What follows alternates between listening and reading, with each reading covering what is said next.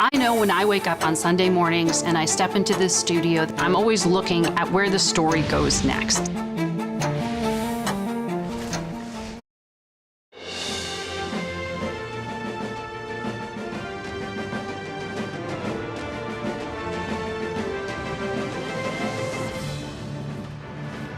Hello everyone, I'm Major Garrett. Welcome to a special edition of America Decides from the final night of the Republican National Convention right here in downtown Milwaukee. Fiserv Forum is the arena.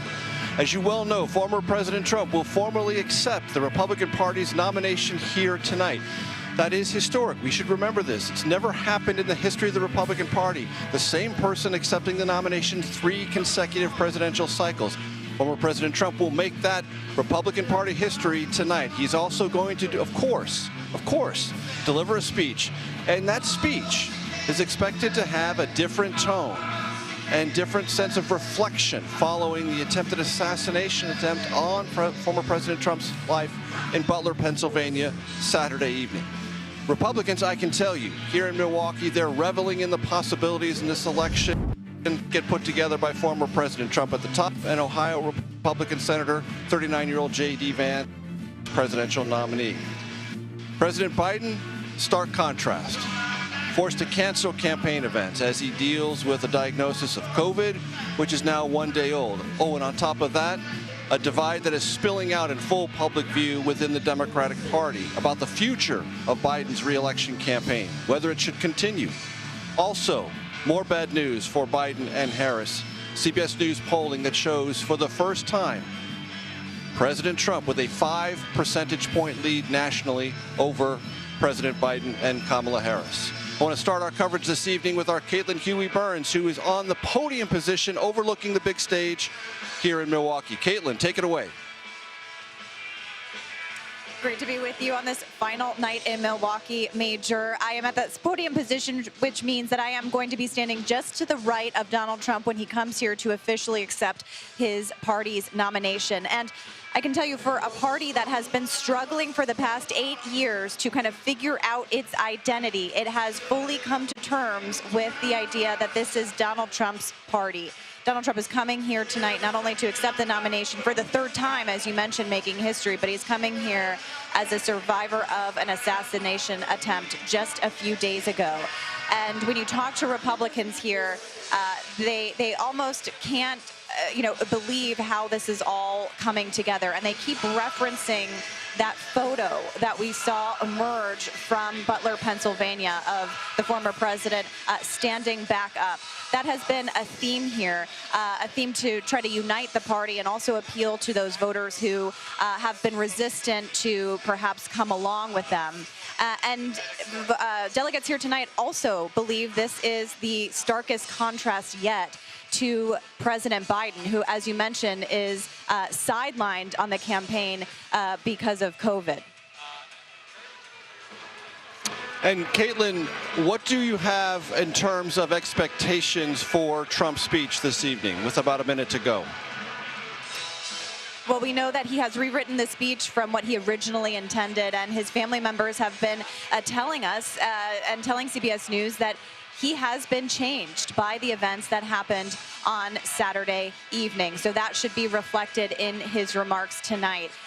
Every time that Trump has entered this arena, the crowd has been rapt, of course, but he has yet to speak in front of them. So they are eager to see what he has to say, and they were eager to have him give them assurances that this is a campaign moving forward. Caitlin Huey-Burns from the podium position as the house band here, 6 Wire, continues to turn out the hits. Want to go to the White House, North Lawn of the White House, and catch up with our Ouija Jang, a much quieter, more possibly somber locale as the Biden White House and the re-election campaign contemplate its future. Ouija, catch us up not only on the diagnosis of COVID, but the future of the campaign. Well, Major, it's quiet in the public sense, but privately, the campaign and the White House are scrambling to push back against multiple reports now that President Biden is either open to the idea of resigning or that he is cuddling with his team and getting closer to making that decision.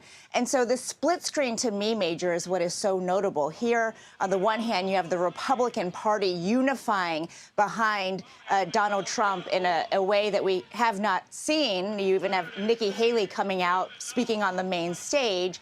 The second half of that screen is prominent Democrats, including leadership on Capitol Hill, calling for their presumptive Democratic nominee to leave the race. So I only imagine what will happen when the RNC wraps and, it is more space for these calls to happen.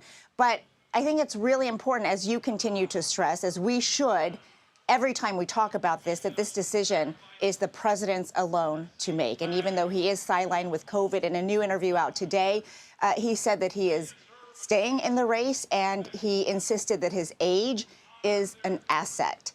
So he is recovering, as you mentioned, in Rehoboth Beach at his beach house with mild symptoms of COVID, and continuing his role as president of the United States, certainly not candidate, because he isn't anywhere except by himself in Rehoboth. Weijia Jiang at the White House, thank you so very much. I want to turn back to the convention and the convention floor, where we find our Ed O'Keefe. Ed. Major, welcome back for the fourth night. It is the finale of this convention, which means the flair has gotten a bit better. You have things like this lovely headdress here, but the one I've been waiting for, and it's finally materialized. Stay with me here. We are in Wisconsin, right? So they brought their cheese heads with them tonight.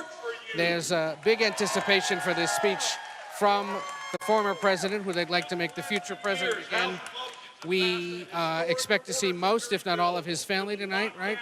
And I'm curious to see sort of the reaction to what the Trump team tells us is going to be a more emotional, sort of unifying message from the former president, and how that resonates here in a hall that's full of veteran convention goers, people who've been coming since the 90s, in some cases the late 1970s, but also those newer MAGA-rooted activists who've become big, devoted parts of this campaign and of this movement. I want to point out one other thing. Some of the best seats in the House this week have been with our friends from Nebraska. And you might ask yourself, why on earth would Nebraska get such good seats? Well, remember, there are some electoral college calculations that include exploiting the quirk in Cornhusker state law that gives out electoral seats, or electoral college, by congressional districts. And the Omaha area district is one that both campaigns realize they may need to get to 270 in the end. So the Republicans, at least, are rewarding them with a pretty good seat in hopes that they'll go back home, work the crowds, and make sure that that congressional district stays red. Major, we'll be down here all night. No bathroom breaks tonight for us, because if we leave, we're going to lose our spot on the floor, as it's going to fill up throughout the night for Trump's big speech. Two very important notes. We do not want Ed O'Keefe to lose his convention floor spot, and we want always to rely on him for things like the Cornhusker quirk. Ed O'Keefe, thank you so very much. Coming up, what we're expecting to hear. It's a big speech. Everyone's got expectations from former President Trump, because that speech could very well shape the rest of the 2024 campaign. That's next. You're streaming America Decides. A Republican House and President Donald Trump will preserve the historic Trump tax cuts and eliminate taxes on tips. Together, a Republican House and President Donald Trump will fund the police. We will rebuild our military. We will stand up to communist China. And ladies and gentlemen, we will finish the wall.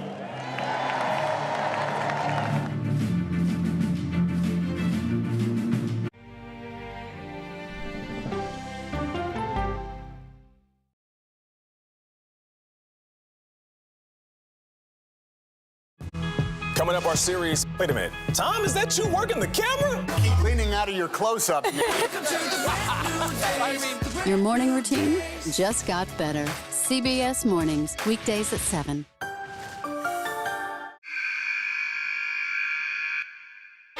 I had progressively fallen deeper into the world of online sports betting. The risk is the rush. What do you think is driving the spike in popularity? I think it's legality. If it's legal, I'm going to use it. There are ways to bet when you are 18. We've created an epidemic of child gambling. You can't walk into a male dormitory in a college campus without sports betting happening. It's America's most neglected problem. I use sports betting as a way to escape, when in reality, I'm choosing self-destruction. Whatever I had left, it was gone. The purpose of the industry is to get you to play to extinction. And that means until all your money is gone. Go to the ends of the earth. Reach for the stars. Yeah, I just took off. That kind of thing. Oh, that's pretty good. Because there's always something new under the sun on CBS Sunday morning. An original documentary from CBS reports. That Desired Farm is a wonderful place to raise children, and it still is. Promises broken. Black Americans have been the target of racism and discrimination pretty much from the time they acquired ownership in the land. Costing black farmers hundreds of billions in generational wealth. They did everything to make sure we were run off that land. But communities are uniting to continue the fight. Collective ownership is powerful. To keep their land and their dreams alive. To watch my children play on land that we own means everything. So land is power. Most definitely. 40 Acres and a Mule, now streaming on the free CBS News app. People with developmental disabilities were once sequestered by the hundreds of thousands in institutions. Many of our fellow citizens are suffering tremendously because lack of attention, lack of imagination, lack of adequate manpower. Disability activists have since torn down barriers blocking them from living at home or in the community. We conclude that Title II of the ADA requires states to provide community-based treatment for persons with mental disabilities. But of the 16,000 people who remain in state-operated institutions, half are in 5 states, and Illinois is one of them. I don't want to live in the institution. It makes me feel discriminated against. Do you think there are people living in institutions in Illinois that don't need to be living there? Yeah, because they're proving it as soon as they get out.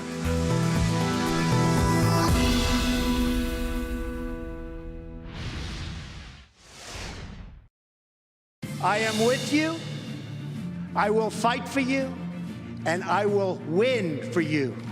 We will make America proud again. We will make America safe again. And we will make America great again. You may remember that moment. Donald Trump, 8 years ago, Cleveland, Republican National Convention. Remember, the last time Republicans had a national convention, 8 years ago. Well, tonight, former President Trump will accept officially his party's nomination for a 3rd consecutive time. I want to bring in Finn Gomez, who is our CBS News political director, for analysis. Finn, your assessment of what we should look for tonight from former President Trump. There's a couple of things, Major, that we are expected to hear tonight from former President Trump from that podium, and one is going to be unity, an emphasis on unity. In part to draw the contrast, the sharp contrast between this party and the disarray and chaos of the other party, senior advisors have told me. And when they say unity, do they mean Republican unity? Republican unity, that's right, party unity. And that right now, when you look at that contrast, is something they're looking to emphasize. Also, bio. We've been hearing we heard from his his granddaughter last night. We heard from his son. It's an attempt to humanize former President Trump, attempt to show him as a grandpa, to show his personal side. We're going to hear more of that. It's going to be more presidential than we've heard former President Trump in a while, I've been told. And we may not even hear the name Joe Biden in his speech, I've also been told.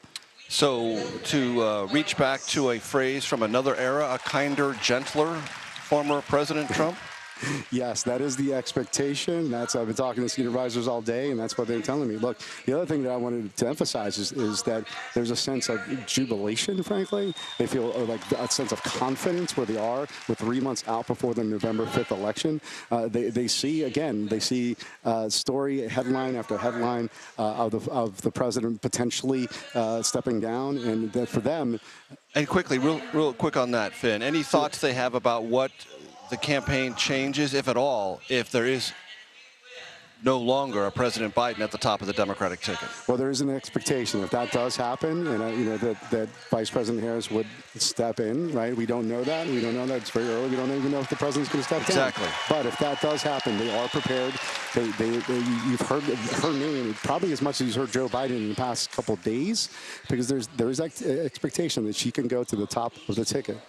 Finn Gomez, thank you very, very much. Absolutely. I want to turn now to our Robert Costa, who joins us. And Robert, I understand you have some new reporting to convey about this running conversation among Democrats spilling out into full public view about whether President Biden should continue to sit at the top of the Democratic ticket and go into Chicago as the presumptive nominee, specifically related to former President Obama. What can you tell us?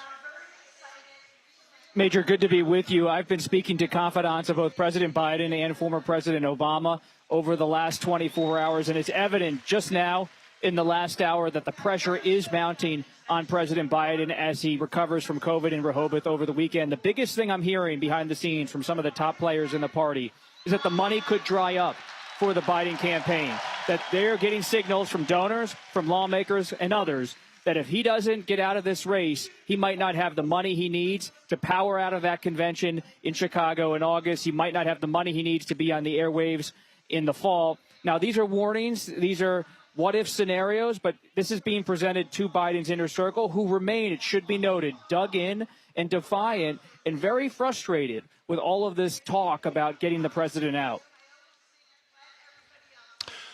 Robert, we have new CBS polling data, which I'm sure you've seen. We've all seen it. It's internal to us first, then we share it with the nation.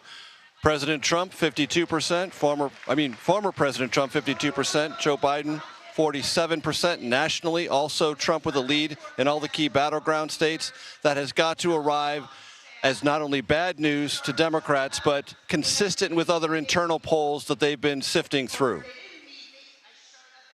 They're looking at bad polls across the board, whether it's CBS News or internal polls. And it's not the polling, though, that's so interesting to me, Major, as a reporter, that's driving the discussion. It's money, money, money. And the Obama inner circle, which has a somewhat tense relationship at times with the Biden inner circle, is saying, look, we're trying to help, but this is the reality when it comes to financing. You can not believe the polls, that's one thing, but money's a tangible thing in American politics. And if you don't have it, you're not going to be able to compete. So it's really the money factor this weekend that's weighing on the shoulders of that Biden team.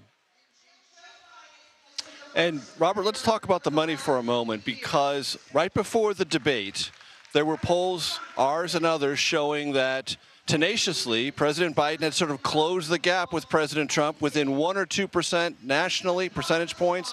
1 or 2% or slightly ahead in some of the battlegrounds after spending $100 million, maybe slightly more than that, on campaign advertising. It took all of those resources just to bring it within the margin of error and basically a tie. If you don't have those resources going forward, it's very hard to wage a campaign, if I heard you correctly. It could very well be, but what's interesting as well at this moment, and it's a fluid moment to say the least, is that President Biden's telling his team, I don't care what all these naysayers are telling you about the polls, about money. I'm the president of the United States. I'm not going to be pushed out because I had a bad debate. And he's being treated in a gentle way by Speaker Pelosi, the former speaker, Leader Schumer in the Senate, and so many other colleagues who are having these conversations with him, trying to be frank about how they see the political reality. But this is someone who's saying, I've been counted out before. Give me a chance. Let's see how it goes. But a lot of Democrats just don't want to wait to see how it goes. I've never seen the Democratic Party, which I've covered for over 15, 16 years, so nervous, skittish at the upper ranks. Always available with new reporting. Robert Costa, thank you very, very much. Coming up, I will speak with a senior advisor with the Trump campaign on how Republicans plan to motivate delegates here and maybe the country writ large with the Trump-Vance ticket, especially in those battleground states. That's next. You are streaming America Decides.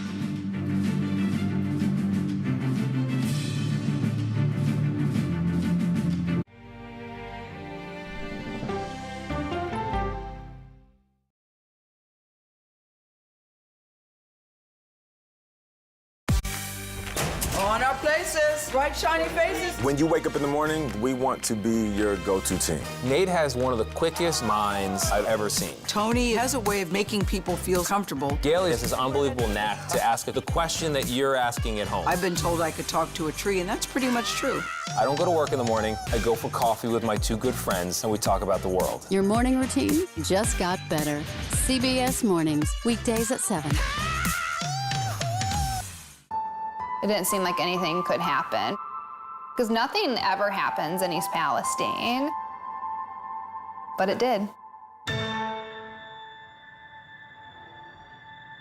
Authorities released toxic fumes from 5 derailed train cars.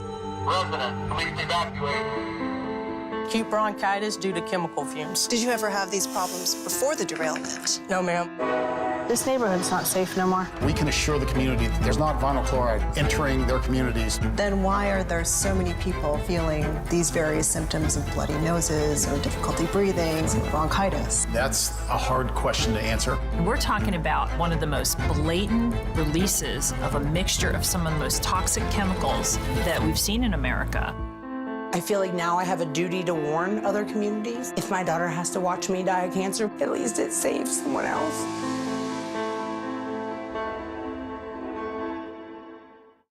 This case, it's like a screenplay, something straight out of Hollywood. But it's not fiction. It's 48 hours. Human remains found this week. 4 families shattered. There's no physical evidence. The mystery would haunt investigators for years. There's some questions that have to be asked and need to be answered. Like a John Grisham novel. A gripping true crime original. 48 hours. Now streaming on the free CBS News app. Stories that inform. Or you can be really old at 60, and you can be really young at 85. Inspire. How do we unlock the power within ourselves to be who we want to be? And brighten your day. The best part of fame is making people feel good. Always send the people home happy. Make every day a little more like Sunday morning. Here comes the sun. Stream now on the free CBS News app. Hello, everyone, and welcome to our Dragon capsule here in space. Sightseers in space, the thrill of a lifetime. Seeing the Earth from space, it was so exhilarating. But the risks that come with the territory. There have been 4 fatal accidents. That's a 1% fatal accident rate. Might make you look before you launch. If you had 1 out of 100 airplanes falling out of the sky, we'd have a public crisis. Space tourism, now streaming on the free CBS News app.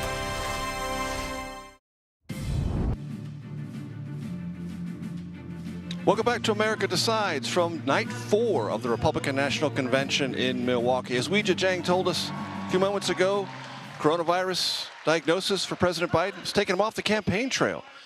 He didn't need any other setbacks, but this is yet another one as the president and all of our campaigners around him, meaning his inner circle, contend with mounting public pressure to drop out of the race. Kadia Goba is here with me now to try to sort this out if possible. Kadia, politics reporter for Semaphore.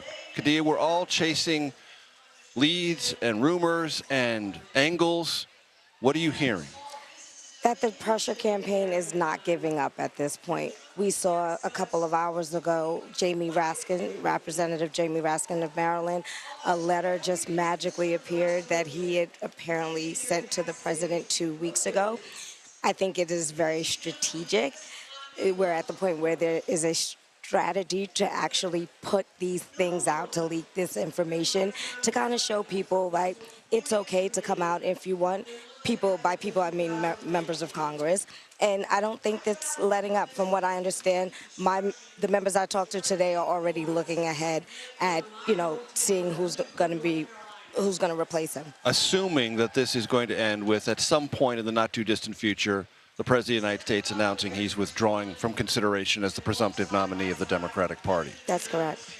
Does it strike you as significant, Khadija, that Jamie Raskin now joins Adam Schiff, two very prominent Democrats on the House Select Committee investigating January 6th, when the Biden campaign has said this is an existential election for the future of American democracy, and two members of the committee most involved in investigating the underlying causes of the Capitol riot are saying you're not the messenger to carry that message? You know, that's a great point. I was talking about, I was wanting to talk to members a week and a half ago about, you know, people with military backgrounds, intel backgrounds, to see if they had an issue with him, or to see if they thought that he posed a threat at all. And mums was the word. They wouldn't talk about it. So I do think it is particularly interesting that these people that are so aligned with the administration, number one, are coming out, but also people who, as you point out, are talking about protecting democracy.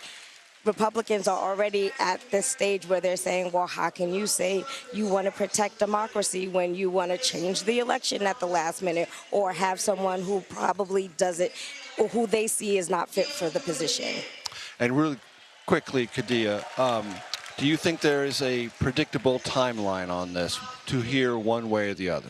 I haven't heard anything from when the Republican conference gaggles out to right before to the next convention, the Democratic convention, because as we heard today, Adam Smith said he supports Kamala Harris, but he would like the delegates to actually vote her in. So we'll see. Timeline, 1 day or 3.5 weeks. Khadija Goba, thanks so much for your time. I appreciate it very much. Coming up, well, it's a big question here. What do we expect to hear from former President Trump tonight? We've had some analysis previewing that. Next, I'll speak with a senior advisor to the Trump campaign who might be able to shine even more light on that question. That's coming up next right here on America Decides.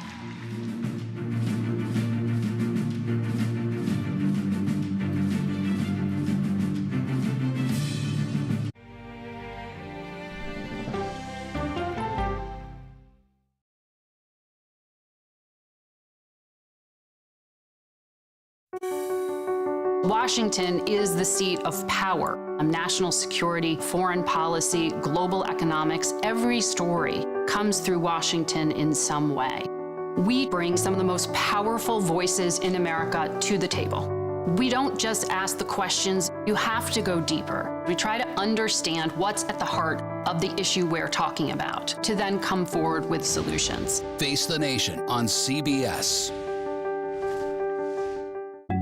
The justices ruled that Harvard and the University of North Carolina violated the Constitution. In the aftermath of the Supreme Court decision to end affirmative action in college admissions, uncertainty sets in for some students of color. Affirmative action really gave us an equal opportunity. CBS Reports explores the historic decision and what it means for those chasing an opportunity to change their lives. I knew that college was the ticket to break this cycle. The end of affirmative action, now streaming on the free CBS News app. America Decides is your place for fact-based, unbiased reporting. At the White House, at the Capitol, on the campaign trail. What do you say to those in your party? Any cracks in the Republican Party? Our reporters and our anchors travel the country talking to voters like you about the issues that matter most. Immigration is really a factor right now that are going to be driving your decisions. What would you say to those who say, look, that's just democracy at work? Listening to you and bringing your voice into our coverage. I want a strong, proud America. Is democracy on the ballot in 2024? Let us help you decide. America Decides on CBS News 24/7. Stream our expanded one-hour program Monday through Thursday at 5 p.m. Eastern. An original documentary from CBS Reports. AI is among the most world-changing technologies ever. Curing diseases, scientific breakthroughs, making lives better. They can help us with medical discoveries, scientific discoveries, doing better agriculture, having cures for things like Alzheimer's. It's also going to really transform the way we work. The uplifting potential of artificial intelligence is limitless. It gives you a friend, somebody to chat with 24/7 that is non-judgmental. He makes me feel loved and desired. And so are its downfalls. The problem with all this AI is that it's unpredictable and uncontrollable. The choices we make now will have lasting effects for decades, maybe even centuries. The ChatGPT revolution, now streaming on the free CBS News app. We are about to see American weapons in the hands of Mexican cartels. A gun pipeline to Mexico. We are arming the cartels. 100%, no doubt about it. Happening right under our noses.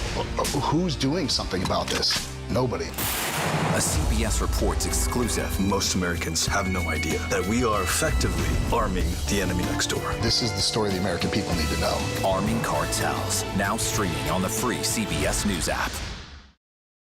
So if you want to hear the corporate spin, the carefully crafted lies, and the media myths, the Democrats are holding their convention next week. Go there.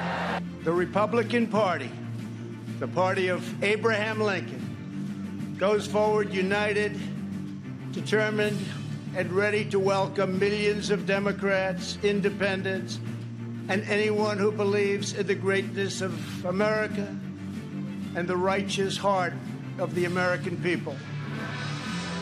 Welcome back to America Decides. Sound bites from Republican conventions past. First one, 2016 in Cleveland, former President Trump, then the nominee. And also in 2020, a much quieter convention because it wasn't in person largely because of COVID. Talking about unity. So, what can we expect to hear from former President tonight? Well, Danielle Alvarez, I hope she has an answer to that.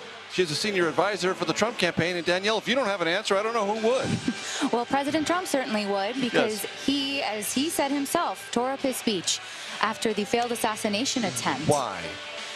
He really wanted to meet the moment. It was a different speech. This speech will have similarities in the sense that he will still talk about record. This election is about these two men's record. But this speech he wrote personally. He poured into. He was making final edits up until, just the walkthroughs and the rehearsals today. And it will be very personal. It will be from the heart. And it will meet the moment. It will call for the unity that the nation needs. And when you say the moment, what is the moment? What is the moment after the tragic events, near tragic for former President Trump, tragic indeed for the Corey Carpentore family and the two other wounded victims? What is the moment? You know, the president, I was so impressed when everything was happening in Butler, and he had the wherewithal to think outside of himself, to be the leader that I, who works for him, knows him to be, that America knows him to be when he was in the White House for 4 years. And he stopped and he told the crowd, I'm okay, and let's fight. That's the moment. It's the energy that we feel right here in this arena every night that the president has walked out through those halls and into this auditorium. That's the moment. It's the need that the American people have for true leadership. When Democrats are in disarray, when they have no idea who will be at the top of their ticket, when they have an absolute failed record, President Trump has a winning record, a record of success, and a plan to turn this country around. And he's the leader that we need in this moment. That is the moment that President Trump will meet tonight and as we head into November. Did you read the speech drafted before Butler, Pennsylvania? I've read excerpts of both speeches, and again, what I can tell you is that it's deeply personal. His entire family will be in the Friends and Family box this evening. Former First Lady Melania Trump will be in that Friends and Family box. And this is a very heartfelt speech, a very personal speech that he has put together. How much will Joe Biden factor into tonight's speech? Because if I hear you, Danielle, it's less personal, maybe less aggressively partisan. Is that a fair read? It will be about record. We will certainly talk about the issues that matter to Americans, but Biden by name will not be mentioned. Biden by name will not be mentioned. Yes, How sir. about Kamala Harris? I have read excerpts, and I can definitely say that Biden by name will not be mentioned. Interesting. Do you have a sense, Danielle, within the campaign about what the next week or so is going to be for President Biden and his campaign, and do you care? This entire campaign has been very unpredictable. Agreed. Fact check true. From the early moments, to the weaponization of the justice system, to the New York court cases, it has been absolutely unpredictable to the way that he historically rewrote the platform from a 60-page document to a 15-page document, from the VP announcement. So if I tried to predict what might come next. Let me simplify it. Does the orientation of the messaging or the approach geographically change in any way if it's Kamala Harris or Joe Biden? Well, we have to figure out what's happening. I mean, rumor is right now that he may drop out of the race this weekend. The first question that comes to mind is, if he can't run a campaign, how could Joe Biden run a country? If it is Kamala Harris, she owns the open border. She's the original border czar. She owns the lie of the last 3.5 years of Joe Biden's cognitive decline. She owns every failure that is Joe Biden because it is the Biden-Harris ticket. And so we're focused on our race. We're focused on running our own race, on the president's strengths, on his record. He is, as I tell everyone, the best asset that we have, because he's not only the leader of this campaign in the Republican Party, but he's the leader that the nation's looking for. Danielle Alvarez, thank you so much. I appreciate the time. So let's talk a little bit about President Biden's re-election campaign. It is fair to say in a period of kind of distress. And I want to bring in Michigan Democratic Senator Gary Peters. Senator, thanks so much for joining us. Always a pleasure to talk to you. For Democrats who are watching, and for Republicans and independents who are watching, in fair numbers, I'll let you know, what would you tell them about what they are seeing and hearing on an almost daily basis about this internal crisis within the party, about the future of President Biden's re-election campaign? Well, I can tell you the president continues to be focused on running. He's been certainly telling everybody that he is going to be the nominee and that he is going to run a strong race. And so that's certainly where the president's coming from right now. Where are you coming from, Senator Peters? Well, certainly I support the president, always have supported the president. I think he's been an absolutely outstanding president. If you just look at legislative accomplishments under the President Biden, you'd have to go way back in history to find a president that's been as effective as he is. But I also, I head up the Democratic Senate Campaign Committee, so my focus is on making sure we hold the Senate and expand the Senate. And certainly we know all of these races are going to be incredibly competitive, especially in battleground states like we have here in Michigan. And so I've been talking to the president's campaign and certainly giving them my views and my concerns about having a very, very close race and what we have to do in order to win. And certainly we've got our work cut out for us. How can you articulate those concerns? Do your concerns include advice for the president to step aside? Well, I don't want to get into specifics of any kind of advice that I have given, but I've had the opportunity to talk directly to key leaders of the Biden campaign. And I'm a pretty straight shooter. I'm a fact person. I'm going to look at the facts on the ground and look at the data points that are necessary to know how to win. And so I've given a very straightforward and candid assessment to the Biden campaign. And I know that they are considering that. How was your candid, data-driven analysis received? They listened. Happily? Well, I think they have an interest. They're focused, obviously, on winning, as we all are. We think that's, without question, the number one thing that we have to do is to win. And certainly, I think it was a good, productive conversation. So we have a new CBS poll out tonight, and I know one poll does not determine an election. No poll determines an election, but there is a trajectory that others within the Democratic Party are seeing in internal polls. Our poll has the national number, 52 former President Trump, 47 President Biden, the largest lead for former President Trump in this entire campaign cycle, a lead he did not have in 2020, he did not have in 2016. Your reaction to that poll? Well, certainly just one poll. There's a lot of polls. I see polls on a daily basis. I head the campaign committee for the Senate. And so I always take one individual poll with a grain of salt. You have to look at patterns. We've had some extraordinary events that have occurred over the last few days. You're in the middle of a Republican convention right now that tends to always give a bounce to the party that's in that convention. But you have to take the sum of all of that information before you come to any conclusions. My focus is primarily on the Senate, and I can tell you that if you look at the polling of our Senate candidates around the country, they are actually leading their Republican opponents. We've actually seen in recent days their lead has actually grown over that period of time, and this is not just from one poll, but a lot of different polls that have been put together.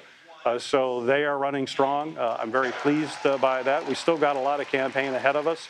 We still got a Democratic convention. You get after Labor Day, a lot of folks who simply aren't paying attention to politics. They've got a lot of other things in their lives that they've got to be concerned about. But after Labor Day, you start seeing dynamics of a campaign come in clearer focus as some of our undecided folks or folks who are not as engaged start to get engaged. And that's when polls start telling us a whole lot more. Michigan Democratic Senator Gary Peters. Sir, thank you very much for your time. Coming up, my conversation with the Biden campaign's senior advisor, spokesperson, as pressure builds, as we've talked about all evening, on President Biden to re-examine his political future. That's next. You are streaming America Decides. We will get it back.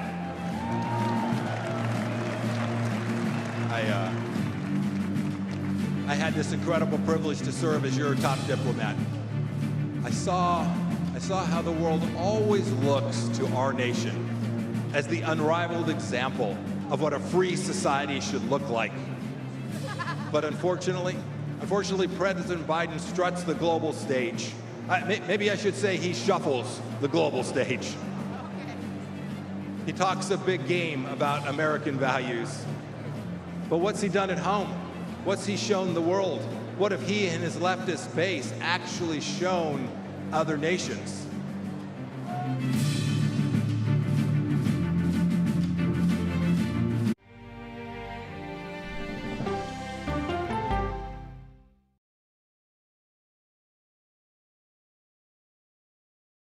Go to the ends of the earth. Right now. We got something crazy.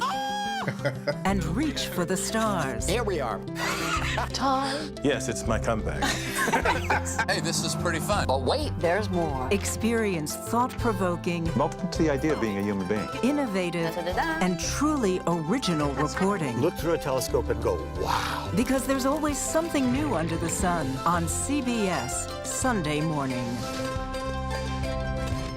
At this moment, terrorists could be plotting another attack. 9/11 triggered a counter-terrorist system that included a secret database. This person needs a closer look. A growing list of nearly 2 million people, including some Americans who say they're innocent. On 1 hour flight, I have to spend 6 hours to go and come back. CBS Reports explores the system, the people responsible for it, and those pushing for change. I'm not fighting against them. I'm fighting for them to do the right thing. The Watch List, now streaming on the free CBS News app. Don't miss true crime anytime you want, anywhere you go. With the 48 Hours podcast. Real crimes, real lives, real justice. There's some questions that have to be asked and need to be answered. Listen to 48 Hours on Apple Podcasts. An original documentary from CBS Reports. Imagine yourself in Manhattan with no police, no army, no mayor. The people of Haiti stare down poverty, corruption, natural disasters, and violence. 90% of the guns that are used by gangs in Haiti are American guns. But with an unbreakable spirit and eternal optimism. There are days where I cry, but we can't be discouraged. We still believe in Haiti. They're still able to look ahead with hope. Haiti is on the brink of transformation, a radical shift. Haitians are coming together and saying things must change. Fighting for Haiti, now streaming on the free CBS News app. Hey there, welcome to The Uplift. I thought she was a groom, and I stepped back and I went, oh, you're the queen. She's going to be with me every instant that I'm alive. I just wanted to see if you'd go to Disneyland with me today. I look over at him and he's smiling. I'm going to remember that the rest of my life. They told us when he was going to be born, he was only going to live for 30 minutes. It's really a miracle that he's with us today. The Uplift, stream now on the free CBS News app. When you wake up in the morning, we want to be your go-to team. On our places, bright, shiny faces. I don't go to work in the morning. I go for coffee with my two good friends, and we talk about the world. Your morning routine just got better. CBS Mornings. A CBS News investigation. People looking for love, finding their life savings gone. This could happen to anybody. And sometimes losing their lives. Anything for love. Now streaming on the free CBS News app.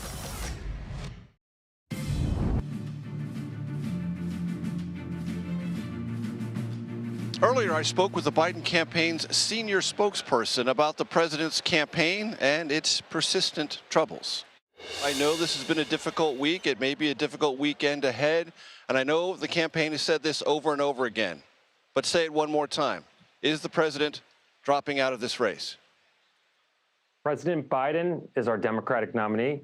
President Biden is going to win this November. And after watching some of the nights of the Republican National Convention this week, he is more motivated than ever. We had the architect of family separation on the convention stage last night.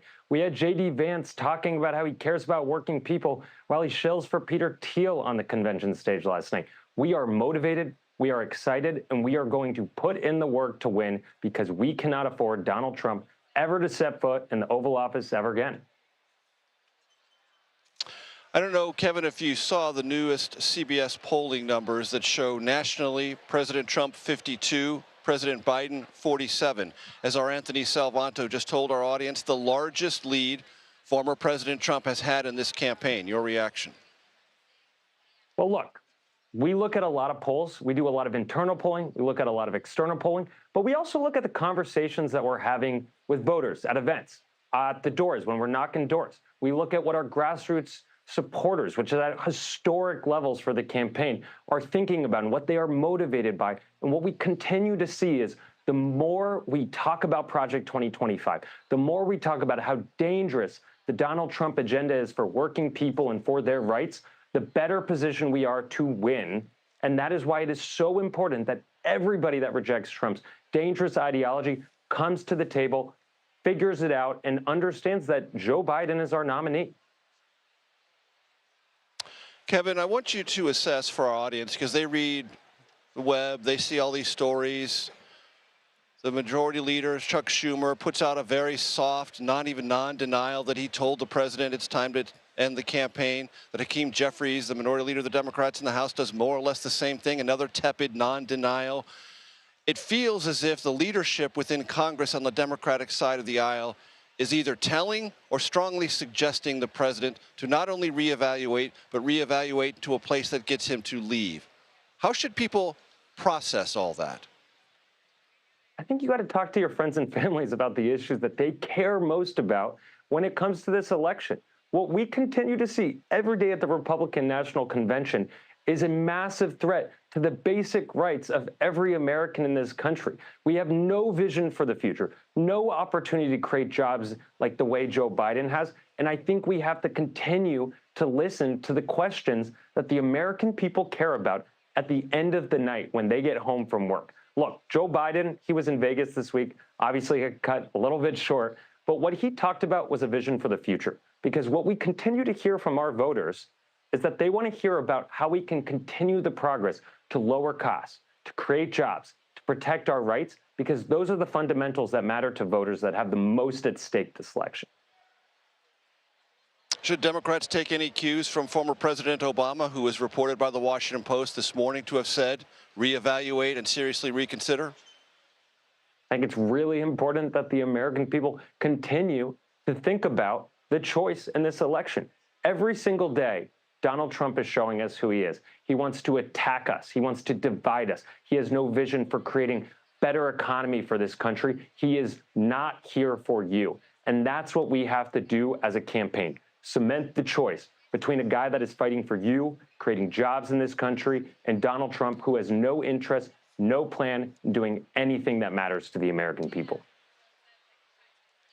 Kevin, because this is a persistent conversation among Democrats at this point where they're at least theoretically imagining an alternative to the president, whether that is true or not, or they should, let's show you some also brand new CBS poll numbers on the matchup.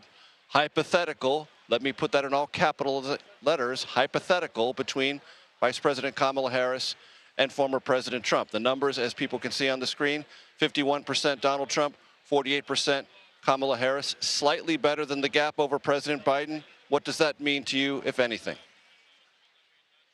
Again, I think the most important thing that this campaign can and will do every single day in this campaign is remain focused on the reality on the ground. We don't live in hypotheticals. We don't live in blind sources on the Hill. We live in the fact that there are so many Americans that do not have the luxury of creating this hypothetical in their head. They need to figure out if they are going to vote for Joe Biden or not based on if they care about their rights, if they care about who's going to fight for their health care, and they're going to really need to think about this when it comes to the ballot box. And I think we have a really good story to tell there, Major.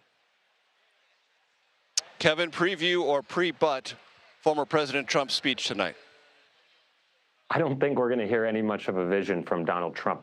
What we're going to hear is some lies. We're going to hear him continue to traffic in some conspiracy theories. And we're going to hear, and this is most importantly, Major, no plan for the American people. We heard a little bit of this from J.D. Vance last night. He talks about he cares about the auto worker in Michigan. Well, why is he so interested in doing nothing to pass the PRO Act in Congress? Why is he so interested in repealing the Inflation Reduction Act, which was creating manufacturing jobs in Washington? I think what you're going to hear is more division, more hatred, and no plan for the working people of this country that deserve a president focused on them. With the Biden-Harris campaign, Kevin Munoz, thank you so very much for your time. My colleague Robert Costa spoke with another top Trump advisor, Chris LaCivita, and he's a really important voice about tonight's big address from the former president. Is he going to address the shooting in his speech? I mean, look, I don't think that you can go through something like that and not. But that, again, is not the focus of the speech. The focus of the speech are the forgotten men and women of the working middle class and what Donald Trump had, what he had done as a president, what he's going to do when he gets elected again in November. Is he going to speak to skeptics out there who might not be fully convinced about? Well, I mean, look, there's a group of the electorate that clearly we want to target and we want to focus, and they're concerned about the issues of being able to afford putting food on the table and gas in the cars. So these are issues, and obviously where America stands on the world stage. So public safety, all of these, the border crisis, which is growing worse and worse every single day. CBS News has brand new head-to-head polling for the 2024 presidential race. So let's check in with our pollster, Anthony Salvanto. Anthony, take it away. Hey there, Major. So it's simply this. Donald Trump will accept the Republican nomination tonight with his largest lead of the campaign over Joe Biden so far. This polling was done entirely after the tragic events of Saturday. So this is your latest. It is 52-47. Now, I want to put that in context in a couple of ways, Major. First, that is a shift, slight shift, but a shift nonetheless, from our numbers nationally in early July, number one. Number two, that 5 points, what does it mean in historical context, Major, since you were just talking about history? You have to go back 20 years to find the last time that a Republican nominee for president won the popular vote, and 30 years to find a Republican presidential candidate who won the national popular vote by as much more than 5 points. So that implies an electoral college advantage for sure, and that is important historically. And finally, let me just point out, Donald Trump maintains his lead in those battleground states, in those states that, at least going into this, we thought would be the closest. That's where we stand, Major. And Anthony, I just want to drill down on something you said, but I want our audience to get a little bit more perspective on it. At no time in 2016 or 2020 was Donald Trump positioned as he is today, correct? No, he was not. In 2020, Donald Trump trailed in poll after poll. Of course, he went on to lose the election, but Joe Biden led in state after state, Major. So that context is important, too. And I want to show you this, because like I said, this is post-assassination attempt. The impact of it is not large, right? You see 2/3 of people say it hasn't changed who they're considering voting for. However, for those who do say it's had some effect, it is net positive more likely to consider Trump, again, for those who say it's had an effect. But let me also show you this, because I think it's important. we asked for each, for Joe Biden, for Donald Trump, has what they've said in the aftermath of Saturday's tragic events encouraged more unity in your view or more division? And a slight majority, but a majority, feel that Donald Trump has encouraged more unity. They say the same thing about President Biden, but they're registering some of that unity. You've seen that in the convention over the last couple of days. Voters are being receptive to that, Major. Anthony Salvanto, thank you so very much. I spoke with Georgia Republican Governor Brian Kemp for my podcast, The Takeout, about the presidential race, and here is some of that conversation. Talk to me about the sense I get here from Republicans that everything is rolling Trump's way and this election is effectively over and Republicans are going to sweep the House, sweep the Senate, and reelect Trump. Yeah, I am not in that camp. I'm in the camp of we need to win today. We got to get up and win tomorrow, get up and win the next day. We got to do that all the way to November. I mean, things... Don't kid yourself about this momentum. We cannot take anything for granted. We saw that in the 2022 election when everybody thought we were going to have, you know, big majorities in the Senate, get control back of the Senate, have big majorities in the House, and we ended up, thankfully, won the House, but razor-thin majorities. We don't have control of the Senate. And so if anything should teach us something is we do not need to get overconfident here. The Democrats are in disarray. Joe Biden has a lot of problems, and we as Republicans, and I think former President Trump's done a good job of just, you know, letting that fester, not trying to change the dynamic, being very disciplined. What do you think J.D. Vance brings to the ticket? I feel like all the people that were rumored to be on the short list and reported about or submitted paperwork, I think would have all been really good picks. And I felt like no matter who he picked, I felt like the Republican base and Republicans in general around the country would rally to that pick. Because at the end of the day, you know, they're going to be voting for Donald Trump or Joe Biden. And I think, you know, all those folks, including J.D. Vance, check the box of something were to happen, he could step into the role of being our commander-in-chief. That does it for me tonight. Please stay with us after the break for a CBS News special report covering the very final day of the Republican National Convention here in Milwaukee. You are streaming America Decides.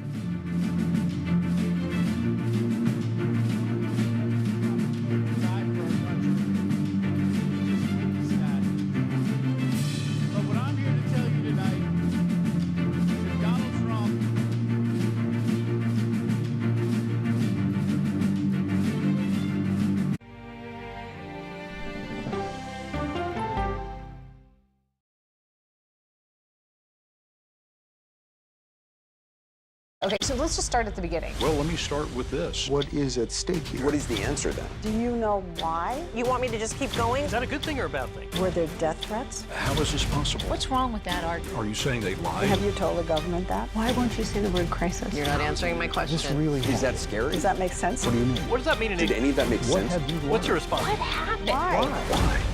It's time for the CBS News Original 60 Minutes, Sunday on CBS and streaming on Paramount+. There is no more room in our city. New York City is receiving record numbers of migrants. Today, we're going to have more than 500 adults and children come through that door. Tensions rise as shelters reach max capacity. We don't have to take care of them. CBS Reports goes inside a crisis cities and families are facing as they fight to survive. The United States still has that glimmer of hope for people to come here. Fighting for a future. Now streaming on the free CBS News app.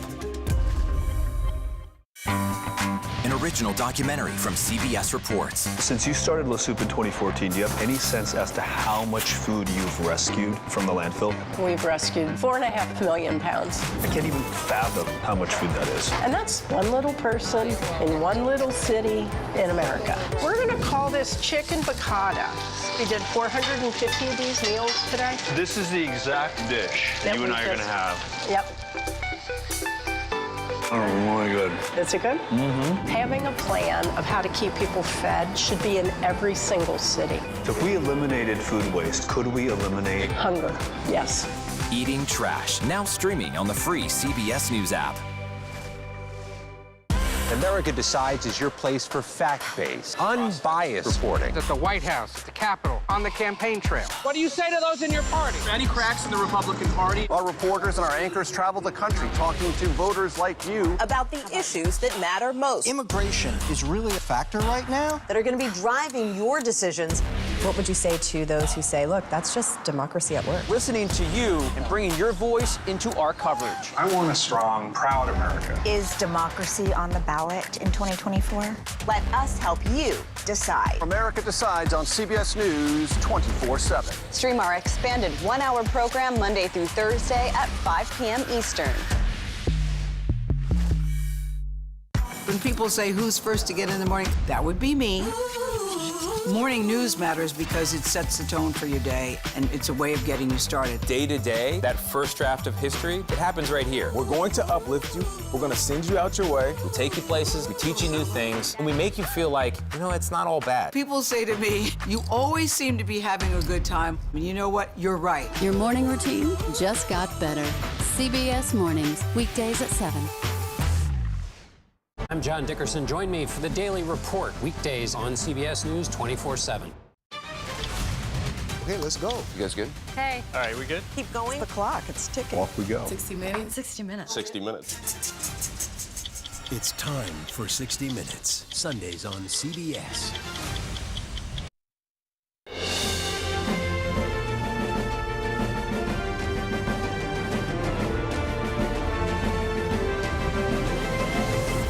This is a CBS News special, America Decides, Campaign 24, the Republican National Convention. Now reporting, Norah O'Donnell. Good evening from Milwaukee, Wisconsin, and the final night of the Republican National Convention. Tonight is the night for the highly anticipated address from former President Donald Trump, and it is the first since the assassination attempt. And so questions, how will he seem? We haven't heard from him that much. We've just seen him appear. He looks to be in fine condition, but I know we'll hear more from him shortly tonight. The former president just walked into the RNC a short time ago, and he has said that he rewrote his speech after Saturday's shooting. It's expected to be very personal. The question is, can he balance a message of unity with the aggressive stance his supporters have come to expect? Tonight we'll see members of his family that have been out of the public eye recently, including former First Lady Melania Trump. She has not been here for this entire convention. We've also not seen his daughter Ivanka. The theme for tonight is Make America Great Once Again, capping off a dramatic turnaround for Donald Trump. Just a couple of months ago, he was convicted of 34 felonies and was facing more upcoming criminal trials. Since then, the Supreme Court granted sweeping immunity for presidents putting some of the cases against him at risk, and the classified documents case was thrown out altogether. His opponent, President Biden, is struggling to stay in the race at all. There are new developments tonight as the president is trying to prove to an increasingly vocal and growing group of Democrats that he is capable of winning one more election. Mr. Biden is trying to make the case that while stuck at home with COVID, but senior House Democrats believe the president could leave the race in a matter of days. Also this, the first new CBS News poll since the attempted assassination. And in that poll, we see the gap between the two candidates widening. Donald Trump now leading Joe Biden by 5 points nationally and 3 points in the battleground states. Our poll also shows Trump beating Vice President Kamala Harris in a theoretical matchup, though that race is much closer. There's a lot to get to tonight. Joining me is Robert Costa, Margaret Brennan, and Major Garrett. Major, take it away. I'm going to take a sip of water. Nora, please get that sip of water. It's a long night, Nora. It's exactly. We're going to need lots of water for the night ahead. National conventions, we haven't had one in 8 years, but they all, if they are successful, try to merge imagery with emotion. This convention, Nora, and everyone doesn't have to do that. The emotion and the imagery were merged before this convention convened in Butler, Pennsylvania, when former President Trump rose up with a fist, blood coming down the side of his face. That emotion came here. It's been radiated from the floor of this convention every single night, and that imagery and that emotion will play out this evening when a rock and roll band led by Kid Rock will talk and sing about fight, fight, fight, Trump, Trump, Trump. And you're going to see this merging in American politics of a swell of emotion with an iconic image. In politics, when you can put those two things together on any stage, but particularly at a national convention, you have the wind at your back. And what does that mean that this fourth day has been so much more about the personal with Donald Trump? Normally, these conventions are a lot about that, certainly the imagery involved, but there's also a lot of substance. But we've been listening to many of these speeches. There hasn't been a lot of talk about tax cuts or some of the traditional things that a Republican Party embraces. Because this isn't just about a political party. I was thinking back earlier today to a conversation I had with Donald Trump back in 2013. He called me up on the phone and he said, I'm thinking about going to Iowa. And he said he had just been put into the World Wrestling Entertainment Hall of Fame. And I said, you're in the Hall of Fame for wrestling? He said, I am. And I didn't recognize then, but we all certainly recognize now, that Trump, as a business person, was participating in this culture of wrestling. He was on The Apprentice. He was building this movement nationally that was totally separate from American politics. It has now merged with the Republican Party, consumed the Republican Party. And what you see here tonight is the spectacle of everything Trump has built. His family, his movement, his politics. It's not about the Republican Party. It's all about Trump. And to pick up on that point, Nora, I've often observed, having attended more than 100 Trump rallies, that people who were interested in pro wrestling but were not interested in politics crossed over into politics when Donald Trump got on the stage. When you go to a Trump rally, it has a feel like a pro wrestling event. It's very loud. There's a long walk through. And everything is like you would see on pro wrestling on cable television, which we should remind ourselves is a long-running cultural phenomenon in this country. Usually, week by week, 10 of the top 20 TV shows are pro wrestling in this country. Trump has brought that sensibility to politics, and along with that sensibility, the people who are on the sidelines in American politics are now in the game, and many of them are here. Tonight we will hear from Hulk Hogan, as well as the head of the UFC. A lot of these strong men, I'm not saying that as a singular word, but two words, strong men, who are associated with the Fight Club or wrestling, will be speaking tonight from this stage.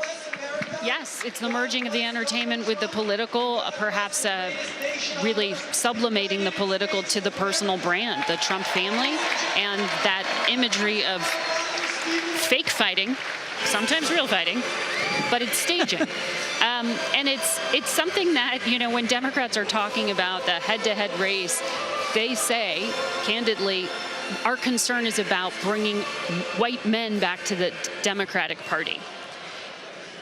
It's not a mistake, the gender association with some of this strength and this machismo thing that's supposedly happening up there. Sometimes that makes people in a moment of being overwhelmed by intense geopolitical risk, upheaval here at home, societal change, economic change. Sometimes it feels good if there's just someone in charge telling you what to do, and it's so simple if you just did this one thing, such as deport them all. And these signs people are holding up, mass deportations now. What we were talking about, Nora, yesterday is how complicated and layered some of these issues are facing our country. Nothing up here is about policy. It's about quick fix. It's about put the strong man up there, he'll just take care of it. Well, you know what? He didn't in those 4 years when he was president. He's saying, I need 4 more now to go ahead and fix it. But it's just so interesting, Major, and I've been thinking about a conversation we started to have yesterday about normalizing the violence of January 6th that has happened here at this Republican convention. The last major politically violent event before last Saturday was the attack on the United States Capitol and the elected lawmakers there, and it was carried out by Trump supporters. And I have had my breath taken away hearing from people here in interviews that they were there, some of them, at the Capitol that day, participated in what became, not perhaps these individuals, but what other individuals carried out, acts of political violence in our democracy. And it is a little bit jarring to think of that in this very staged, controlled environment that we are all in right now. And remember that Donald Trump at the last debate did say that those people who went into the Capitol and committed acts of political violence were ushered in by the police. That is the exact phrase that he used in the debate that was a debacle for President Biden. We've got so much to talk about tonight. There's so much happening. I do want to check in with our senior White House and political correspondent, Ed O'Keefe, because he is on the convention floor and can give us a flavor of the excitement down there. Ed?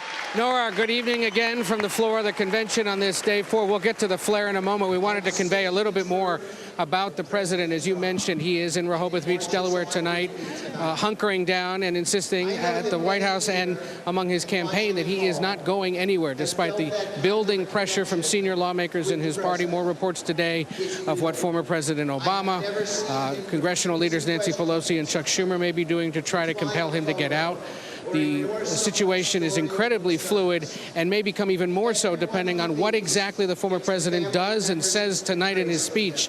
And also comes amid a new CBS News poll that shows the former president pulling away from President Biden, now with about a 5-point advantage. That's up from last week. The flair, as I said, here on the floor is picked up here on the final day. Brooke McGowan from North Carolina is a good example of that. You'll notice the pin on her, what do we call these again? This is a fascinator. Fascinator. Because this is fascinating. Yes. Isn't this fascinating? You had a description for what tonight is in your view. Yes, I think, what did I call it? You said it was the night of your life. Night of my life. Why is that? Well, this is wonderful. We're getting to nominate our president. I mean, we have watched him almost die just last week, and now we get to have the Republican nomination tonight from the Republican Party for the man that nearly died. He took a bullet for us on Saturday, and we could have had a much different outcome this week. This could have been a week of mourning and scrambling to try to figure out who would be our nominee, because no one can hold a candle to Donald J. Trump. You said this is your first convention ever, right? Yes, does it show? Well, you've got all the pins from the various states. Your fascinator.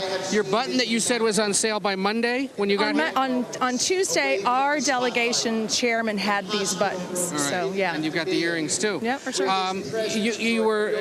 Why did you want to be here?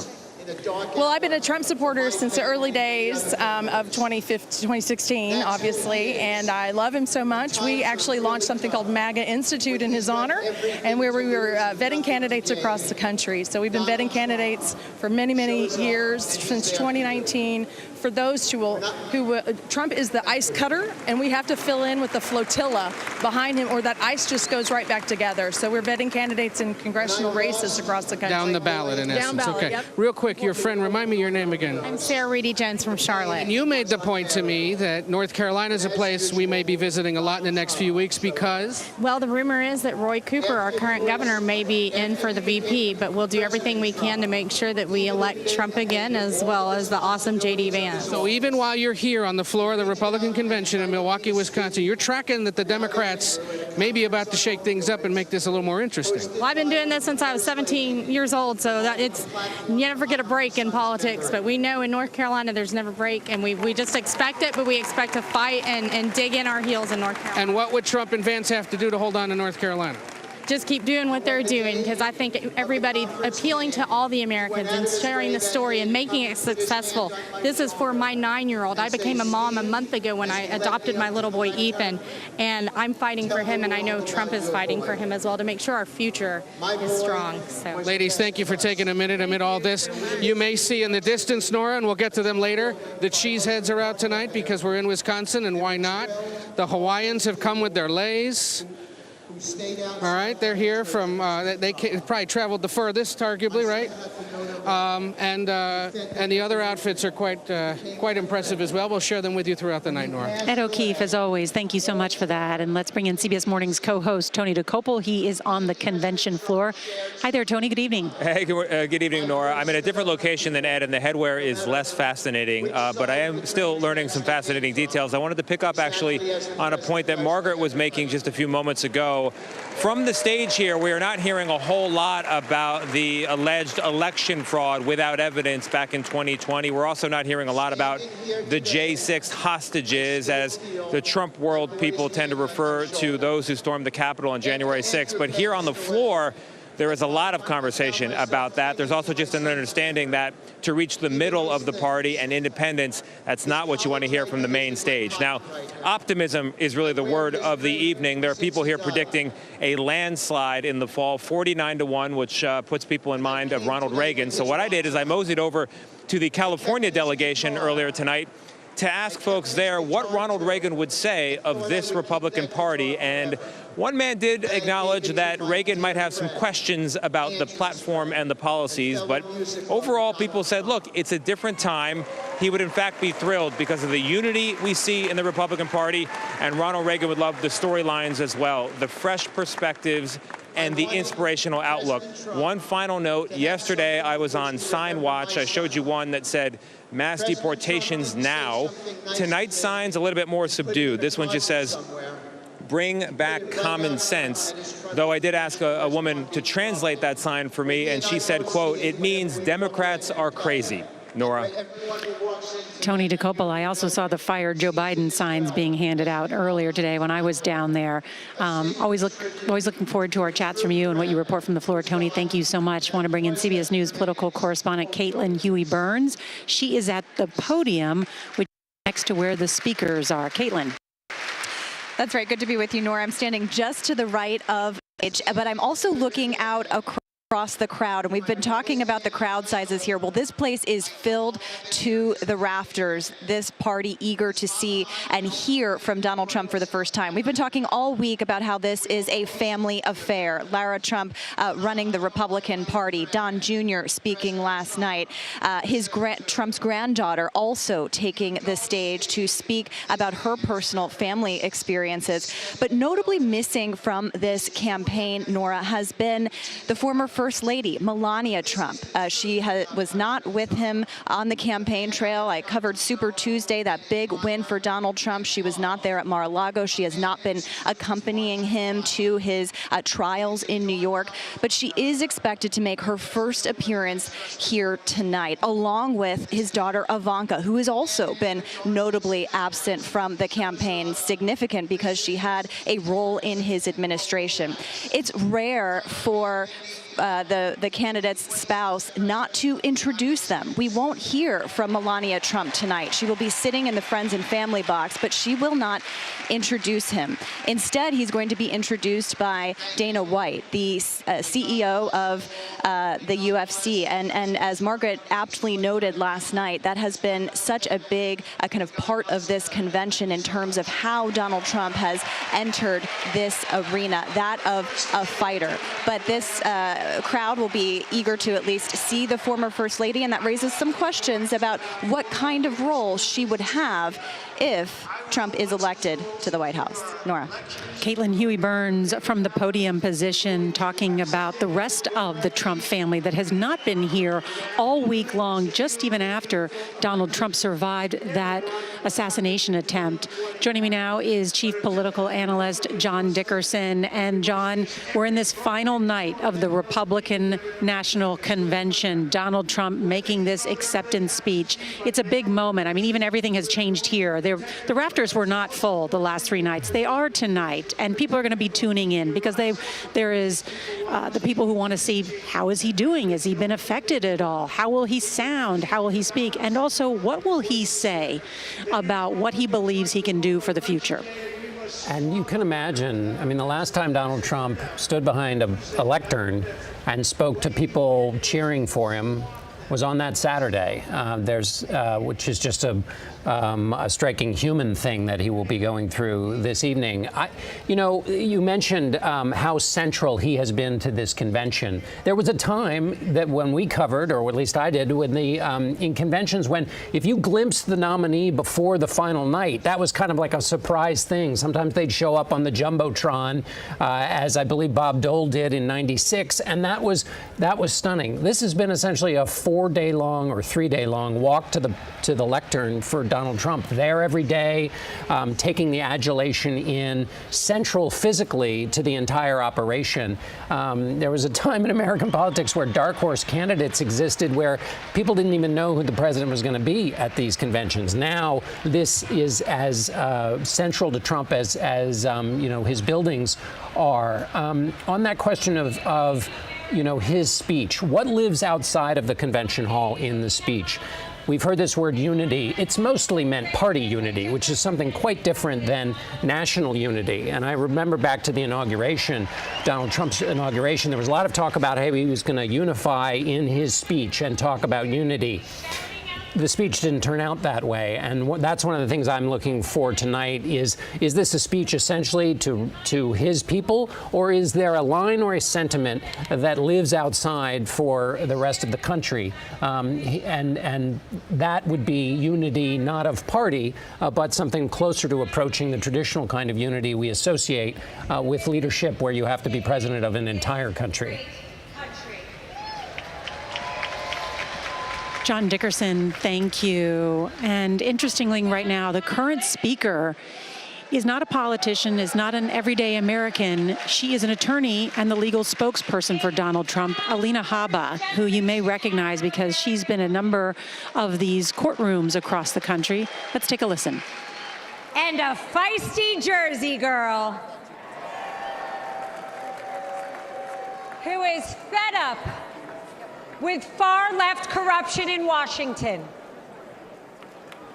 President Trump championed my journey, empowering me to be who I became today. His unwavering support not only shaped my career, but has inspired other young women with big dreams. President Trump loves this country.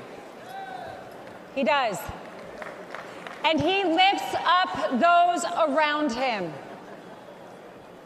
To my children, Luke, Chloe, and Parker, he's the man with one heck of a golf swing that lets them ride in a golf cart with some of the world's most famous golfers so they feel included in mom's job. And by the way, he can kick some of those guys' butts. Ken. To my husband, whose family members have survived the Holocaust, he is a champion of the Jewish faith. To my Iraqi parents, he is a mentor to their daughter.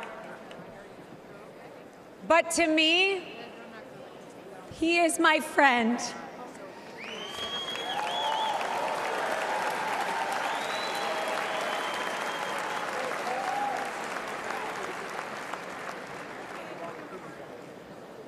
Not too long ago, a supporter shouted, "God bless you and President Trump," in the middle of Manhattan after one of our trials. Little did that man know that I was on the phone with the president himself. And he immediately asked me to pause, give the man my phone, and spent time speaking to him and thanking him for his support.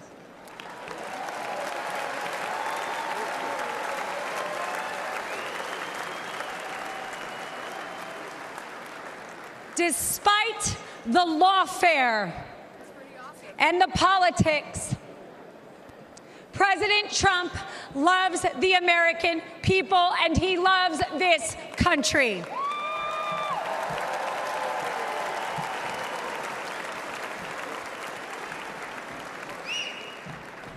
For decades, the Trump Organization transformed skylines and created thousands of jobs.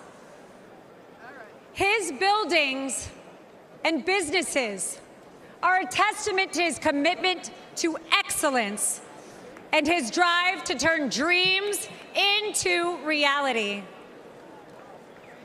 But his greatest construction project was yet to come. The left has tried to demolish President Trump, but there is no bulldozer big enough or strong enough to remove the legacy that he has built or the future he is creating.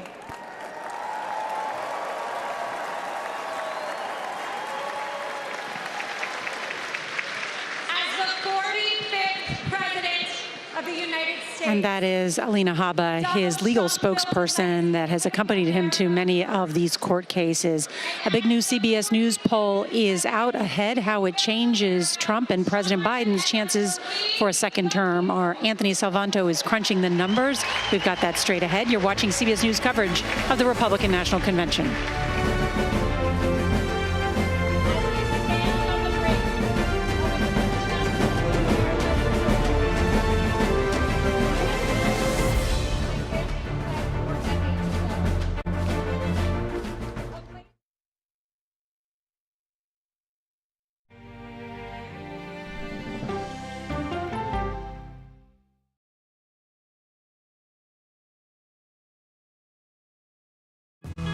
Coming up, our series. Wait a minute. Tom, is that you working the camera? Keep leaning out of your close-up. Your morning routine just got better. CBS Mornings, weekdays at 7.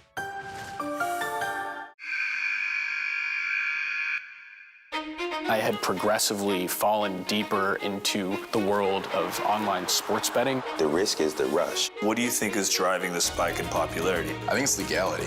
If it's legal, I'm going to use it. There are ways to bet when you are 18. We've created an epidemic of child gambling. You can't walk into a male dormitory in a college campus without sports betting happening. It's America's most neglected problem. I used sports betting as a way to escape, when in reality, I'm choosing self-destruction. Whatever I had left, it was gone. The purpose of the industry is to get you to play to extinction. And that means until all your money is gone.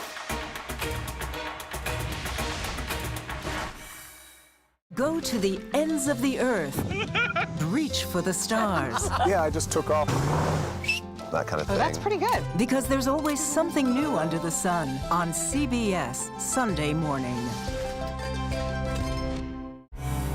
An original documentary from CBS Reports. That desired farm, it's a wonderful place to raise children, and it still is. Promises broken. Black Americans have been the target of racism and discrimination pretty much from the time they acquired ownership in the land.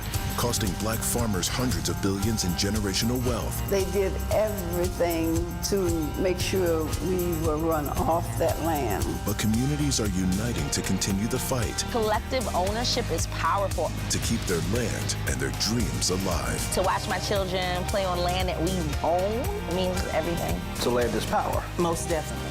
40 Acres and a Mule, now streaming on the free CBS News app. People with developmental disabilities were once sequestered by the hundreds of thousands in institutions. Many of our fellow citizens are suffering tremendously because lack of attention, lack of imagination, lack of adequate manpower. Disability activists have since torn down barriers blocking them from living at home or in the community. We conclude that Title II of the ADA requires states to provide community-based treatment for persons with mental disabilities. But of the 16,000 people who remain in state-operated institutions, half are in 5 states, and Illinois is one of them. I don't want to live in the institution. It makes me feel discriminated against. Do you think there are people living in institutions in Illinois that don't need to be living there? Yeah, because they're proving it as soon as they get out.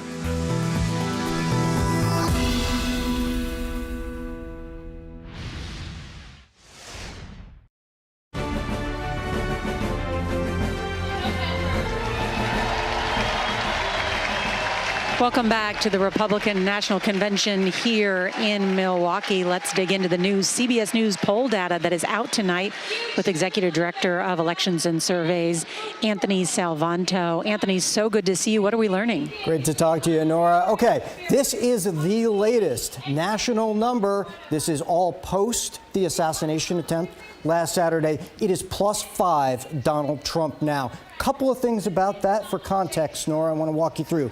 Number one, it is moved toward Donald Trump compared to our national poll in early July. That's number one. But number two, just how big is a 5-point lead? Well, for a Republican, you'd have to go back 20 years to find the last time a Republican candidate for president nationally even won the popular vote. And you have to go back to the 80s to find the last time a Republican won the national vote by more than 5. And in Donald Trump's case, it's certainly better than he ever polled in 2020. Now, I want to show you this because, yes, this is post the assassination attempt. Is that an impact? It is not for the majority of voters. But for those who say that's part of their calculus, the way that they perceive that he's handled it is a net positive. It's not a direct one-to-one vote shift, but it is a net positive in their minds. That's important. And the other point I want to make here, Nora, is this is very much as much about the Democrats as it is about Donald Trump in this way. Democrats are less likely to say that they're going to vote in this election. That pushes down Joe Biden's poll numbers. And this, because it relates back to all we've been talking about the Democrats now, sizable numbers of Democrats have, since the debate, told us that they don't think Joe Biden should be their nominee. That maintains, and that may have a bit of a downer effect on their turnout likelihood, and that speaks to what we may see and what we're watching on the Democratic side, Nora.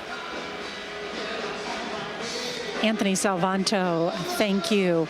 Let's talk about the situation facing President Biden at this hour. Major, you have some new reporting today about some of the pressure from lawmakers. Yeah, the pressure's building, Nora, and two senior House Democrats told me today they are of the belief, and there are conversations with House and Senate Democratic leaders, donors across the country, and those who are central to the sort of inner workings of the Democratic Party, that one way or another, the fate of the Biden-Harris re-election campaign with Biden as the presumptive nominee will be resolved in 3 to 5 days. It might even be faster, but the pressure is clearly building beneath the president. Lots of voices are saying, look at the polls, look at your recent performance. Can you credibly tell this party you are the best person to lead it into this very, very tough re-election campaign? They also acknowledge, and this has to be underscored, Nora, if the President of the United States decides to stay in this race, guess what? He's the nominee of the Democratic Party. He is the central, first and last, and everything in between decision maker. Lots of people can lobby him. Lots of people can try to persuade him. Lots of people can send him letters with flowery rhetoric talking about what a great American it is and what a long legacy he has and how wonderful he's been with the Democratic Party. If he doesn't want to budge, none of that matters. But the pressure to get him to budge, to reassess, has never been more pronounced than it is this evening. And Robert, I know you have some new reporting on this pressure as well. It's a fascinating moment. You have allies of former President Obama and former President Obama himself watching all of this carefully on the edge of their seats. They know that President Biden's in Rehoboth Beach, Delaware this weekend, and he's angry. His confidants tell me he's watching this, the Republican National Convention. He sees all of this as a threat to American democracy. He talks about Charlottesville, why he got into the race after watching that in 2017. And he's saying, I can do this, I can win. But the most important thing I'm picking up tonight is that the Obama donors and even some of the Biden donors are making it clear to President Biden behind the scenes that you may not believe the polls, but believe this, the money will dry up. The money might be gone in terms of big donors if you stay in this race. And in politics, people can disagree about polls. They can talk about the moment, timing, character, history, legacy, but money talks. And if the money's not there for President Biden this summer and fall, you're going to have a major crisis in the Democratic Party. How are you going to beat former President Trump fully unified right behind us? And there's also some reporting, too, out there that it's not necessarily going to directly, if President Biden were to exit the race, it's not necessarily clear that it would be Kamala Harris, that there could still be a contested convention. People are telling President Biden behind the scenes, if you decide to walk away, you should lean in, whether you want it to be open or whether you want to, politically speaking, coronate Vice President Harris as the nominee. He's being told, like Lyndon Johnson did in '68, you run the process. You tell the party who's going to be on the ticket. He's listening, and that's why there are all these reports. He's listening. He's not closing the door. He's not hanging up the phone. But what's still notable here is that he doesn't like it. Yeah. And Nora, one of the things that for a week or more now I've heard is that the way to try to pierce the Biden bubble here in terms of taking on information he doesn't want to hear is to talk about his legacy. What do you want your legacy to be? And in that very lengthy letter from Congressman Raskin today, it was largely about that. He didn't say step aside, but it was very much, what will you leave behind you if Democrats lose at the top of the ticket? But those leaders in the House and Senate are not just worried about who wins the presidential election. It is who stands up to Donald Trump in Congress if he wins the election. And that's why you have in the House and the Senate those leaders part of this to be that backstop. Remember, that's what Mitch McConnell, the current leader, has said. He was that firewall against some of the policies Donald Trump wanted to enact in that first administration. Ed O'Keefe covers the White House for us, and he's down on the floor of this convention. Ed? Nora, you know, it's been about 24 hours since a little more than 24 hours since we learned the president had COVID and was headed home to Delaware for what was already a previously scheduled weekend there. And that, in essence, was seen as another reason to accelerate this conversation, that if he was getting sick while his opponent was dodging bullets, doesn't that just feed the narrative that he's too old and out of it for this job? One of his closest advisors I was in touch with said it's absurd for the party to think that that's a reason for him to go, that he did the responsible thing by getting his diagnosis, going home, isolating, as people should they get that kind of diagnosis, and go from there. Back to the point Bob was making about money. Not only is the campaign struggling to get the big dollar donations from people who can write 5- or 6-figure sums to not only his campaign but the Democratic Party, but we've heard in the last 2 weeks about the super PACs that fund so much of the advertising and the outreach in the battleground states, that they've had donors withhold millions of dollars after they watched that debate. Some called and asked for 6-figure refunds on checks that they had submitted already, saying we're holding that money until the president or the party can show us who exactly is going to be the candidate and how they can win. And to the point about whether he would endorse the vice president, there are others interested in running should it open up. There will be pressure on the president and the party leadership to allow it to be an open contest. Yes, maybe ultimately the vice president prevails, but there are a handful of governors, maybe some other lawmakers, who are at least eyeing this and thinking, maybe this is my chance to, if anything, get on the ticket. Remember, we were just talking to those voters in North Carolina who know that their governor, Roy Cooper, in what the Biden campaign would like to be a battleground state in North Carolina, he could potentially end up on the ticket. Well, would he throw his hat in the ring? What about Gavin Newsom, who we've talked about? There are a handful of other lawmakers who are eyeing at least 2028 and might put their hat out there as well, because it at least sparks a chaotic, colorful, potentially substantive exchange on how the party should campaign and what it should campaign on.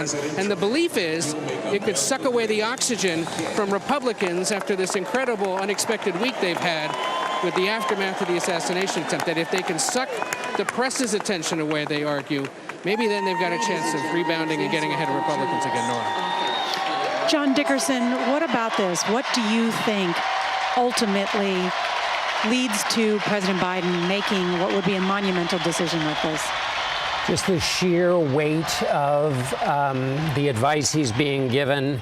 And also just imagine what the Democratic convention would be like with all of these Democrats saying what they've said publicly, what they are all telling us privately, and where things will be by then. Part of what has been so difficult for the president is, since the bad debate performance, his additional performances have not given those who have new doubts any reason to dispel those doubts. They have, many of them, become even more convinced.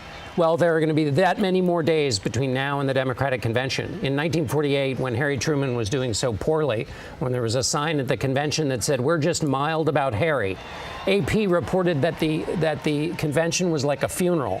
I think that heading towards that, running out the rest of the period of time where there will continue to be this infighting and days lost to prosecuting the case against Donald Trump, which needs to be done because the president was behind going into the debate, that every minute the clock is ticking in putting the fight to Donald Trump, which for so many Democrats is an existential threat to the American democracy. John Dickerson, thank you so much. Just want to point out that right behind us, speaking now, is Tucker Carlson, formerly of Fox News, but was let go. But when he came onto the stage, was met with a standing ovation. Also sat in the president's former president's VIP box, Donald Trump's VIP box, earlier this week, and is now addressing the delegates here. Want to go right to Robert Costa because he has some new reporting. He was just on the phone as we were talking. Robert? There's a congressman from California, Democrat, named Jim Costa, no relation. He just called CBS News, watching our coverage, and said he has decided just now to announce that he can no longer support President Biden remaining in the race. He said it's time for President Biden, his friend. He's a moderate Democrat, one of those blue dogs in the House. He said it's time for President Biden to leave the race. He made the decision in the last hour, and he said other Democrats are moving in that direction. So this is such a fluid moment. Yep. You have the Republican National Convention unfolding, and Democratic House members are watching CBS and saying, enough's enough. And doing this on the night that Donald Trump accepts his party's nomination for the third time. That would steal the thunder if there were a decision this evening, but this seems to be just a building. We know, and my reporting up until last Saturday when the world changed, certainly politically, was that there were a lot of people lined up who hit pause on sending out decisions like that one.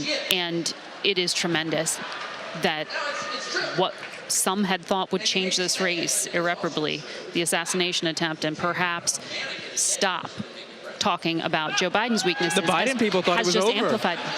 And a lot of those Democrats obviously are still perhaps watching this and worrying. Nora. No, I'm not at all. I'm just going to say we're all sitting here broadcasting and texting at the same time because we're doing reporting. This is how rapidly this situation is reporting from many of our sources from decades of covering politics. Major Garrett. So let's just talk about the Jamie Raskin letter for a second.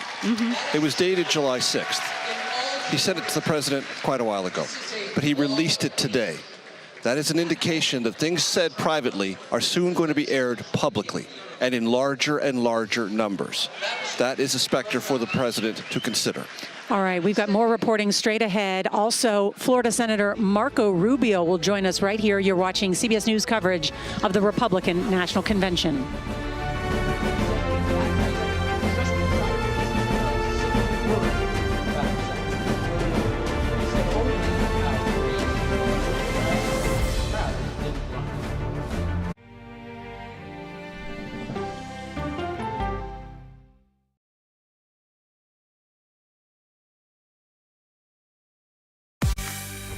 On our places, bright, shiny faces. When you wake up in the morning, we want to be your go-to team. Nate has one of the quickest minds I've ever seen. Tony has a way of making people feel comfortable. Gail has this unbelievable knack to ask the question that you're asking at home. I've been told I could talk to a tree, and that's pretty much true.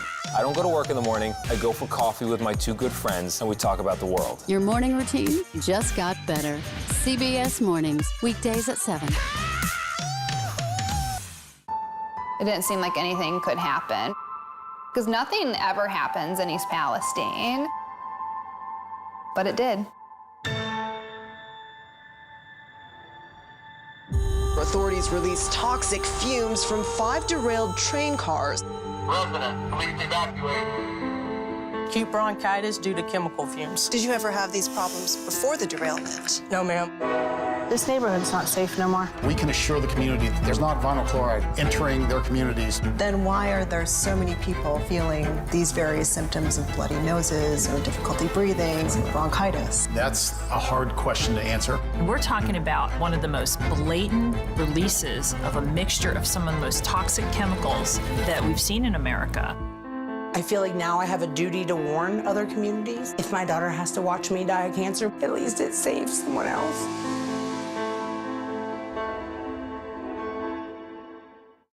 This case. It's like a screenplay, something straight out of Hollywood. But it's not fiction. It's 48 hours. Human remains found this week. 4 families shattered. There's no physical evidence. The mystery would haunt investigators for years. There's some questions that have to be asked and need to be answered. Like a John Grisham novel. A gripping true crime original. 48 hours. Now streaming on the free CBS News app. Stories that inform. You can be really old at 60, and you can be really young at 85. Inspire. How do we unlock the power within ourselves to be who we want to be? And brighten your day. The best part of fame is making people feel good. Always send the people home happy. Make every day a little more like Sunday morning. Here comes the sun. Stream now on the free CBS News app. Hello, everyone, and welcome to our Dragon capsule here in space.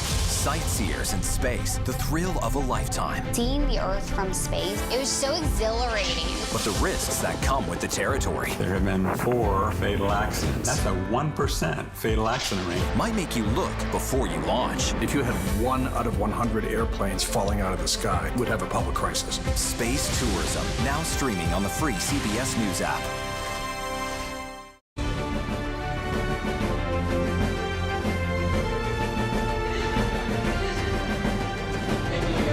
Here with us now is Florida Senator Marco Rubio. He spoke at the convention on Tuesday. He was also on Trump's vice presidential shortlist. The two ran against each other during the 2016 cycle. Senator Rubio, welcome. Good to see you. Thank you. Good to see you. You sat next to Donald Trump last night in the VIP box. How's he doing?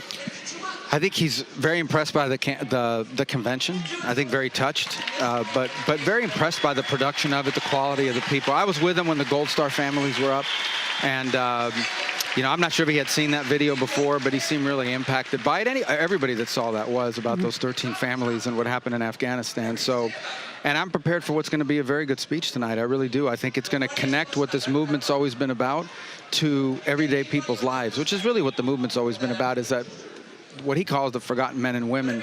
But I think he's going to describe it tonight in a way that really is going to resonate, and that is, these are people that maybe don't agree on this or that or the other, but they all want the same thing for their lives and for the country, and they feel like for a long time their leaders were just ignoring them or leaving them behind. And I think tonight, I hope, my sense is that they're going to really try to lay that out there as to that's what this movement's always been about. Mm-hmm. You're a leader, of course, on the Senate Intelligence Committee, and I want to ask you about J.D. Vance, who is the vice presidential nominee. On the issue of Ukraine, he has said, I don't care one way or another about Ukraine. Are you concerned about that? Well, I think J.D.'s point on Ukraine is that the United States has more important strategic threats that we need to confront. He's actually told me, we've talked about this quite extensively, he believes that we just can't afford to be diverted by what's happening in Ukraine because it doesn't compare to, for example, a potential threat in the Indo-Pacific region. And you know, that's an argument I listen to, and I do think we have reached an era in which we have to be more judicious, a little bit more realist about how we deploy U.S. power abroad, whether it's dollars or obviously troops. And military commitments, because the world has changed dramatically over the last time. We have a near-peer adversary now. The Chinese, in so many ways, are superior to the Soviet Union in terms of the threat they pose. They are an industrial threat, a military threat, an economic one. They're a real competitor. And so we can't afford, even if we wanted to be involved in every place on all things. We have to do a better job of separating between what we'd like to do and what we want to do. And it's really a return to a more realist foreign policy that, frankly, was the consensus in the Republican Party up until, probably the early 90s. But the greatest military in the world is able to counter several threats at once. We have a strong naval presence in the Red Sea. I was there with an entire aircraft carrier strike group. We have an entire, of course, strong Navy as well in the South China Sea defending there. Can we not do two things at once? Well, what's gotten more difficult about it is that the Chinese are a threat. They have asymmetrical threats. In essence, the ability to destroy an aircraft carrier with an anti-ship missile, that's a fraction of the cost of that aircraft carrier. The inability, if the Chinese can prove that the United States is not capable of intervening in a conflict in the Indo-Pacific, it's over. The Taiwanese are going to sue for peace, they're going to turn themselves over, and all of our allies in the region will figure out how to fit into this region now dominated by China. And so I think that's a different kind of threat for just how many ships we have or how many parts of the world we can be at physically, that we have to confront that. And the Chinese military capabilities continue to grow exponentially at the fastest rate of any military buildup since the 1930s. We've never seen that. Joined here, as you see, by Margaret Brennan and Major Garrett. Senator, you were in such a key role on Senate Intelligence, and you've been very clear-eyed about describing adversaries like China and Russia, and it's a little bit jarring, frankly, to look over your shoulder and see Tucker Carlson behind you, who has been accused by some of your Republican counterparts of standing on and repeating Russian talking points about Ukraine. And I wonder what you think about this strain of isolationism in your party, as Mitch McConnell has put it. Mitch McConnell in an interview told me it's Tucker Carlson who started it. Well, listen, there's always been a strain of American thought that we shouldn't be involved in as many places around the world. And there's always foreign policy realism was a consensus position in the Republican Party up until about 94. But this even was George a key position. Well, so Tucker, first of all, is a commentator and a very intelligent person, and he challenges orthodoxy. I mean, that is his calling card. And let me tell you something. I don't have to agree on Tucker on everything to understand that, one of the things that happens, if someone says to me, Russia's right about Ukraine, if somebody were to say that to me, I think that now is an obligation for someone like me to think about my arguments and figure out how to be able to counter that argument. And that's one of the things that's happened over the last few years is it's forced many of us that feel a certain way about some topic or another to really sort of revisit why it is we feel that way so we can better articulate it. But I also think we have to understand the world is not static, it's dynamic, it is constantly changing. The world looks very different today than it did 10 years ago. It just does, in terms of the threats and in terms of how many places we're now being pulled. And we can't afford to allow ourselves to be depleted and we really have to, we've entered an era where we have to prioritize where in the world and how in the world we're going to get involved. Senator Rubio, I'd like to talk to you about immigration. The former president promises the largest deportation operation in the history of our country on day one. There are signs on the floor that reflect that.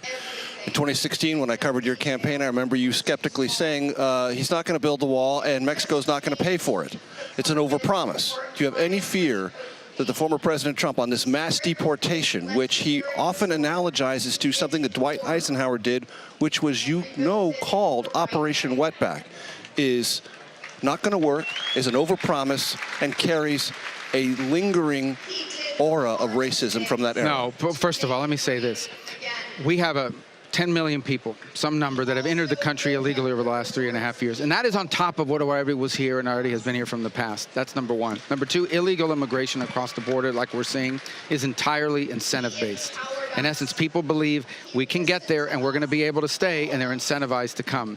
When you create a disincentive, when you make them believe, when people believe it's going to be harder to get in and harder to stay if they do, less people will come. And that's not me saying it. Every country along that migration route will tell you that that's what the migrants are telling them on their way here, that they believe they can get and they can stay. Some of it's misrepresented. Some of it's just they know people that have been able to do it.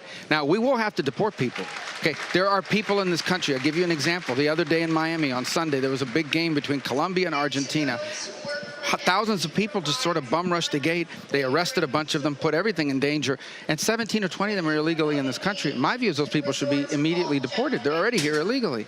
The same with people that we know are criminals. Some of these horrible crimes that have been committed by these gang members from Tren de Aragua, which is a Venezuelan street gang that's terrorized Peru, Ecuador. I mean, they've worked their way down.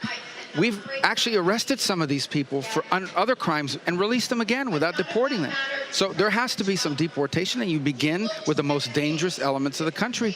No one says it's going to be easy, but we most certainly have to create a disincentive, or we're going to see more and more people coming and rates that are unsustainable for any country in the world. We already admit 1 million people a year legally.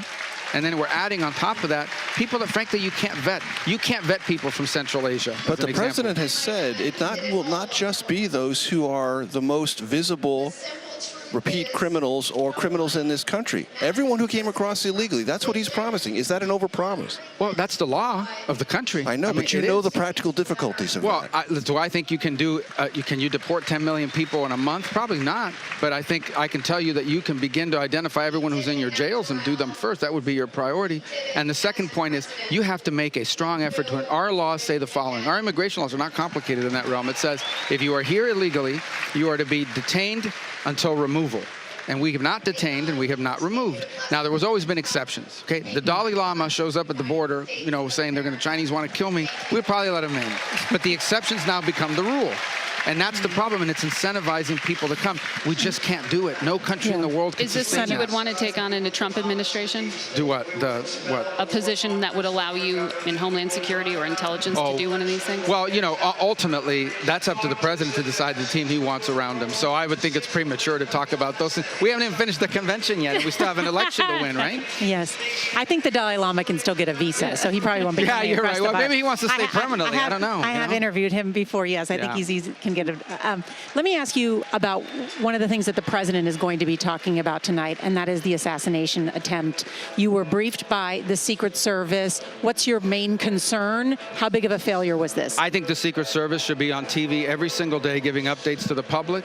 I think they should be giving you guys updates to the public. We are asking. When you don't do that, let me tell you what you create.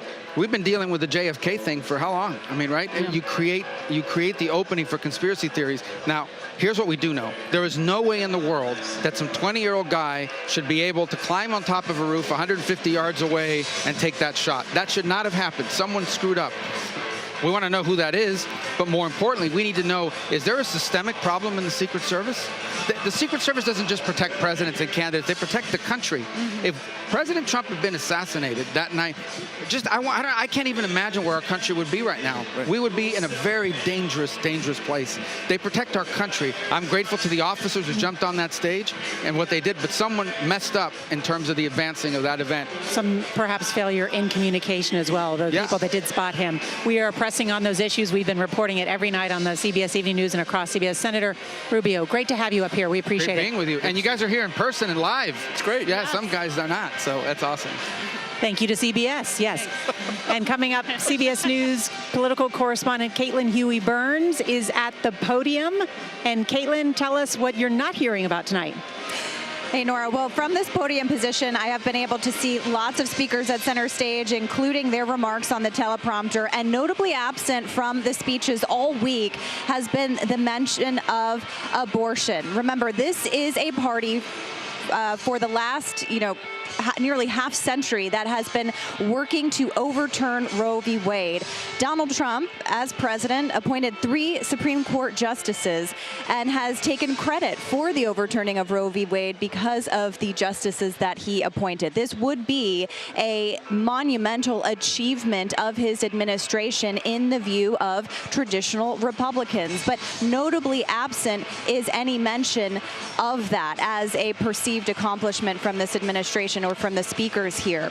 And that's significant, Nora, because as we've been covering for the past 2 years, really, this has been an issue since the fall of Roe v. Wade that has galvanized voters in favor of the Democrats. We've seen in every state where abortion access has been on the ballot, even in red states, and I've covered them all, they have passed. There are a number of ballot measures in states, in battleground states like Arizona, for example, this cycle that we are watching to see. And Republicans have acknowledged that this issue is a difficult one for them. And that's reflected in the party platform. What's significant about the party platform this cycle is that it has no mention of advocating for federal limits on abortion, instead saying this should be left for the states. That is something that J.D. Vance has now professed to adopt, and what Donald Trump has been saying as well, Nora. Caitlin Huey-Burns on the lack of a discussion about abortion or reproductive rights. Caitlin, thank you very much. Some breaking news to bring you up to date on Senator Tester of Montana, a Democrat who is facing a tough re-election bid, has just announced that he is calling on President Biden. I want to get exactly what he said. I believe President Biden should not seek re-election to another term. That now means there are 2 Senate Democrats who are saying that President Biden should not seek another term, and 20 House Democrats. Want to bring in CBS Morning's co-host Tony DeCopel. He is on the convention floor. Good evening, Tony. Nora, good evening to you. I'll tell you, picking up on that point you just mentioned, the second senator now to call on President Biden to step aside. The people in this room are also closely following that news, anticipating who Donald Trump's general election matchup might come down to, and they've already really turned attention to Kamala Harris, and they feel really good about that matchup, as you might expect. Now, we're at a point in the night where anticipation is building ahead of Donald Trump's nomination acceptance speech and what the tone of it should be. There was a video a few moments ago identified on the schedule tonight as the final battle, almost Game of Thrones-like terms. And the people in this room are in this room because they like the Donald Trump who got them here. The rough, tough brawler, rhetorically speaking, who's a little bit coarse, who speaks his mind. And so I've been asking people, is that the Donald Trump you want tonight, or do you want this new advertised Donald Trump who speaks of unity, global peace even? And they said, I don't necessarily want that, but I understand why we need that. I've been appointed to the camera bank that is up to my left here. The global media, the Klieg lights, the attention here from all over the country. It's not really about what the people in this room want. They understand that. For the folks at home, these people who are delegates follow politics the way other people might follow sports. So they are not just voters, they're also analysts, and they want their candidate, Donald Trump, to hit that softer tone, that tone of unity, not for them. That's not what got them in this room, but for those cameras and all those people at home who will decide this election in November, Nora. Tony DeCopel, thank you. Coming up, an unusual sight here at the Republican convention. Hulk Hogan will speak. And then a little later, former President Trump takes the stage. You're watching CBS News coverage of the Republican National Convention.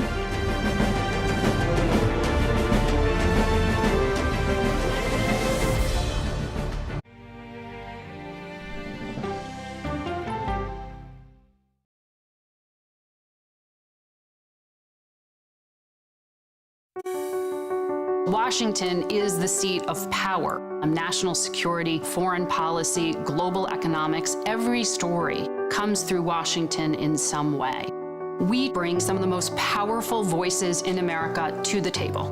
We don't just ask the questions, you have to go deeper. We try to understand what's at the heart of the issue we're talking about, to then come forward with solutions. Face the Nation on CBS. The justices ruled that Harvard and the University of North Carolina violated the Constitution. In the aftermath of the Supreme Court decision to end affirmative action in college admissions, uncertainty sets in for some students of color. Affirmative action really gave us an equal opportunity. CBS Reports explores the historic decision and what it means for those chasing an opportunity to change their lives. I knew that college was the ticket to break this cycle. The end of affirmative action, now streaming on the free CBS News app.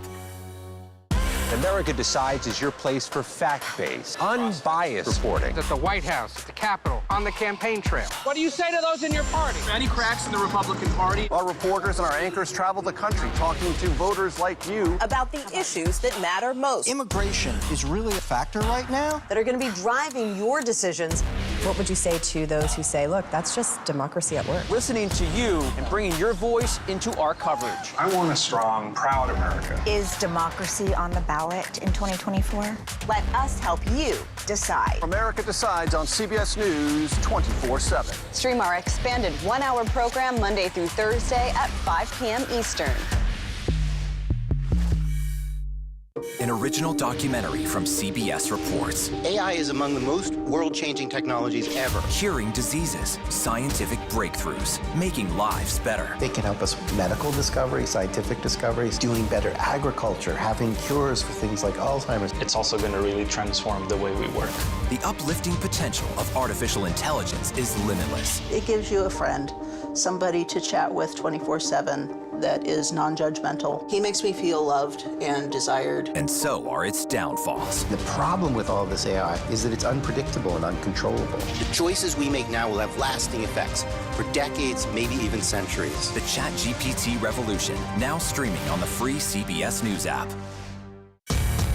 We are about to see American weapons in the hands of Mexican cartels. A gun pipeline to Mexico. We are arming the cartels. 100%, no doubt about it. Happening right under our noses. Who's doing something about this? Nobody. A CBS Reports exclusive. Most Americans have no idea that we are effectively arming the enemy next door. This is the story the American people need to know. Arming cartels, now streaming on the free CBS News app.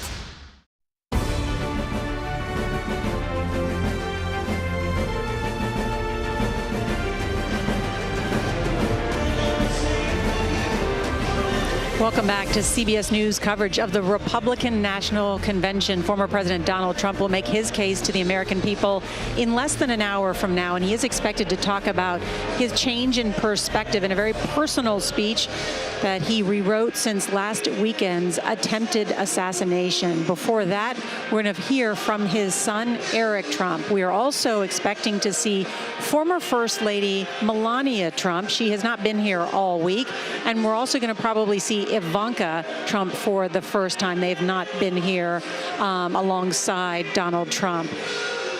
Let's just bring in the conversation. There's a lot going on at this hour. I'm going to start with you, Robert Costa. You have some new reporting about what the current president, Joe Biden, is facing. I've just been texting in the last hour with people close to President Biden. To put it in one word, Nora, they're furious. They feel like the president is in Rehoboth Beach, Delaware right now, recovering from COVID. His family's checking in with him. His confidants are checking in with him. And they feel like this pressure campaign is picking up speed at the wrong time. But that's not stopping the pressure campaign. Congressman Costa of California, Senator Tester tonight, both saying it's time for him to leave the race. What's so interesting, though, is everyone who knows the president, people who know the family, close to the family, are saying they're disgusted by this movement in the Democratic Party and by what they believe and they characterize as muted support from former President Obama, former Speaker Pelosi, and Leader Schumer. I wouldn't call it a civil war, but there's disruption and unrest and anger that's just simmering beneath the surface right now. And you can imagine how there's a level of disgust from someone who's been in the Democratic Party for 50 years, has strong alliances across the board, and he's sick with COVID. We've all had COVID, I think we could say. Some of us it affected worse than others, but it's not the best thing in the world to have. You feel pretty yucky, but yet he's dealing with not only his own party, but certainly world events that a commander-in-chief has to be in charge of as well. Just for a moment, let's take it from President Biden's point of view. He's the President of the United States. He has twice as many delegates as he needs. He won 14 million votes from Democratic voters who participated in caucuses and primaries across this country. Nobody challenged him of significance. That was their choice, not his. He is the presumptive nominee, and he is the President of the United States, and he has a long history of supporting everyone else in the party. What he's asking for now is a modicum of restraint. But what Democrats are telling him is what they told him privately a couple of weeks ago. If you don't budge, this will become public, it will become ugly, and it will begin to tarnish your legacy. That is playing out in real time now, Nora, and it is a moment of high drama for the Democratic Party and the future of this ticket in 2024. And we're now at, 22 Democratic lawmakers, majority in House, some now in Senate, as you just reported, John Tester throwing his name in as well, one of those seats that's very much in contention. But this is also, by the way, just not a new problem for the Democratic Party. It's not a new thing, Joe Biden's age, nor is it a new thing, Donald Trump's age at 78 years old. But this was a decision they made not to have as a party earlier in this process. And that is what brings us to this moment. I want to bring in Ed O'Keefe on the convention floor with his new reporting. Ed? Well, Nora, we just spoke a few minutes ago about how Montana Senator John Tester became now the second Democratic senator to call for the president to drop out of the race after Peter Welch of Vermont. Tester's notable because he's among the most vulnerable Democrats up for re-election this November, and he says in his statement two things that start to lay out the potential path ahead should the president drop out and the party have to sort out what's next. First, he says the president should continue to finish out his current term through January 2025.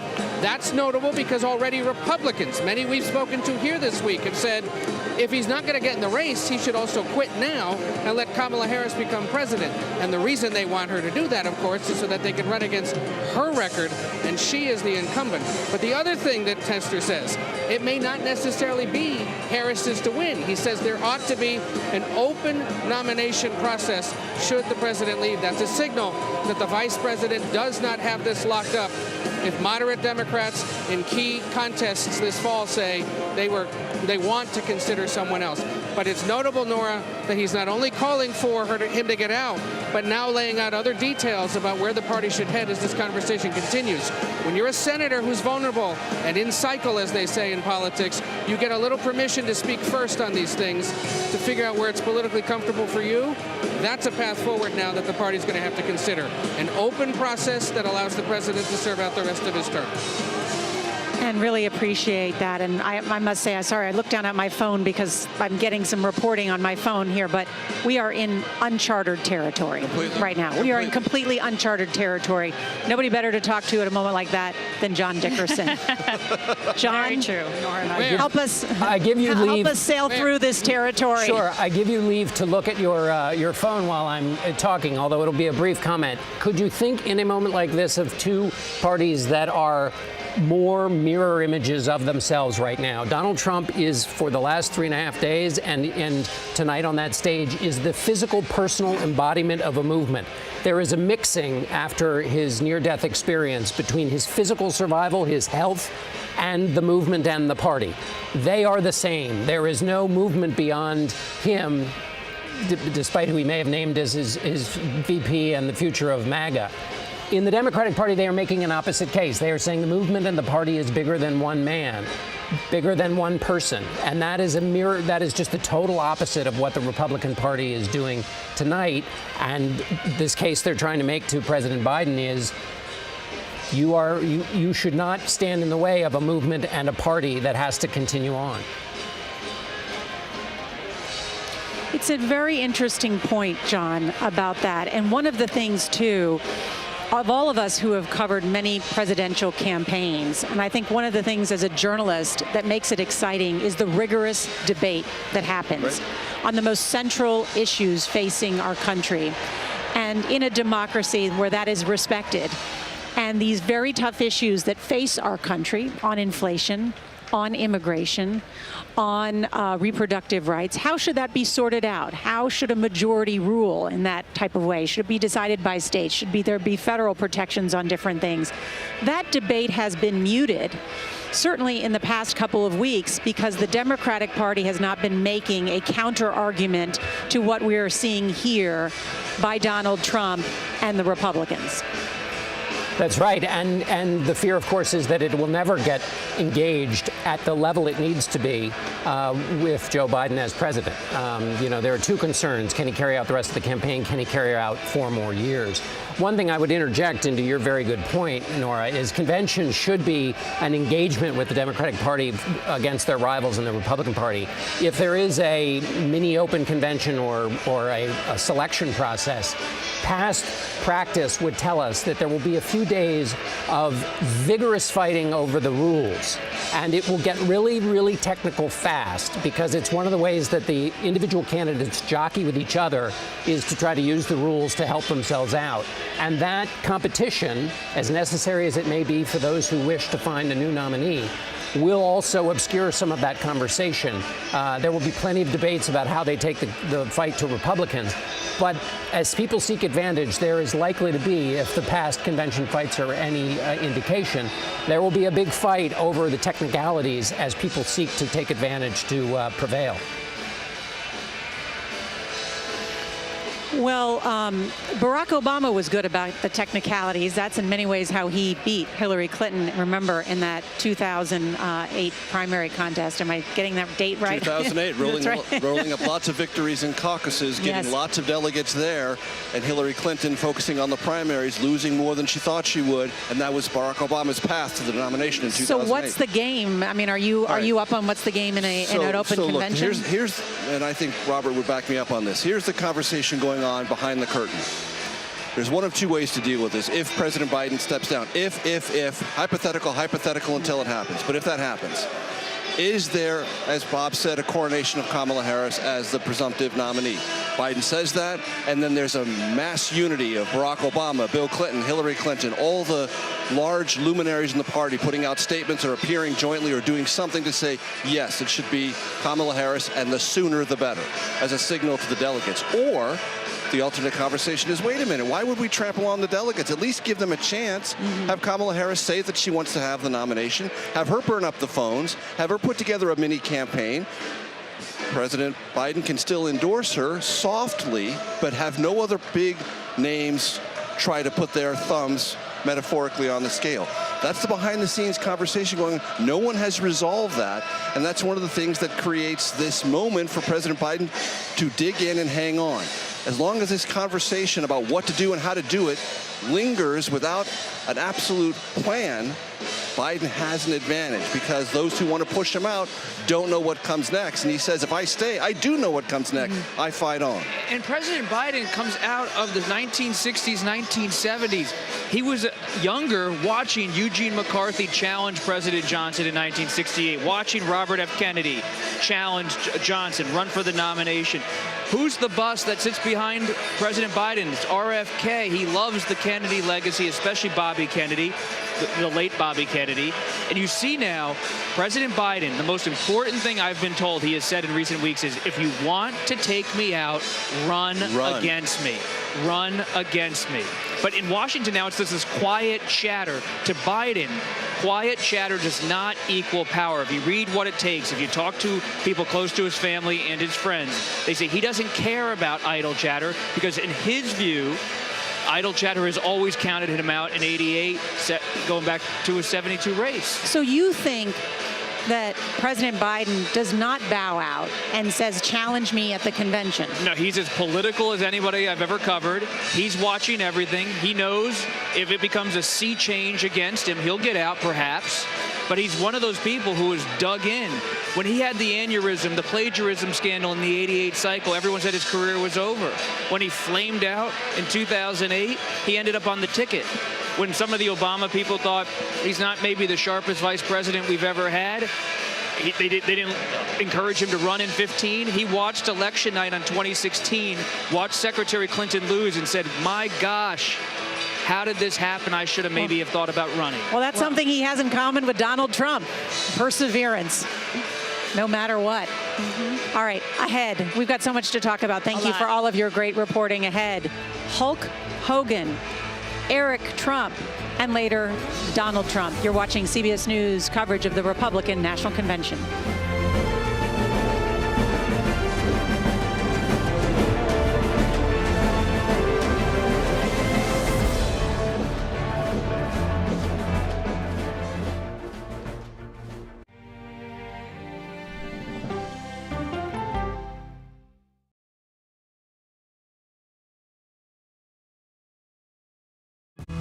Coming up, our series. Wait a minute. Tom, is that you working the camera? Keep leaning out of your close-up.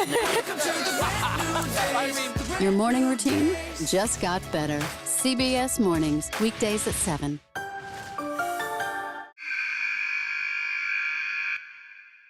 I had progressively fallen deeper into the world of online sports betting. The risk is the rush. What do you think is driving the spike in popularity? I think it's legality. If it's legal, I'm going to use it. There are ways to bet when you are 18. We've created an epidemic of child gambling. You can't walk into a male dormitory in a college campus without sports betting happening. It's America's most neglected problem. I use sports betting as a way to escape, when in reality, I'm choosing self-destruction. Whatever I had left, it was gone. The purpose of the industry is to get you to play to extinction. And that means until all your money is gone. Go to the ends of the earth. Reach for the stars. Yeah, I just took off. That kind of thing. Oh, that's pretty good. Because there's always something new under the sun on CBS Sunday morning. An original documentary from CBS reports. That desired farm, it's a wonderful place to raise children, and it still is. Promises broken. Black Americans have been the target of racism and discrimination pretty much from the time they acquired ownership in the land. Costing black farmers hundreds of billions in generational wealth. They did everything to make sure we were run off that land. But communities are uniting to continue the fight. Collective ownership is powerful. To keep their land and their dreams alive. To watch my children play on land that we own means everything. So land is power. Most definitely. 40 Acres and a Mule, now streaming on the free CBS News app. People with developmental disabilities were once sequestered by the hundreds of thousands in institutions. Many of our fellow citizens are suffering tremendously because lack of attention, lack of imagination, lack of adequate manpower. Disability activists have since torn down barriers blocking them from living at home or in the community. We conclude that Title II of the ADA requires states to provide community-based treatment for persons with mental disabilities. But of the 16,000 people who remain in state-operated institutions, half are in 5 states, and Illinois is one of them. I don't want to live in the institution. It makes me feel discriminated against. Do you think there are people living in institutions in Illinois that don't need to be living there? Yeah, because they're proving it as soon as they get out.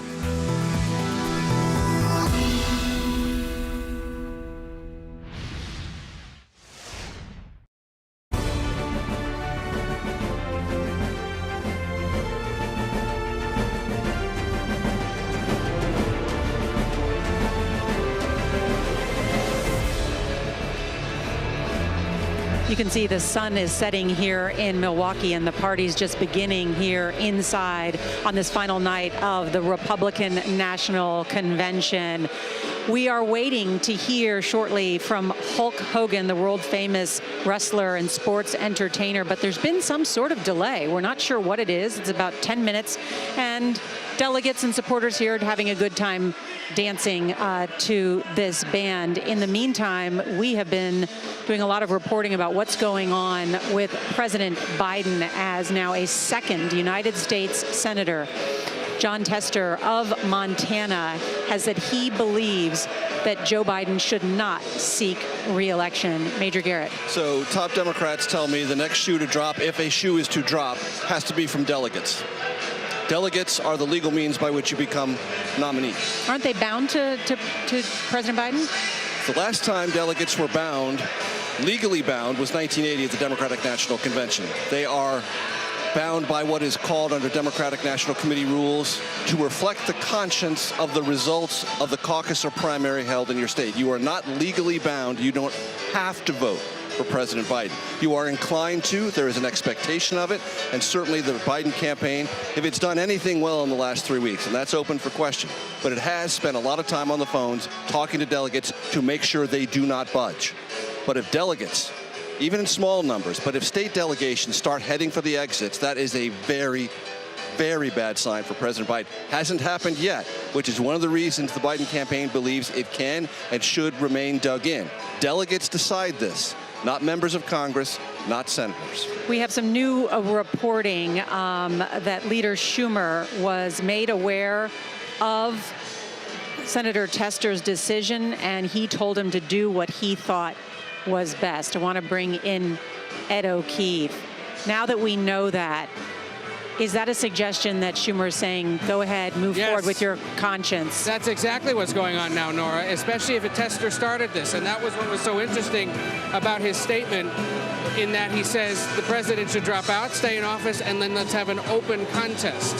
That Schumer's also allowing him to say that means he understands where the pressure points are in his caucus, as you have candidates in Ohio. That one may be a wash now. Montana, Nevada, and several other states where they are in tight races that have become tighter in the 3 weeks since the debate. Now, by the way, it's now 19 minutes after the hour, and you may be wondering what's going on down here. We're not entirely certain. There appears to be a bit of a delay in the arrival of some VIPs, so they're stalling with this incredible house band we have. But the other point is one that I made a little earlier. We just spent 20 minutes in primetime talking about the other party. And that begins to prove the point that some in the Democratic Party are saying should transpire. Have that open contest and take all the attention away from these guys, and maybe we still have a shot. I want to introduce you, though, to an important foot soldier in Donald Trump's attempt to win the Badger State. Remind me your name again? Brandon Malley. And you are from? Dane County, Madison, Wisconsin. There you go. Boom. Madison, Wisconsin. Why is that such a big deal? Because it is like the liberal center of this state, right? We're the Berkeley of the Midwest, but we've got a lot of votes. And what were you saying about if I can finish something, what could happen? Well, if we do a little bit better in Dane County, we can win the state of Wisconsin. Wisconsin's going to decide the election. If Anthony Salvanto would like to weigh in, he can, but he makes a good point that he has to go home after this convention, find those votes, and make sure that Donald Trump can win. What would he have to say tonight, do you think, to convince more people in Wisconsin to vote for him? Well, you know what? He needs to talk about how his perspective changed since Saturday, since the attempted assassination on his life, because everybody that survives an assassination attempt in politics changes. We saw President Reagan change, and his approval ratings went way up. Even in a place like Dane County, and I'm sure in the rest of Wisconsin, there's a lot of sympathy for President Trump right now. I want him to talk about that tonight and uniting this country. All right. How often do you wear a cheese head? Only on political occasions, and the Packers. And the Packers. So like 13 Sundays at least when they're home, right? Okay, Nora, we'll figure out what the delay is and we'll send it back up to you. Ed O'Keefe, thank you very much. Excellent interviews on the floor. And that's one of the things we're talking about here that is also a concern for the Democratic Party at this crossroads for them, an enthusiasm gap. That matters. Sure, and just a quick shout out to the house band, Six Wire from Nashville. They've been playing and rocking the house for 4 days, so well done, Six Wire. Look, before the debate, let's just go back before the debate. The Biden campaign spent more than $100 million, Nora, Robert, and Margaret, to possibly get the race to a statistical tie. After $100 million of concentrated battleground state advertising. They still weren't ahead. It was just a narrow gap between Trump and Biden. That was after $100 million. They are not there now. Trump is ahead now. All of that basically got you nothing. Vanquished by the debate performance and all this ongoing conversation about the future of the Biden campaign. That puts it in very stark relief. What you had to spend just to get close, and now you're farther behind, and you have an enthusiasm gap and questions about the future of your campaign and donors holding back money. That is what is called stress and distress in a national campaign. The enthusiasm gap, though, it's still open for debate whether it translates to political gain. When you think about George Wallace, he was shot. Gerald Ford had assassination attempts. When President Reagan was shot in 1981, these are human moments. They show resilience. They show people having here a surge of emotion and appreciation for former President Trump. He survived. He was defiant. But it doesn't necessarily mean he's going to win the election. July is early. It's the first or second inning in presidential politics, especially in an age of social media where things ricochet by the hour. I just want to point out, Ed mentioned this, we are in some sort of delay also here at the Republican convention that is quite surprising because these things are planned to a T. People want to get up. They want this primetime audience because they have political interests or entertainment interests, and you got to get ready for the nominee of the Republican Party. It is 9:23 here. We still have not seen Melania Trump. We've not seen Ivanka Trump. J.D. Vance was supposed to appear. We've not seen him. And former President Donald Trump left his VIP box a while ago, and it's not clear where he is at this hour. So we're monitoring that situation as well. Let's go now to Tony DeCopel, who is on the floor. Tony? Nora, well, the excitement down here on the floor is really building there. Dancing in the aisles once again. I think tomorrow morning is going to be an ibuprofen day for a lot of people here. And I noticed Ed O'Keefe had an interview with a gentleman with a cheese hat. Well, Ed, I see that cheese hat, and I raise you a double cowboy hat with Susan from Montana. This is quite the look. Now, explain to me why you have not one hat but two on. I have two hats on because I have about 100 pins, and I've been to two Donald Trump nominating conventions, and I've been collecting them, but the pins stick in my head, and I was beginning to bleed, so I needed to put a soft hat underneath the hard hat so that I wouldn't bleed. When you read, it look a little tad yucky. I don't think it's yucky at all. Do you have a favorite pin here to illustrate the evening? Hot chick. Hot chick. Hot chick is what she's referring to here. Susan, I love your energy. And I've been dancing, so I'm going to make you dance. You're going to make me dance? You got to do the dance. Susan, I don't know if you're aware of the fact that I'm not a dancer. Look at my eyes, Susan. I cannot. Dignified. You can do it. I'm a little stuffy, I think. You're right. That is an illustration, I think, Nora, of the feeling tonight. They're even getting a stuffy morning news anchor to move just a little bit. I'll send it back to you. Tony, thank you so much. Save me. And just as we went down to the floor to you and we're asking what's going on, this is what's going on. The Trump family. I have some more breaking news. All right, Robert. One of President Biden's confidants, historian John Meacham, who has written many speeches for President Biden, just said on the record to CBS News, any report about my doing anything with the speech is totally false. There had been reports out that John Meacham, so close to President Biden, was working up potentially on an exit the race speech. John Meacham just went on the record with CBS News, said the report about my doing anything with the speech is totally false. And the White House also coming out with a statement saying it's completely false that the president would make a major announcement in the coming days. They're coming out and pushing back pretty hard. All right, and there, members of the Trump family have joined the VIP box there, including Ivanka Trump. I believe that's Tiffany Trump as well, and I believe Vanessa Trump, who is Donald Trump Jr.'s ex-wife, is there, the mother of his children. Tiffany, Trump's new husband, standing next to her. Jared Kushner as well, the former White House official. And there are some still pictures that Melania Trump is here, but I don't see her yet in the box. That's something people are waiting to see. But the family came out in order to listen to Hulk Hogan as he takes the stage.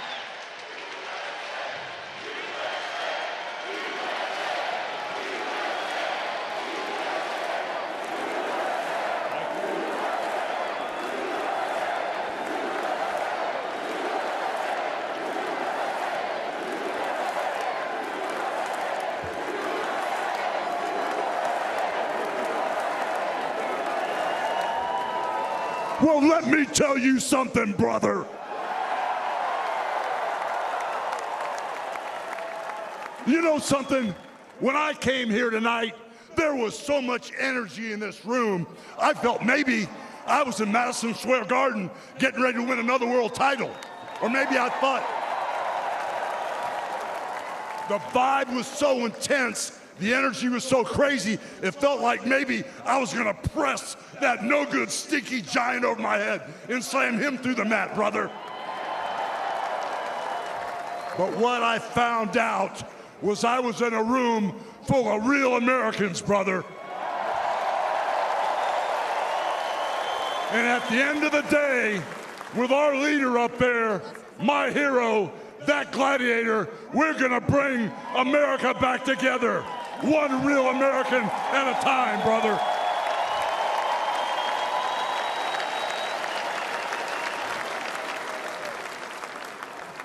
You know something? I've seen some great tag teams in my time. Hulk Hogan and, ooh yeah, the Macho Man Randy Savage. But you know something? I see the greatest tag team of my life standing upon us, getting ready to straighten this country out for all the real Americans.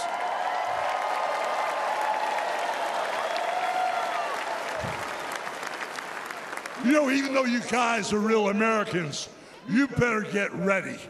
Because when Donald J. Trump becomes the President of the United States, all the real Americans are going to be nicknamed Trumpites. Because all the Trumpites are going to be running wild for 4 years. So with the power of Donald J. Trump and all the Trumpites running wild, America is going to get back on track.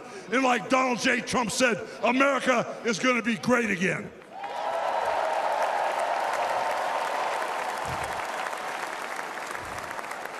You know, when I look out and I see all the real Americans, I think about how Donald Trump, his family was compromised.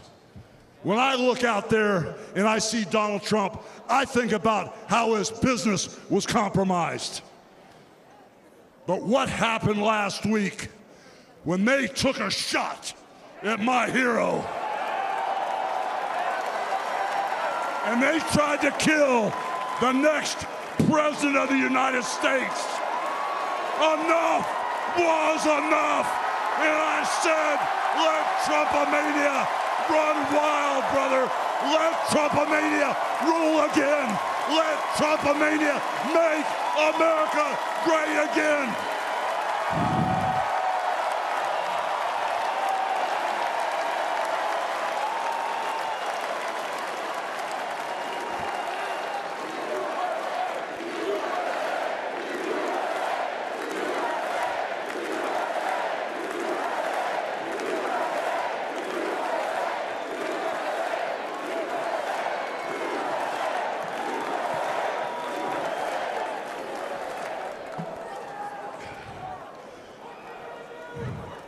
You know something, Trumpites? I didn't come here as Hulk Hogan, but I just had to give you a little taste. You know, my name is Terry Bollea. And as an entertainer, I love you too. And as an entertainer, I tried to stay out of politics. But after everything that's happened to our country over the past 4 years, and everything that happened last weekend, I can no longer stay silent.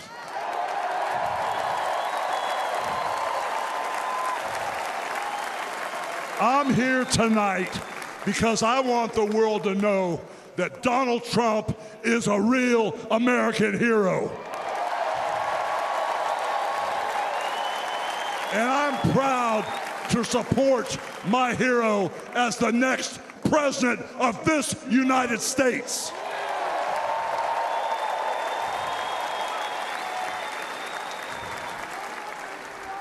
You know, guys, I've known Donald Trump for over 35 years. You know, hold on a second, hold on. I just had a flashback. Man. This is really tripping. You know, the last time I was up on stage, Donald Trump was sitting at ringside at the Trump Plaza. I was bleeding like a pig, and I won the world title right in front of Donald J. Trump. And you know something? He's gonna win in November, and we're all gonna be champions again when he wins.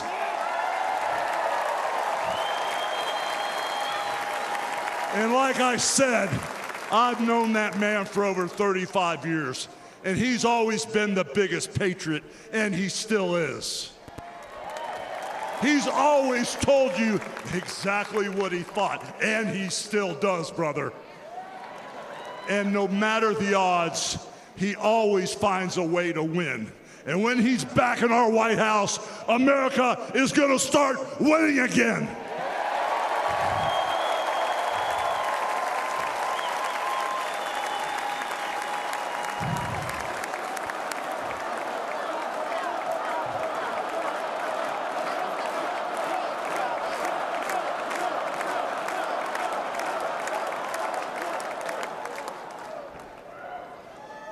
You know, guys, over my career, I've been in the ring with some of the biggest, some of the baddest dudes on the planet.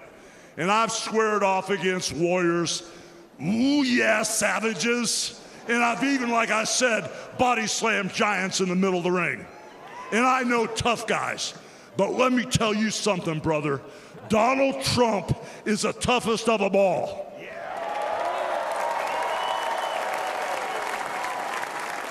They've thrown everything at Donald Trump. All the investigations, the impeachments, the court cases, and he's still standing and kicking their butts.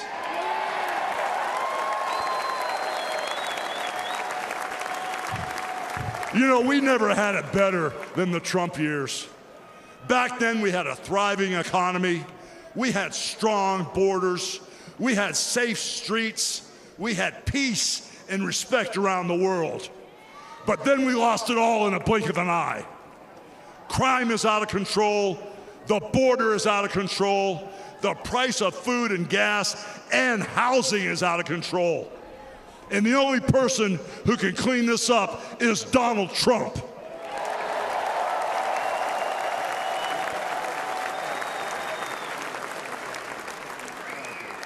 You know, guys, I really, really love this country. And I've lived the American dream. And I want my kids, your kids, and all those little teeny Hulkamaniacs out there to live the American dream too.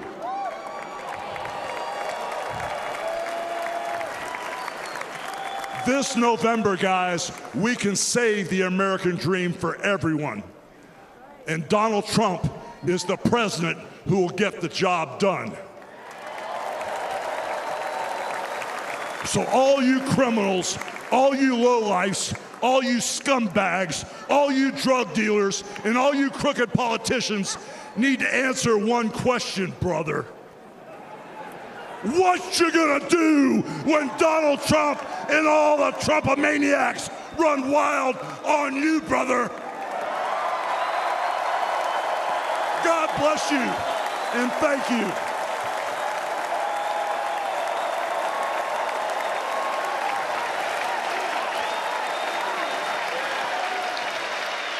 Hulk Hogan, 70 years old, world-famous wrestler. You may remember he was recently involved in a high-profile privacy lawsuit with the media site Gawker after a video showing him having sex with his then best friend's wife was published online. Billionaire Peter Thiel, who is also donated to J.D. Vance's campaign, helped Hulk Hogan sue Gawker and ultimately won $31 million. But the crowd loved hearing Hulk Hogan, of course, ripping his shirt open in a trademark Hulk Hogan way. And now we're doing a total turn to hear from Franklin Graham, pastor known as America's pastor. That's what he was called. His father, I should say, was known as America's pastor. But Franklin Graham continues in the faith and is addressing the crowd now. Let's listen. I've been asked to say a few words and then to pray, and we're going to do that. Last Saturday in Butler, Pennsylvania, President Trump had a near-death experience, no question. But God spared his life. And when we go through those experiences, it changes us. It can cause us to examine our lives and to reevaluate our priorities, as you should. When President Trump rose from that platform, he rose with his fist raised in strength, showing America his unshakable resolve to fight for them in this nation.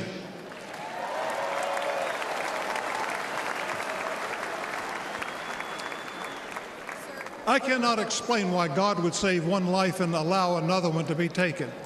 I don't have the answer for that. But one thing I do know is that God loves us, and he wants us to be with him in heaven one day.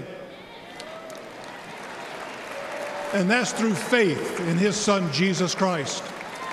You see, the Bible says that God so loved the world that he gave his only begotten Son, that whosoever believeth in him shouldn't perish but should have everlasting life. For as long as I've known President Trump, I've found him to be a man of his word. Things that he said he'll do, he did.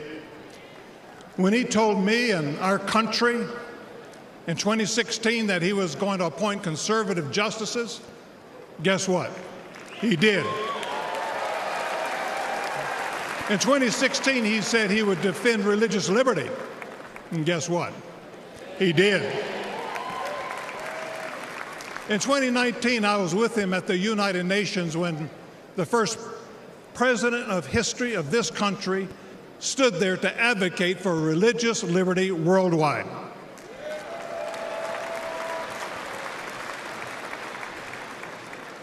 When American citizen and Pastor Andrew Brunson was being held in a Turkish jail on false accusations, President Trump demanded that he be released.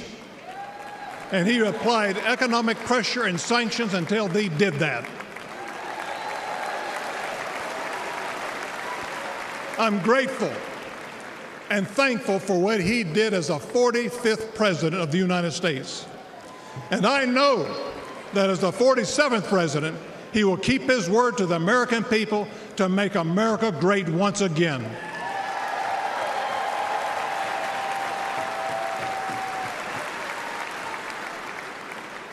It's an honor for me to be asked to pray for Donald Trump this evening. And so what I'd like to do, I'd like us to pray, but I'd like us all to stand as we call upon the name of the God of heaven.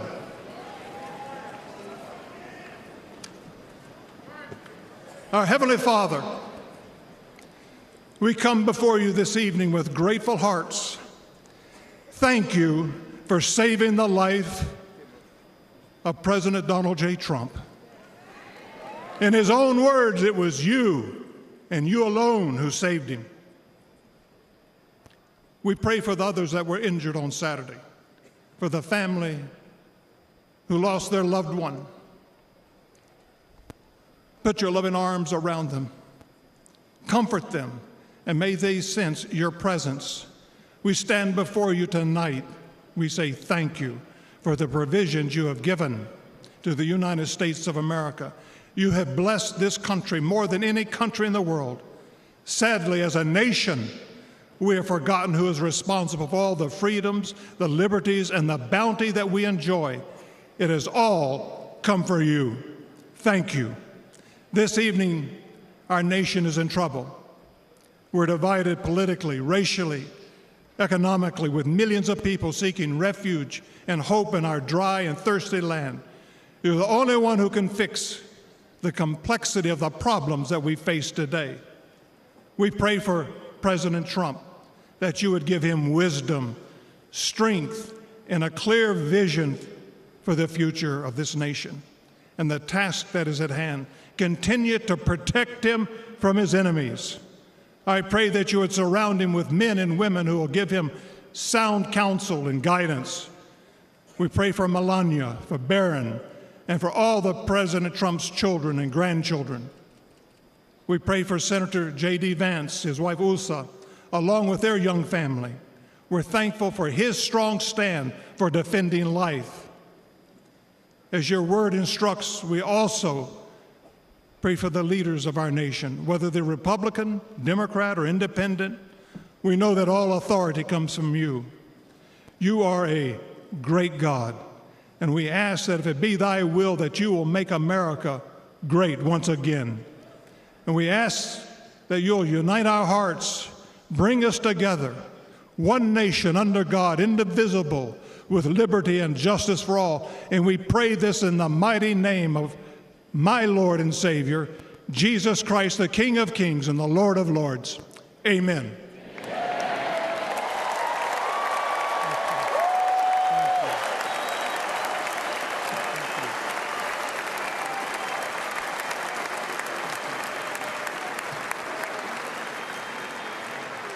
Ladies and gentlemen, please welcome businessman and Executive Vice President of the Trump Organization, Eric Trump.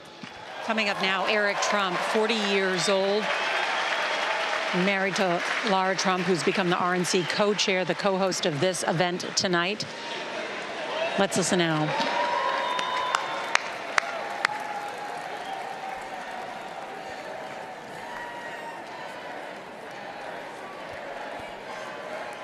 Good evening, America.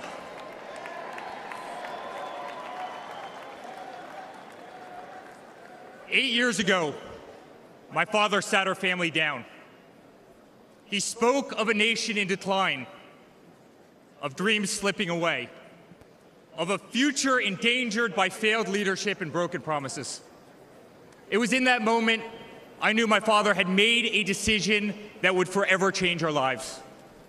We realized he had chosen to step into the arena, to fight for the soul of America. He had decided to leave behind the comforts of an unbelievable business empire, to leave behind everything he had ever built, to answer the call to serve our nation. Unlike his predecessor, it was not a decision born out of necessity. Unlike the current president, it was not a decision that would enrich his family. Rather, it was a decision made out of love for this country and a deep concern for America's future.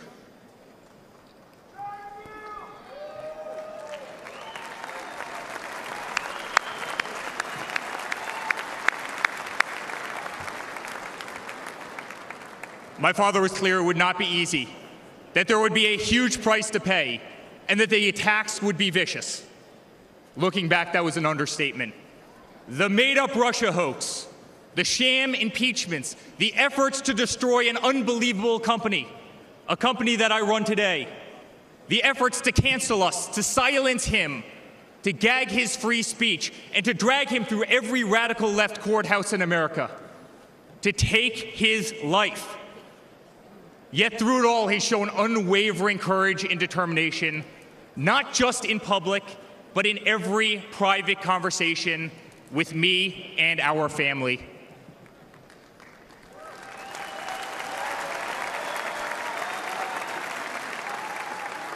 He stood tall, fueled not by personal ambition, but by a profound love for this country and a love for all of you, the American people. That man is my father. That man is the 45th president and soon to be 47th president of the United States. That man is Donald J. Trump.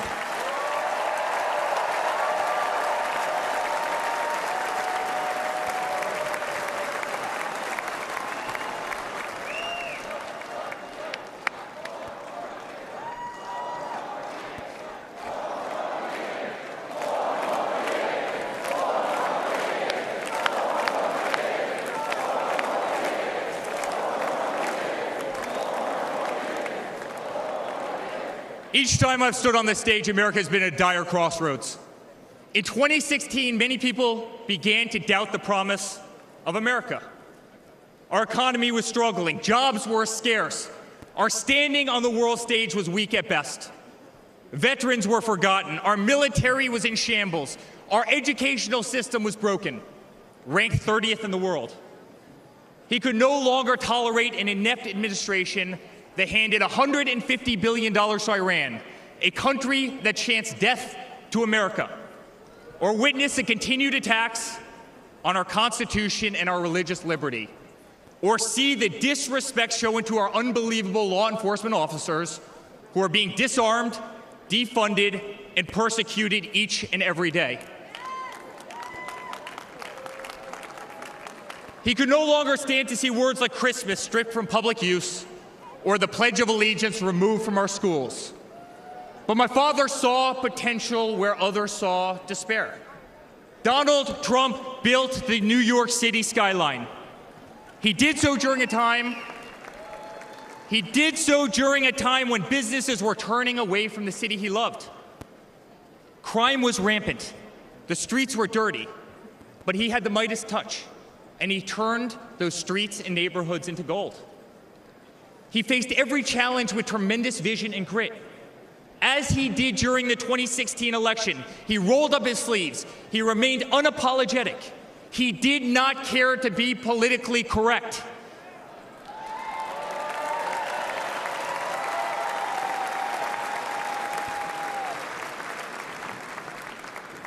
He restored hope. He restored a voice to millions of Americans who had been ignored. He restored the American dream. Under my father's leadership, the economy climbed to record heights. Jobs were created at an unthinkable pace. Unemployment reached historic lows across all demographics. Wage growth soared. He cut taxes for hardworking families and businesses. He slashed regulations. We saw the greatest 401k increase in American history.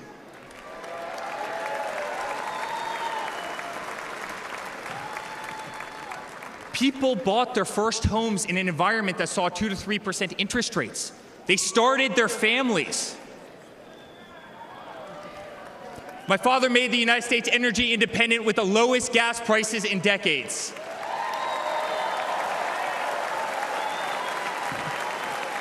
My father made the United States safe. Our borders were closed. There was peace in the Middle East. Soleimani, al-Baghdadi, the terrorists were dead.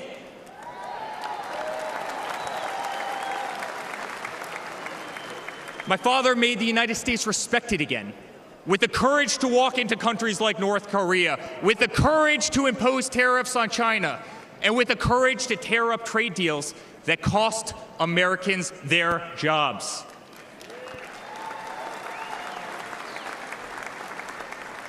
He brought manufacturing back to America. Small businesses flourished. He did what he promised. He put America first. We were winning. Donald Trump made America great again.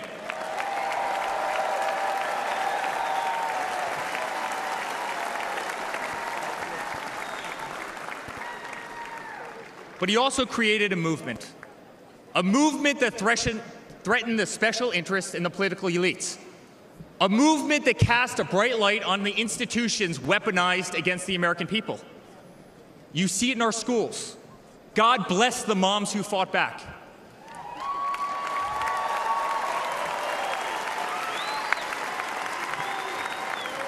You see it in your workplace. You see it on every news station, in every newspaper. You see it in the military. The most iconic military installations on planet Earth are stripped of their identity and renamed. Fort Bragg, Benning, Fort Hood. You see it in Hollywood. You see it in our two-tier judicial system. They don't even hide it anymore. My father has been censored. The former president ripped off Twitter, Instagram, and Facebook while terrorist organizations remain intact. My father has been persecuted, targeted by far-left Democrats funded by special interest groups and hand-picked judges. My father has been pulled off the ballots of states, radical justices attempting to defy the will of millions of Americans who adore who he is and what he stands for. My father even became the target of an assassin who almost killed America's single greatest hope for our future. The swamp is terrified of this incredible movement. They're terrified of it. They're terrified of you and the tens of millions of people watching us on TV right now. They've tried everything to keep him from you, everything, to destroy his legacy, to destroy his family. They have failed, and they will not win.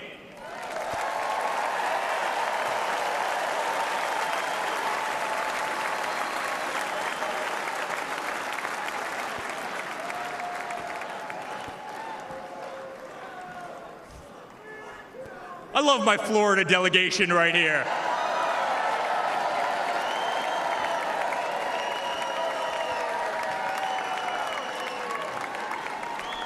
Thank you, guys. My father stands before you with the most votes of any Republican candidate in the history of our nation.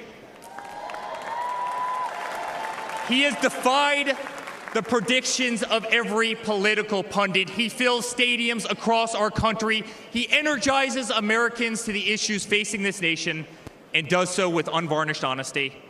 He is not a threat to democracy. He is a threat to those who despise our republic, many whom are bought and sold, bribed and coerced, people who have never signed the front of a check and who have been dependent on the government their entire adult lives.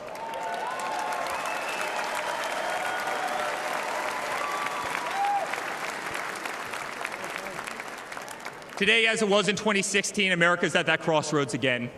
Energy prices are soaring. Interest rates are crippling. Everything is unaffordable.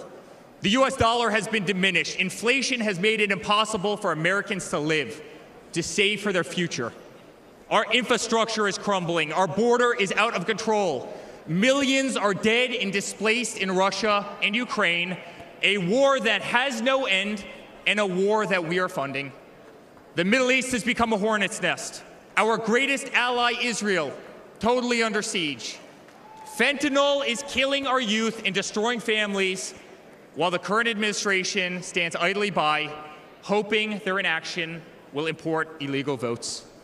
Crime terrorizes our cities and our suburbs as far-left policies handcuff police. Male athletes, guys my height, 6'5", are swimming in women's sports.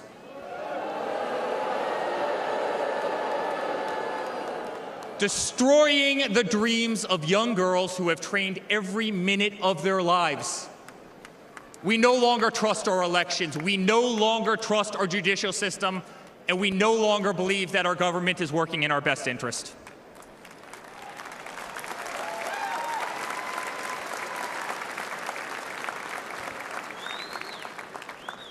In spite of where we are today as a nation, I'd like to speak to every American.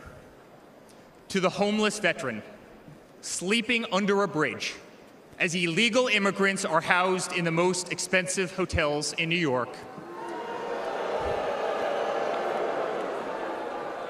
I'm sorry.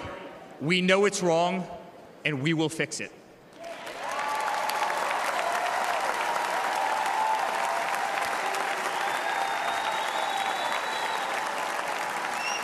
To the single mother who can no longer afford her rent, afford groceries, and has been forced to work 3 jobs, I'm sorry. It does not have to be this way. To the parents who lost a son or daughter to fentanyl, including the incredible woman that spoke the other night, while an administration does absolutely nothing, I'm sorry. Your government can do so much better, and it will.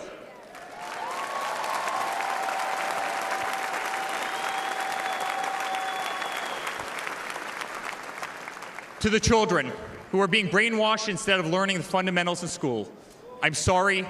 There are teachers who care, and my father will empower them.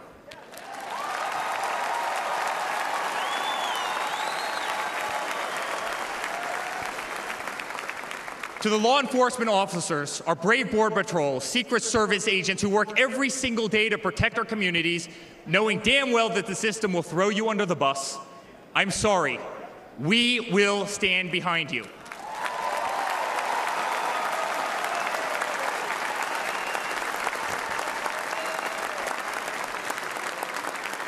To commuters often petrified to take a bus, take a train, or walk the streets in cities across our nation, I'm sorry.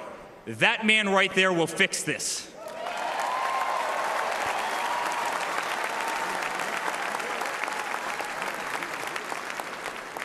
To the construction workers, to the middle-class families, to the families with children with disabilities, families who can no longer afford medical benefits or to take a vacation, I'm sorry.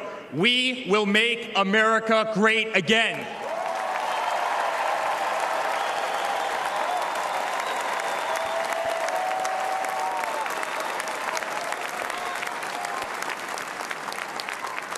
And to my father, who has been ruthlessly silenced, slandered, and attacked by a corrupt administration, I'm sorry.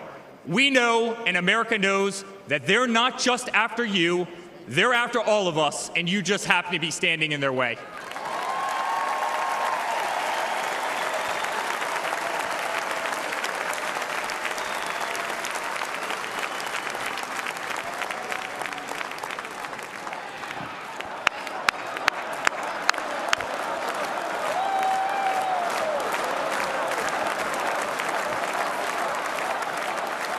To all Americans watching tonight, the greatest retribution will be our success. Success not just for ourselves, but for our grandchildren and our children. Under President Donald J. Trump, the swamp will be drained. America will be respected. Our cities will be safe. Our streets will be clean. And our border will once again be secure.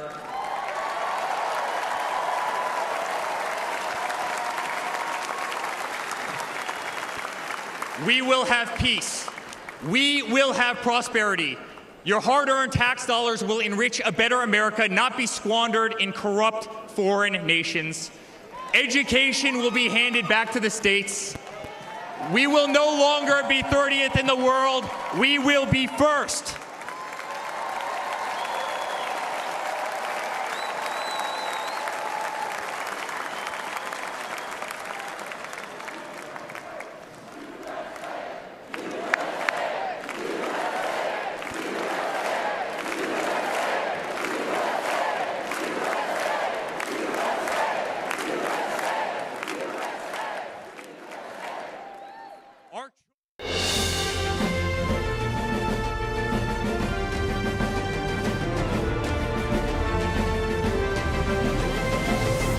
This is a CBS News special, America Decides, Campaign 24, the Republican National Convention. Now reporting, Norah O'Donnell. Good evening from Milwaukee. It's the final night of the Republican National Convention, and former President Donald Trump's moment has come. In just a short time, he will give the first major speech since surviving an attempted assassination this past weekend. Trump says it will be a much different speech than the one that he would plan, and he also detailed for the first time, we'll talk about that assassination attempt on his life. We do expect it to be more personal, with calls for unity and a solution to what's ailing this country, saying in part, I am running to be president for all of America, not half of America, because there's no victory in winning for half of America. It is the biggest moment of this four-day convention. Right now, you can see the president, former president there with his family. His son, Eric Trump, is speaking.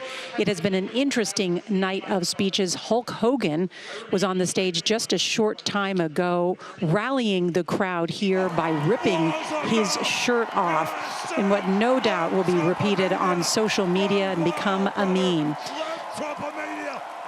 There you see it, and we have a lot of news to get to tonight, including what's happening in the White House and in Delaware, where President Biden is tonight recovering from COVID, as there are a number of Democrats who have come out calling on him to not seek re-election. Joining me now, Chief Election and Campaign Correspondent Robert Costa, Face the Nation moderator Margaret Brennan, and our Chief Washington Correspondent Major Garrett. And Major, this has been a stunning day of news. It's been a stunning day of news, and look, former President Trump is going to own the night here in a few moments. He will define the end of this convention, and he will characterize for the country and for all of history what this last week has meant to him and what he believes it should mean to the country. And to your point, Nora, about the early excerpts, they do have a more unifying message, less personally strident, more reflective. All of that is true. But I just want to point out, and Hulk Hogan's speech and Eric Trump's speech will not compete with former President Trump's speech, but they both suggested rhetorically that the assassination attempt on Saturday was aligned somehow with the political opponents of former President Trump. That is not true. The motive is still indistinct, and the political orientation of the shooter, unknown, completely unknown. But that is a calibration they're going through to try to tell this crowd, and maybe the country at large, that there is some force out there that was behind this. That is fundamentally not true. That is not a unifying message, and that it precedes so closely former President Trump's speech tells you something about the orientation of this crowd and those closest to the former president. And Robert Costa, you've been reporting all night some new developments in regards to President Joe Biden and the growing unrest in the Democratic Party. Just got off the phone with a House Democrat who said he's now calling on President Biden to step away from the Democratic race. Senator John Tester of Montana, in a tough race, said the same tonight. He wants President Biden to think about maybe moving away from this race. But I'm told by sources very close to President Biden that he's in Rehoboth Beach, Delaware tonight, watching this Republican National Convention, and he's furious with Democrats who he believes are mounting a pressure campaign on him while he is recovering from COVID. He's angry with Democrats who are calling for him to step away. He believes what's happening behind us here, the Republican National Convention, is a threat to American democracy. He wants Democrats to stick with him, but they haven't come up with a strategy yet in the inner circle to quiet all of these concerns among Democrats. That wave of Democrats calling for him to step away, it's still there. Even if he's insisting to his allies, he's in. Let's listen in to Eric Trump, who is receiving a standing ovation. God bless you all.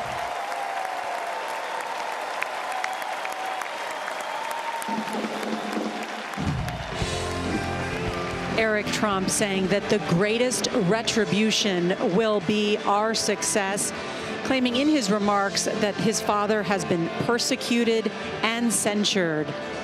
Margaret Brennan. And Nora, that is a oblique reference, of course, to the criminal cases against the 45th president, who's seeking to be the 47th president, knocked down now to 48 felony counts against him. And he also repeated, Eric Trump, that phrase, "They are not out to get me, they're about to get you, and I'm just in the way." Once again, echoing this idea, us against them, the sort of class warfare, culture warfare that has been throughout these last 4 days. And Nora, what a year of news we've had in just a few days. We haven't even made it through the week. And the weight of what's happening around the world, we have an explosion in Tel Aviv tonight. We have geopolitical risk at such a high level. You have officials warning that we are at World War III era tensions. And here at this conference, we're talking about a family and this view of us versus them. We're not really talking about policy. We are talking about the Trump family and this idea of a return to an America that frankly hasn't existed for some time. And you're looking now at what is the president's box, the VIP box, his daughter Ivanka Trump and her husband Jared appearing here at the convention for the first time. Just in front of them is Donald Trump's vice presidential pick, J.D. Vance, a senator from Ohio, 39 years old, only been in the Senate for 18 months, and his wife, Usha Vance, there, a well-known litigator and lawyer in her own right. I want to bring in senior White House and political correspondent Ed O'Keefe. He's on the convention floor. Ed? Nora, good evening. On the final evening of the convention, the floor is packed, and they've brought extra special swag. We're here with the home state crowd of Wisconsin. It's had great seats all week long. It's because they have home field advantage here at the Fiserv Forum. And they've got 10 electoral votes that both Donald Trump and Joe Biden would like to win. Dixon is among the delegates here tonight. You're from Green Bay, right? From Green Bay, yes, and this sir. is your first convention ever, right? First convention. What do you have to do when you leave here to help make sure Donald Trump wins Wisconsin? Well, every single person in the Republican Party needs to get involved. They need to go down to their local GOP office. They need to knock doors, make phone calls. They cannot be complacent. And what should the former president say tonight that might help convince your friends and neighbors in Green Bay to vote for him? I think he needs to exhibit strength. He needs to call for unity. The Republican Party is unified, but he needs to call for unity on both sides. We obviously have a different message, and we can do that without political violence. I hear you do a bit of a Trump impression. I do. Live on CBS. Go right for it. We love the great state of Wisconsin, and we're going to win it, and we're going to win it bigly. Thank you. Thank you for that, Dixon. One other thing we're waiting for, Nora, real quick. End of the night of a convention, what happens? The balloons come down, right? Jared, show them what we got. Almost 100,000 balloons in the rafters of the Fiserv Forum will be coming down shortly after Donald Trump wraps it up. Nora? Ed O'Keefe, thank you. Previewing that big balloon drop tonight. Now to Tony DeCopel of CBS Mornings. He's also on the convention floor. Good evening, Tony. Hey, good evening, Nora. Well, the electricity down here is really building. It has been revved up by Tucker Carlson, by Hulk Hogan. That really got people's engines going. There's been talk about it feeling like a coronation here. The emperor at the games, Donald Trump in the box as the speeches are made, not just about him, but to him. But I would actually say it's more like the third hour of a wedding now. People have got their shoes off. The ties are a little bit looser. Joints are looser as well. There's a lot of dancing, and I'm thinking tomorrow is going to be not a 2 ibuprofen morning, but maybe a 3 or even a 4. And it really comes down to this, Nora. After one campaign back in 2016, 4 years of the presidency, and then yet another campaign, can Donald J. Trump tonight, with this crowd and this speech, expand the party and make history in November? Ed mentioned the balloons. We're going to get a peek by the time this night is over and those balloons are on the ground. What direction this campaign is going to go. I can tell you, for all the people I've talked to here in this room, it doesn't really matter what Donald Trump has to say. It matters that Donald Trump is the one who is saying it, Nora. Tony DeCopel, thank you. And we are expecting to see Melania Trump at any moment now. She has not appeared yet at the Republican National Convention. We've not seen her except for one still photo with the former president since his assassination attempt. I want to bring in CBS News political correspondent Caitlin Huey-Burns. She's there at the podium with a bird's eye view. Caitlin? Hi, Nora, and you can hear the crowd on the convention floor cheering as Melania Trump is entering the arena. Remember, we have not seen Melania Trump on the campaign trail this year. She has been reluctant to engage in this political process, the third time her husband is running for president. She did release a lengthy statement after that assassination attempt, but she has largely remained behind the scenes. She did not join him while he was facing trial in New York. She has not been on the campaign trail with him. And as you can see, she has ascended the stairs to a graceful ballad and is being honored by this crowd here tonight. And she is now joining the family and friends box, greeted by the vice presidential nominee, J.D. Vance, and his wife, and taking her position as her husband prepares to accept the nomination for the third time. Nora. Caitlin Huey-Burns, thank you. Want to bring in our chief political analyst, John Dickerson. John?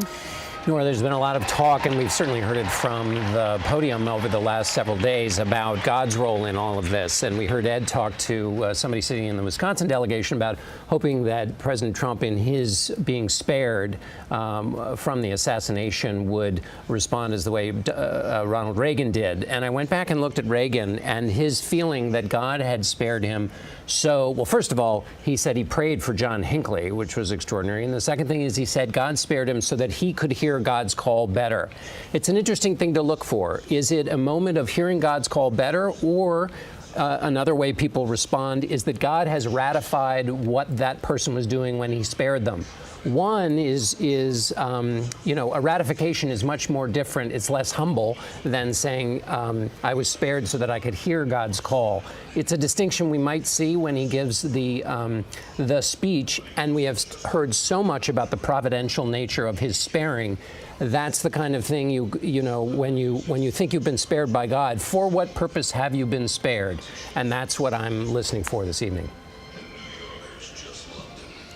John Dickerson, thank you very much, as they are playing a biographical video of Donald Trump. Coming up, we're going to hear shortly a performance by Kid Rock and a special new song that has been written. Then we will hear from Dana White, who is the president of the Ultimate Fighting Championship, the UFC. Major Garrett, the stakes tonight for the former president, how has he changed since Saturday? What do we know about the remarks? He had said in an interview that the original remarks were going to be a real humdinger, in his words. Right. Now they're going to be more unifying. Or attempt to be more unifying. The country will make its own judgment about that, Nora. One quick thing about unity in the Republican Party. It's real here, but there is a part that is not welcome here. Anyone in the Republican Party who criticizes former President Trump for lying about the 2020 election or doing anything legislatively to challenge his repeated lies about that election is not welcome here. That part of unity does not exist, and we should underscore that. One other quick thing. Eric Trump made a reference to this. The former president and those closest to him say he is a victim of persecution, meaning he is politically powerful, therefore he should not be held legally accountable, using politics to overcome law. Those in the legal profession say, no, you did some things wrong, you'll have your day in court, you'll have due process, but you get to be held accountable because you're like anyone else. That tension is part of the conversation. The delegates have already made up their mind about here, but the country will make a decision about in 2024. As for the stakes, he knows he's going to have the largest look-in audience of a Republican National Convention in decades because of the events on Saturday and everything leading up to this. He has decided not to be personally condemning of President Biden. President Biden's name is not in the speech anywhere. That is also a change. The first speech was going to mention Biden and be very aggressive on that front. That aggression, that personal side of it is out. The rest of it will be on policy and differences in record. That's pretty typical. But that backdrop about unity and persecution and politics, all of that needs to be reminded or remembered as we prepare for the speech. And that big moment as Donald Trump takes the stage is coming up shortly. We'll be right back.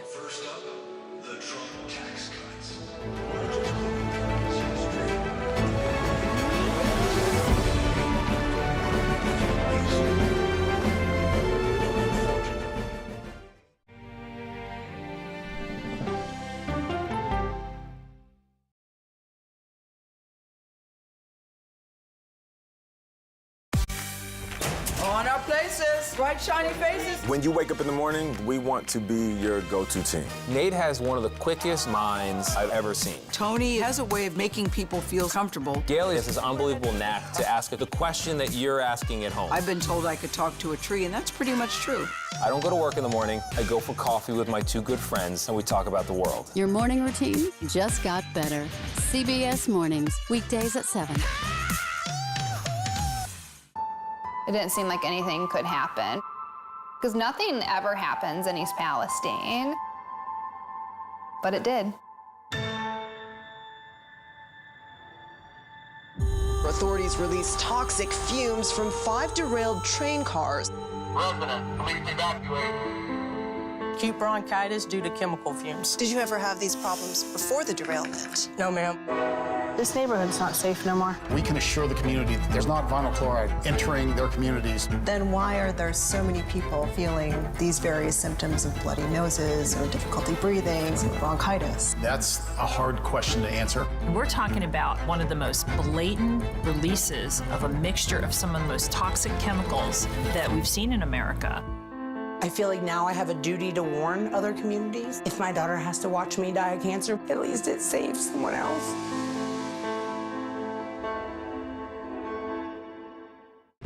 This case. It's like a screenplay, something straight out of Hollywood.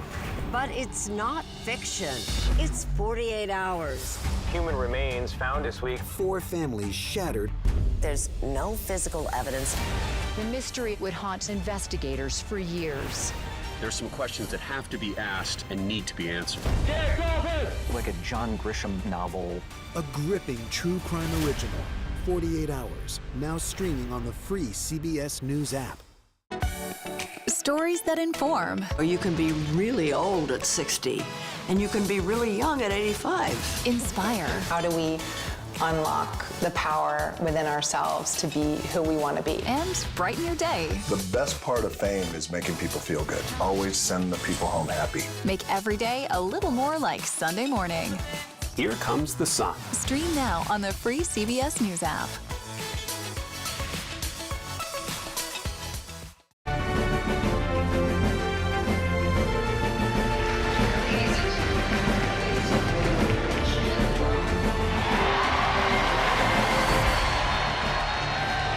Welcome back to CBS News coverage of the final night of the Republican National Convention. The former First Lady Melania Trump has appeared for the first time and is sitting there next to Donald Trump's vice presidential pick, J.D. Vance. Now they are introducing Dana White, who, from the UFC, let's listen in. He will be introducing Donald Trump.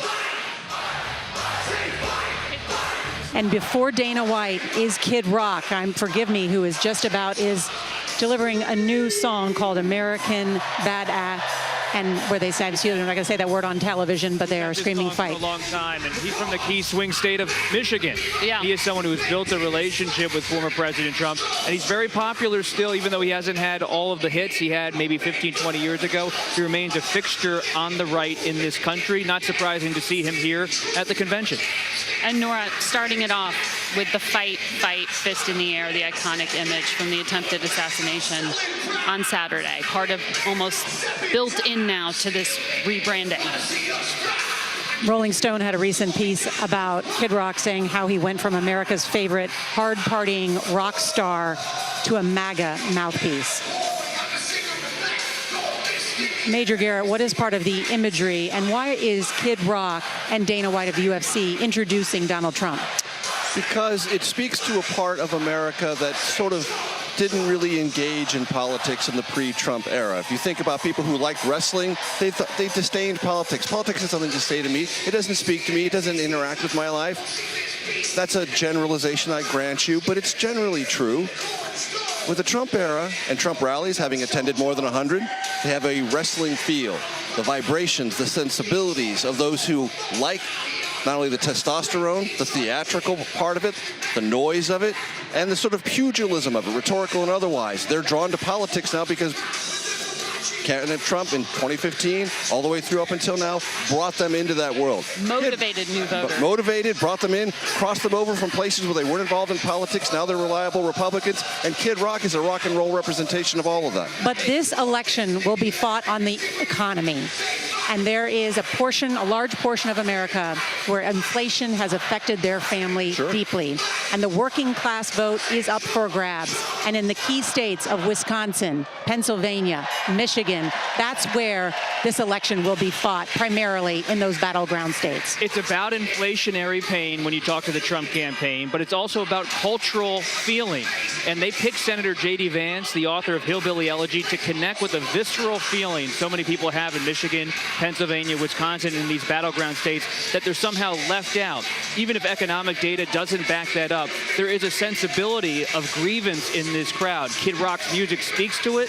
Senator Vance's speech did as well. And former President Trump's speech tonight, while it will have some notes of unity, especially in the wake of his assassination attempt, he will still take on what he perceives as the establishment in this country. He didn't pick a traditional Republican as his running mate. He went with someone who's going to underscore what we're going to hear tonight, that you are somehow being taken advantage of in the view of Trump, and he's here to be your warrior. Some people might buy it. He might win the election, win a second term, but the Biden campaign is betting that they can still make overtures to labor, go to places like Detroit, Philadelphia, the suburbs of Atlanta, and make a case to working people that Democrats stand with them. The working voter is the swing voter in 2024. It's the realignment of the politics that the Democratic no longer has that working class vote that the Republicans now have this grip on. But Nora, it is so remarkable in our CBS polling how often we see this amnesia about the economy, with this perception that the economy was so much stronger under Donald Trump. And that whole period of economic lockdown during the COVID outbreak, the epidemic in this country, started under the Trump administration. It was his administration that ordered that lockdown. It was also his administration that came up with the vaccine heroically. You don't hear any of that in that promotional video laying out what happened during the Trump years, the good or the bad. And that certainly on the vaccine, they could take a victory lap and have chosen not to, perhaps because of the anti-vaccine movement that has gathered some political strength in this country. In addition to what we are watching here, there is big news on the Democratic side with President Joe Biden. New developments tonight, a number of Democrats, and reporting about even former President Obama, his message to Joe Biden. What do we know about that? We're being told that some of the biggest Democratic donors in the country and some of the top allies of former President Obama are going to Biden people and saying, you might want to stay in this race, but the money that you need to win this fall, it is at risk of drying up if President Biden doesn't get out of this race. Now, hearing this, many of my sources close to President Biden are defiant. They're frustrated. They're saying, we don't care what the donors are saying. We can win this race. But when the money is at risk of going away, you are at a political crossroads, whether you like it or not. You either carry on and call the bluff of the big donors who say they'll walk away, or you consider stepping away from the race. What will happen if President Biden decides not to seek re-election? Democrats don't know. There are basically two paths, and they're both being debated intensely behind the scenes as this drama plays out and this uncertainty continues to hang over the Democratic Party. If Biden decides not to seeks re-election and endorses Kamala Harris, she would have a path. If not, you open it up to the convention and create chaos. Here now, the introductory speech to Donald Trump being made by Dana White, who is the president and CEO of the UFC. Weeks ago, I got a call from President Trump asking me if I'd be willing to speak tonight. As usual, there was no pressure, no demands. He asked me as a friend, and of course I said yes. Then, after I accepted his offer, he sent me a text message, and I just want to read to you a little piece of what President Trump wrote to me. Dana, I'm so honored that you will be doing the introduction at the National Republican Convention. Think of it as the biggest fight you ever had, a fight for our country and even the world. I only wish you didn't have to interrupt your family trip, but I hope they understand they love you and they know how important this is. Now think about this. This man's running for president of the United States. He's fighting for the future of this country, and he's concerned about interrupting my family trip. That's the President Trump that I know, a man who truly cares about people. The mainstream media likes to push the narrative that he doesn't care about anyone but himself. I absolutely know that's not the truth, because I've been friends with this guy for 25 years. And for the people who know me, they'll know this is true. I just want to make something very clear. Nobody in the Trump campaign has ever told me what to say. Nobody tells me what to say, and I'm nobody's puppet.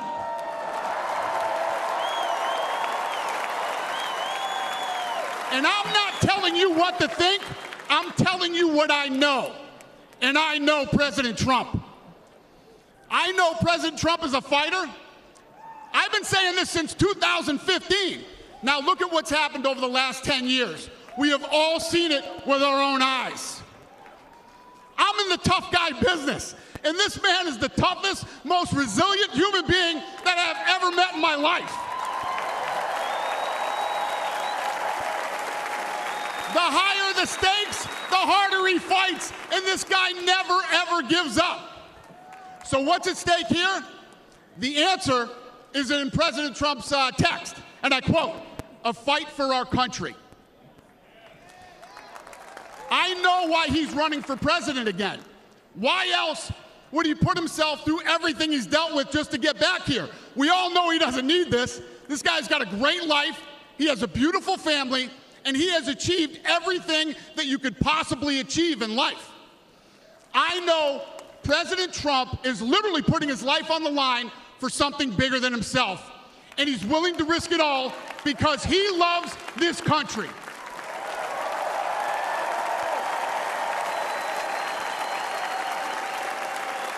And I know he wants what's best for the American people, all American people. I know he's running for president to save our American dream.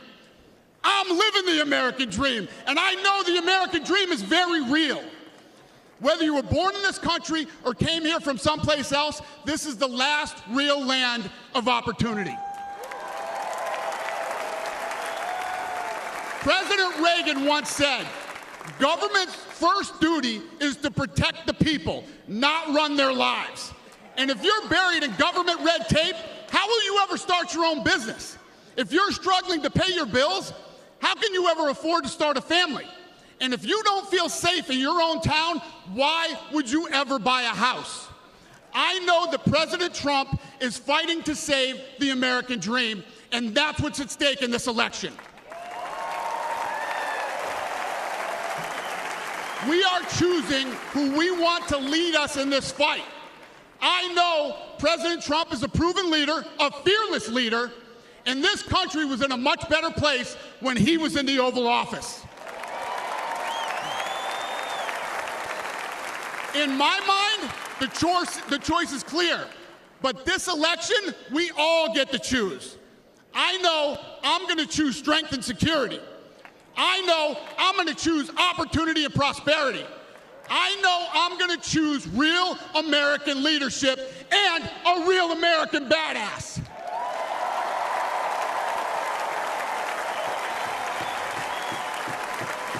And I'm not telling you what choice to make, and I'm not telling you what to think.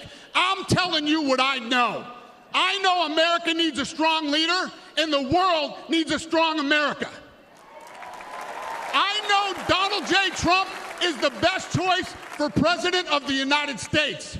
My fellow Americans, it is my honor to introduce the 45th and soon-to-be 47th President of the United States, Donald J. Trump.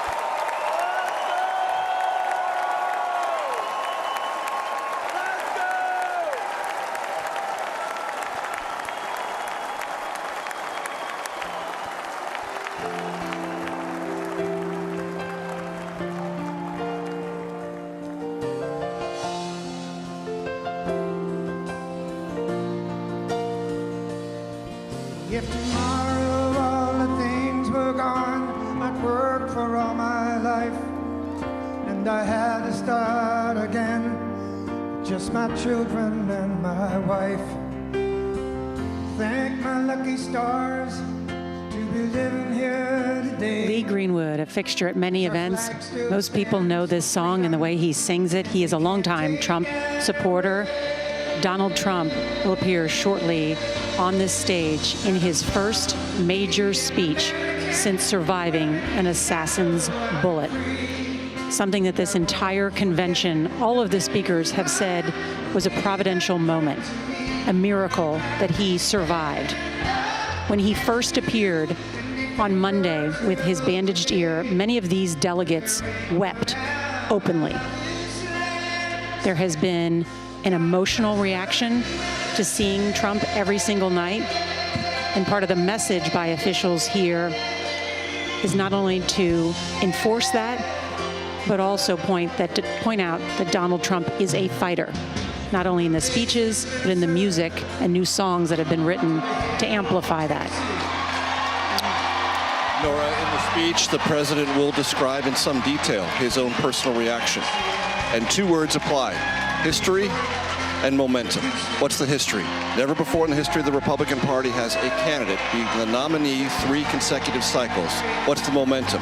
Trump leads in our poll, our newest poll, by 5 points. He has never had that kind of polling advantage ever in his political life. He strides the stage with history and momentum at his back. Former President Trump just taking it all in. He does this before every rally, but not every rally has ever had a bandage on his right ear. He's saying thank you to the crowd. I've spoken to former President Trump about this. This walkout is sometimes his most favorite moment of any speech. A time to appreciate his base. The base is what made him who he is in American politics. The base that includes, as we saw tonight, many wrestling fans, many people who count themselves as outsiders in this country. A lot of people see him also as a threat to American democracy. in this country, but here in this crowd in Milwaukee, a warm embrace for a former president just days after an assassination attempt. And a powerful statement being made right now with the gear from the former firefighter who was there as a Trump rally supporter and lost his life because of that shooter's bullets that were fired indiscriminately, though one did come so close to the 45th president's face. And you can see Buffalo firefighter gear right there. That's a powerful way to remember him.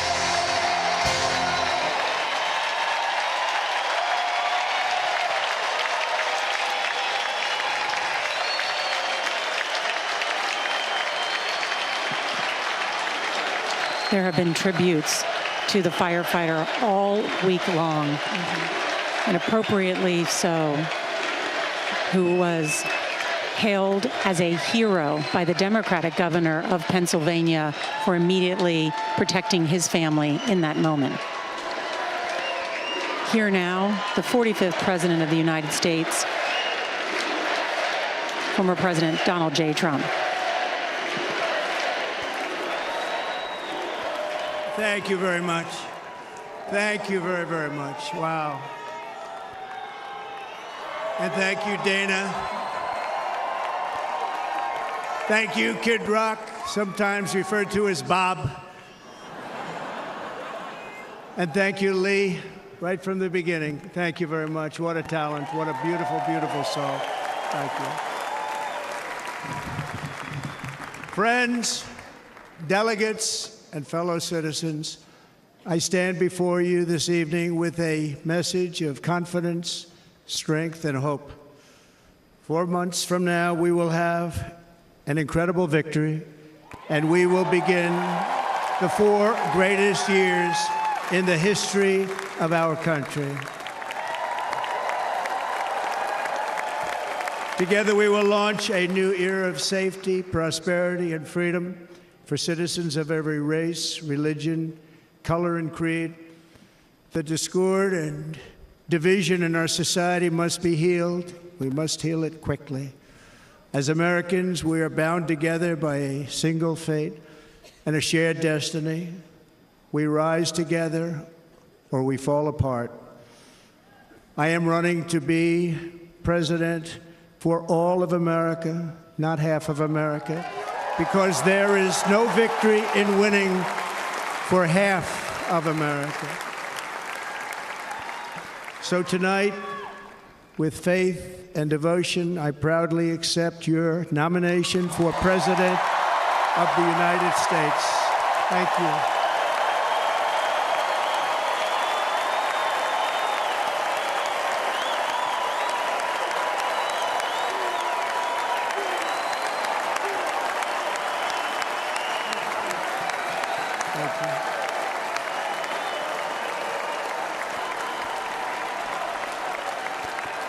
Thank you very much.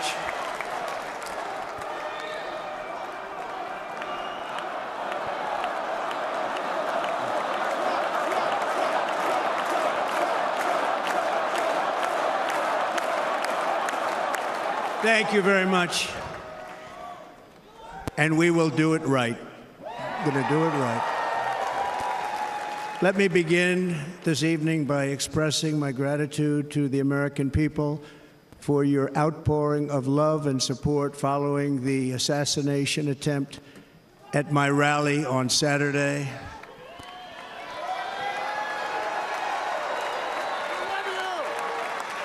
As you already know, the assassin's bullet came within 1/4 of an inch of taking my life. So many people have asked me, what happened? Tell us what happened, please. And therefore, I will tell you exactly what happened, and you'll never hear it from me a second time because it's actually too painful to tell. It was a warm, beautiful day in the early evening in Butler Township in the great Commonwealth of Pennsylvania. Music was loudly playing, and the campaign was doing really well. I went to the stage, and the crowd was cheering wildly. Everybody was happy. I began speaking very strongly, powerfully, and happily because I was discussing the great job my administration did on immigration at the southern border. We were very proud of it.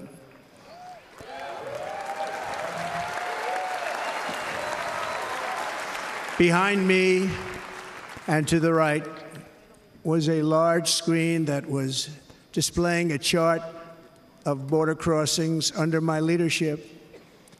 The numbers were absolutely amazing. In order to see the chart, I started to, like this, turn to my right and was ready to begin a little bit further turn, which I'm very lucky I didn't do, when I heard a loud whizzing sound and felt something hit me really, really hard on my right ear. I said to myself, wow, what was that? It can only be a bullet.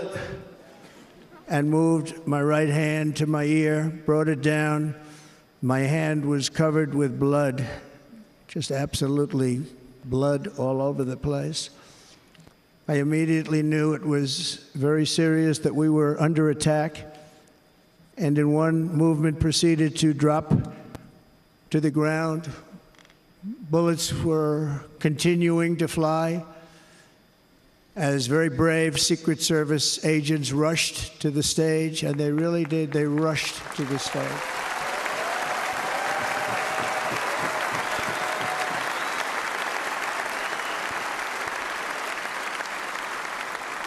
These are great people at great risk, I will tell you, and pounced on top of me so that I would be protected. There was blood pouring everywhere, and yet, in a certain way, I felt very safe because I had God on my side. I felt that.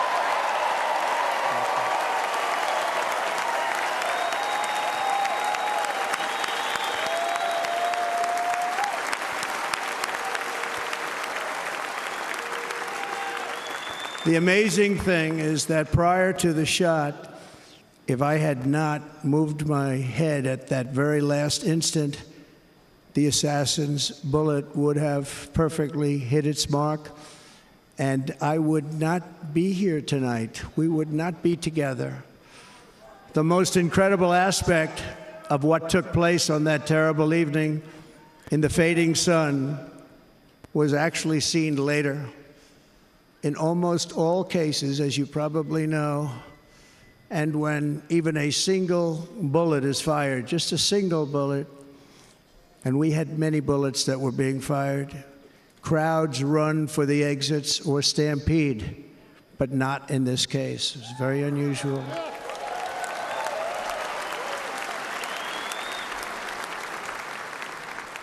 This massive crowd of tens of thousands of people stood by and didn't move an inch. In fact, many of them bravely but automatically stood up looking for where the sniper would be. They knew immediately it was a sniper, and then began pointing at him. You can see that if you look at the group behind me. That was just a small group compared to what was in front. Nobody ran, and by not stampeding, many lives were saved. But that isn't the reason that they didn't move. The reason is that they knew I was in very serious trouble. They saw it. They saw me go down. They saw the blood and thought, actually most did, that I was dead. They knew it was a shot to the head. They saw the blood. And there's an interesting statistic. The ears are the bloodiest part. If something happens with the ears, they bleed more than any other part of the body. For whatever reason, the doctors told me that. I said, why is there so much blood? He said, it's the ears. They bleed more. So we learned something, but this beautiful crowd, they didn't want to leave me. They knew I was in trouble. They didn't want to leave me. And you can see that love written all over their faces. Incredible people. They're incredible people. Bullets were flying over us, yet I felt serene. But now the Secret Service agents were putting themselves in peril. They were in very dangerous territory. Bullets were flying right over them, missing them by a very small amount of inches. And then it all stopped. Our Secret Service sniper, from a much greater distance and with only one bullet used, took the assassin's life, took him out.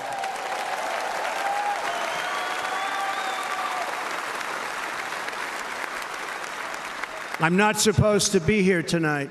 Not supposed to be here. No.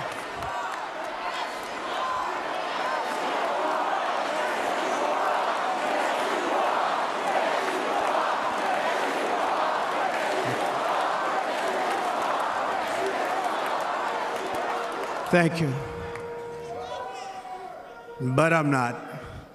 And I'll tell you, I stand before you in this arena only by the grace of Almighty God.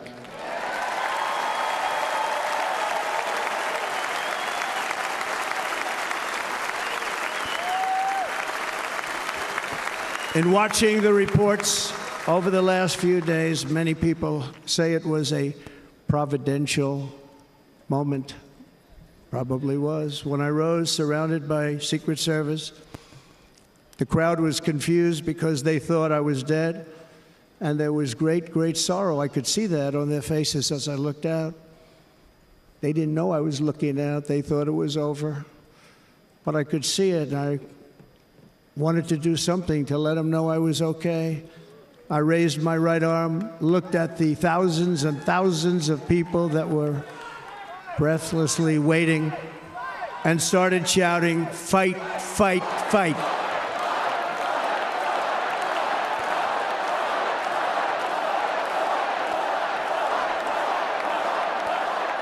Thank you. Once my clenched fist went up, and it was high into the air. You've all seen that. The crowd realized I was okay and roared with pride for our country like no crowd I have ever heard before. Never heard anything like it. For the rest of my life, I will be grateful for the love shown by that giant audience of patriots that stood bravely on that fateful evening in Pennsylvania. Tragically, the shooter claimed the life of one of our fellow Americans, Corey Comparator. Unbelievable person, everybody tells me.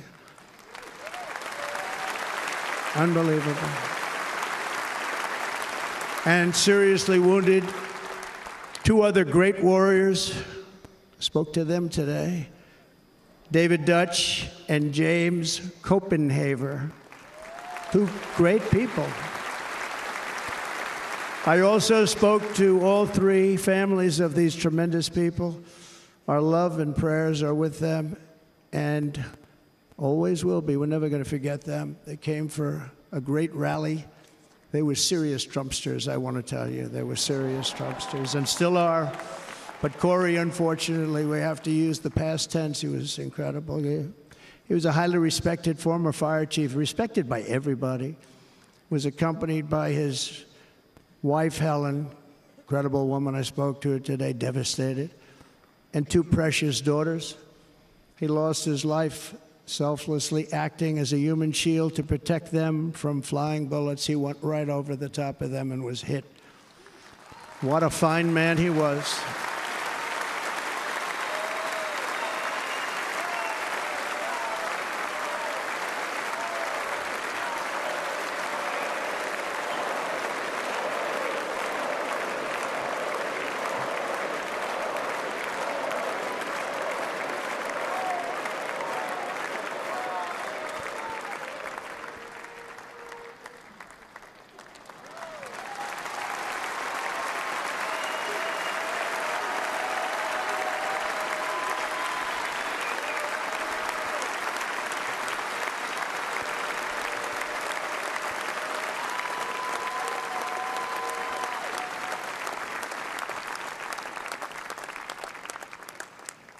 I want to thank the fire department and the family for sending his helmet, his outfit, and it was just something, and they're going to do something very special when they get it. But we did something which cannot match what happened, not even close. But I am very proud to say that over the past few days, we've raised $6.3 million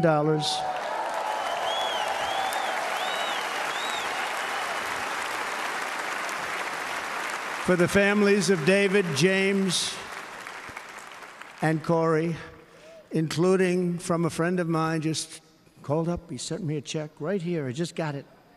$1 million from Dan Newland. Thank you, Dan. And again, when speaking to the family, I told them, I said, well, I'm going to be sending you a lot of money, but it can't compensate.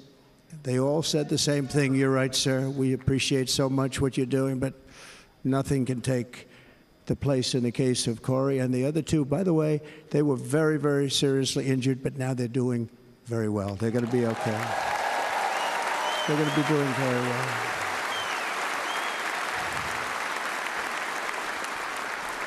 They're warriors. So now I ask that we observe a moment of silence in honor of our friend Corey.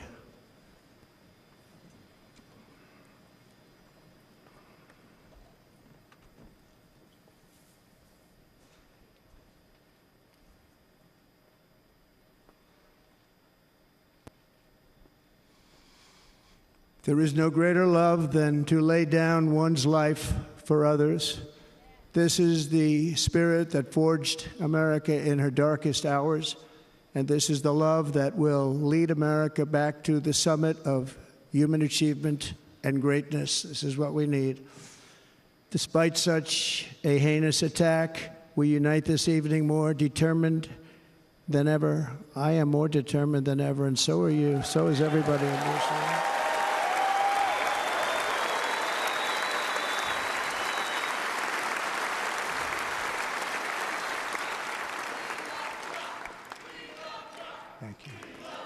Thank you very much.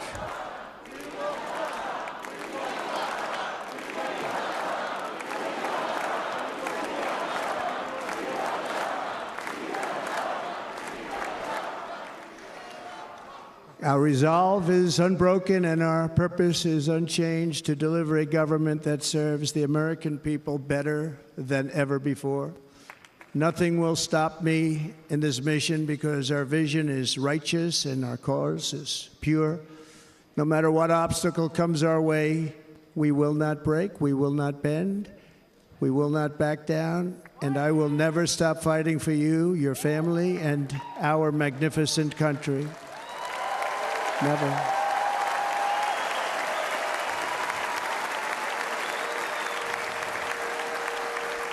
And everything I have to give with all of the energy and fight in my heart and soul, I pledge to our nation tonight. Thank you very much. I pledge that to our nation.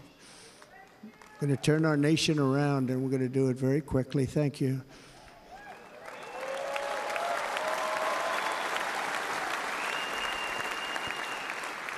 This election should be about the issues facing our country and how to make America successful, safe, free, and great again.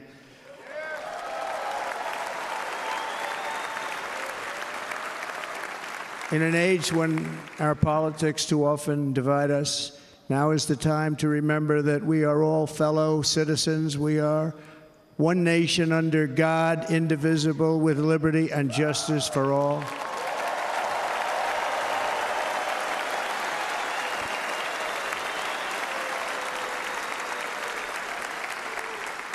And we must not criminalize dissent or demonize political disagreement, which is what's been happening in our country lately at a level that nobody has ever seen before.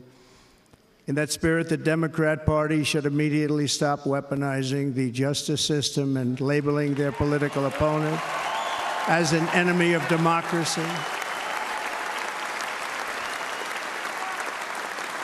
Especially since That is not true. In fact, I am the one saving democracy for the people of our country.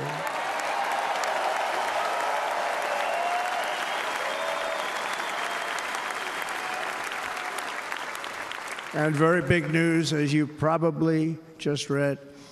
On Monday, a major ruling was handed down from a highly respected federal judge in Florida, Eileen Cannon, finding that the prosecutor and the fake documents case against me were totally unconstitutional, and the entire case was thrown out of court.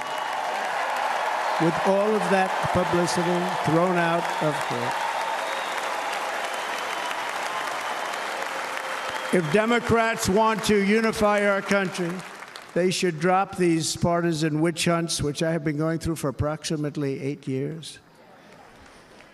And they should do that without delay and allow an election to proceed that is worthy of our people. We're going to win it anyway, but worthy of our people. On this journey, I am deeply honored to be joined by my amazing wife, Melania.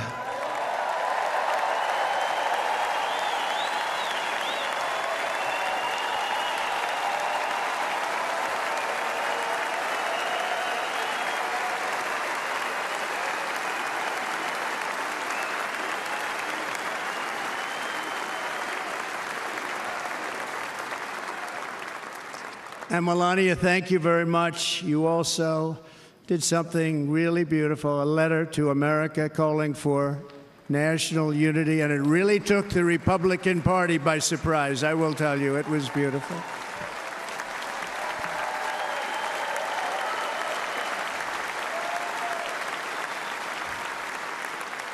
In fact, some very serious people said that we should take that letter and put it as part of the Republican platform. That would be an honor, wouldn't it?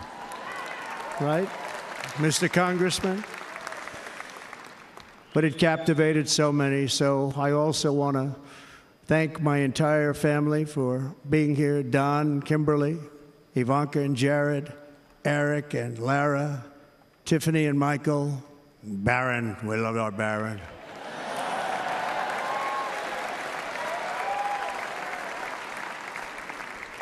And of course, my 10 wonderful grandchildren. You saw a few of them up there on my lap before.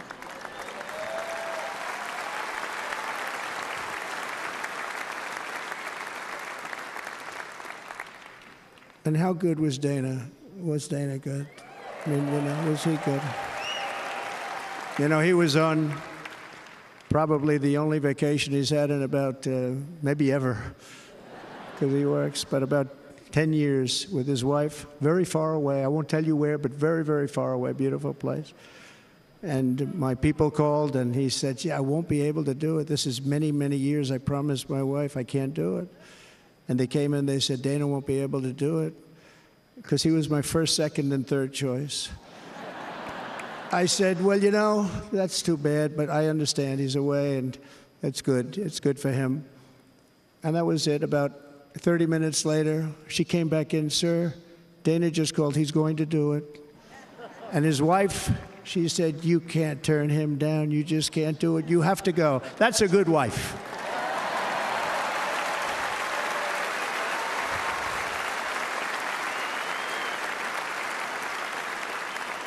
So he got on a plane, he got here a little while ago, now he's going to get on the plane in a little while and he's going to go back home to his wife.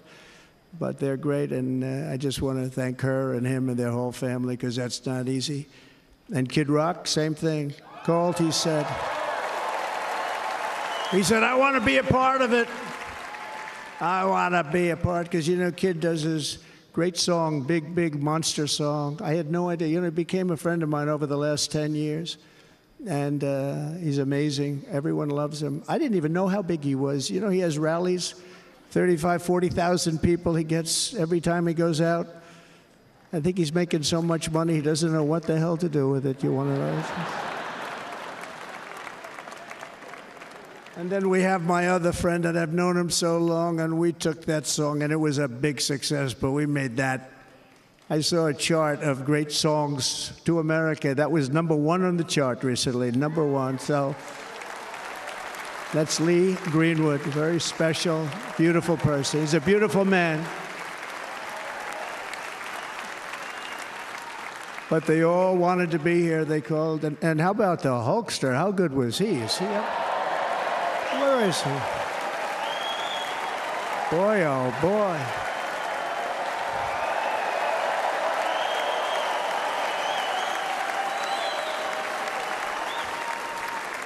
You know, they may call that entertainment. I know about entertainment, but when he used to lift a 350-pound man over his shoulders and then bench press him 2 rows into the audience, I say, maybe entertainment, but he is one strong son of a gun. I will tell you, I watched it many times. There aren't a lot of entertainers that can do that, right? You were fantastic. Thank you very much. Followed by Eric. What was that all about? Boy, that was good. I didn't want to really come up here. But he was so great, and he's such a good young man. He went through a lot of trouble, and Don last night was incredible. They went through so much trouble. They got subpoenaed more than any people probably in the history of the United States. Every week they get another subpoena from the Democrats, crazy Nancy Pelosi, the whole thing, just boom, boom, boom. They've got to stop that because they're destroying our country. We have to work on making America great again, not on beating people. And we won. We beat them and all. We beat them on the impeachments. We beat them on indictments. We beat them. But the time that you have to spend, if they would devote that genius to helping our country, we'd have a much stronger and better country.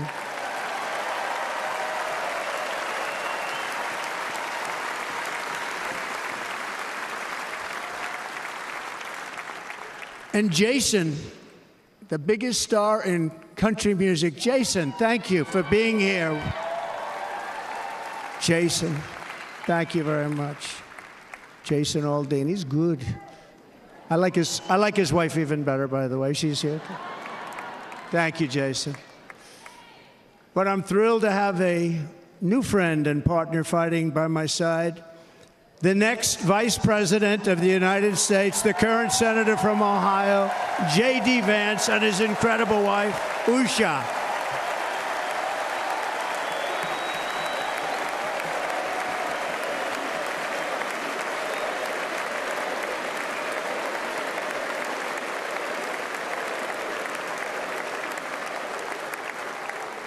He's going to be a great Vice President. He's going to be great. He'll be with this country and with this movement, greatest movement in the history of our country, Make America Great Again.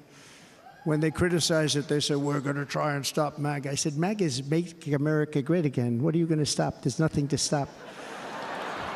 Then they say, oh, that's right. It's very tough to fight it.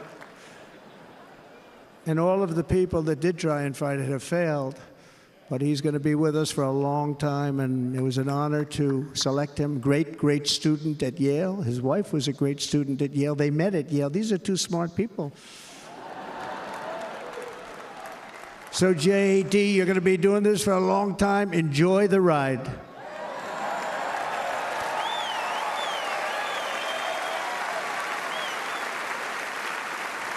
And a very special thank you to the extraordinary people of Milwaukee and the great state of, oh, there they are. There they are. You are so easy to spot. And Green Bay's going to have a good team this year, right? They're going to have a good team. They're going to have a good team. Most of the audience doesn't like it, but it's true. You're going to have a very good team this year. And by the way, Wisconsin, we are spending over $250 million here, creating jobs and other economic development all over the place. So I hope you will remember this in November and give us your vote. I am trying to buy your vote. I'll be honest about that.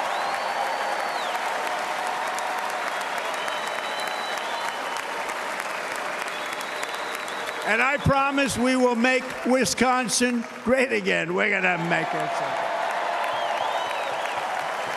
Thank you, Mr. Governor. Thank you very much. Thank you. I'm here tonight to lay out a vision for the whole nation. To every citizen, whether you're a young or old man or woman, Democrat, Republican, or independent, black or white, Asian or Hispanic, I extend to you a hand of loyalty and of friendship. Together we will lead America to new heights of greatness like the world has never seen before. We were right there in the first term. We got hit with COVID. We did a great job. Nobody knew what it was, but nobody's ever seen an economy pre-COVID. And then we handed over a stock market that was substantially higher than just prior to COVID.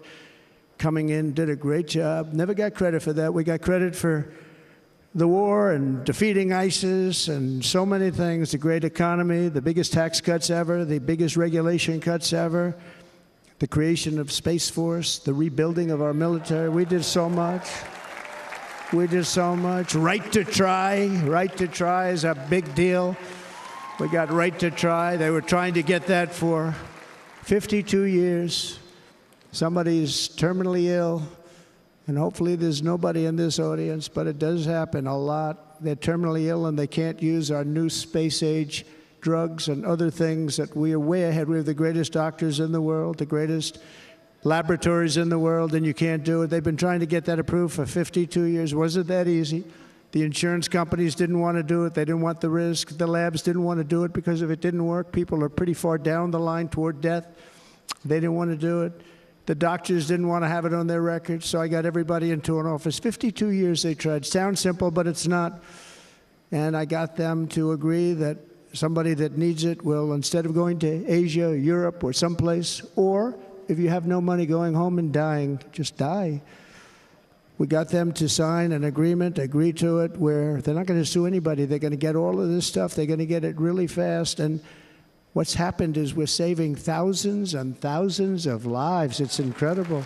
Right to try. It's a great feeling. Under our leadership, the United States will be respected again. No nation will question our power. No enemy will doubt our might. Our borders will be totally secure. Our economy will soar. We will return law and order to our streets, patriotism to our schools, and importantly, we will restore peace, stability, and harmony all throughout the world. But to achieve this future, we must first rescue our nation from failed and even incompetent leadership. We have totally incompetent leadership. This will be the most important election in the history of our country. Under the current administration, we are indeed a nation in decline. We have an inflation crisis that is making life unaffordable, ravaging the incomes of working and low-income families, and crushing, just simply crushing our people like never before. They've never seen anything like it.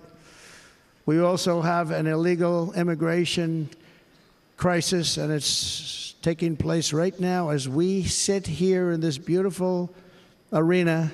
It's a massive invasion at our southern border that has spread misery, crime, poverty, disease, and destruction to communities all across our land. Nobody's ever seen anything like it.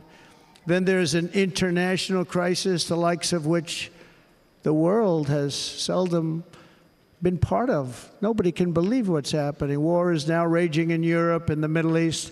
A growing specter of conflict hangs over Taiwan, Korea, the Philippines, and all of Asia. And our planet is teetering on the edge of World War III.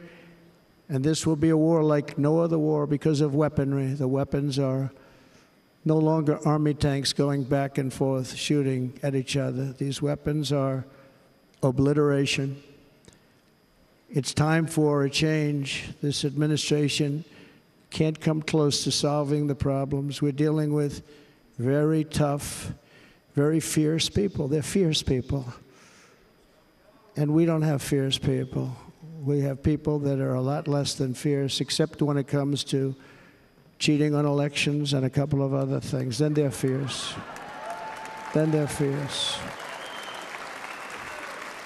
So tonight, I make this pledge to the great people of America.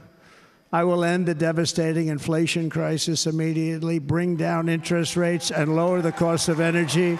We will drill, baby, drill.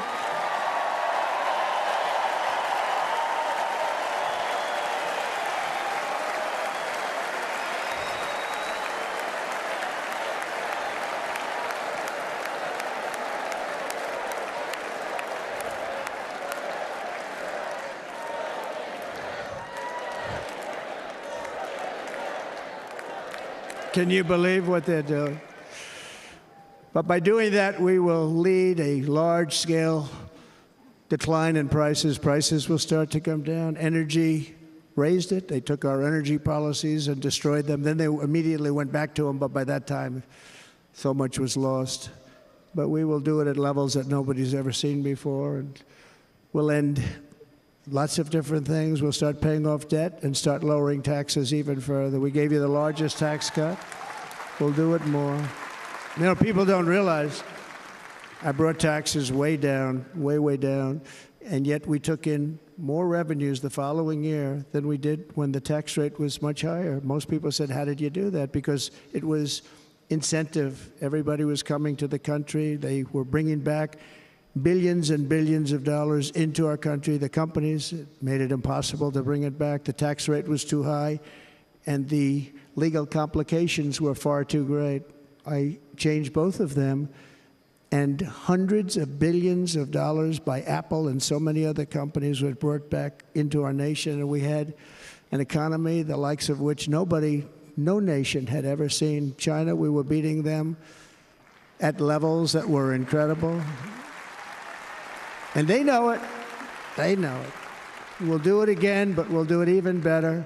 I will end the illegal immigration crisis by closing our border and finishing the wall, most of which I've already built.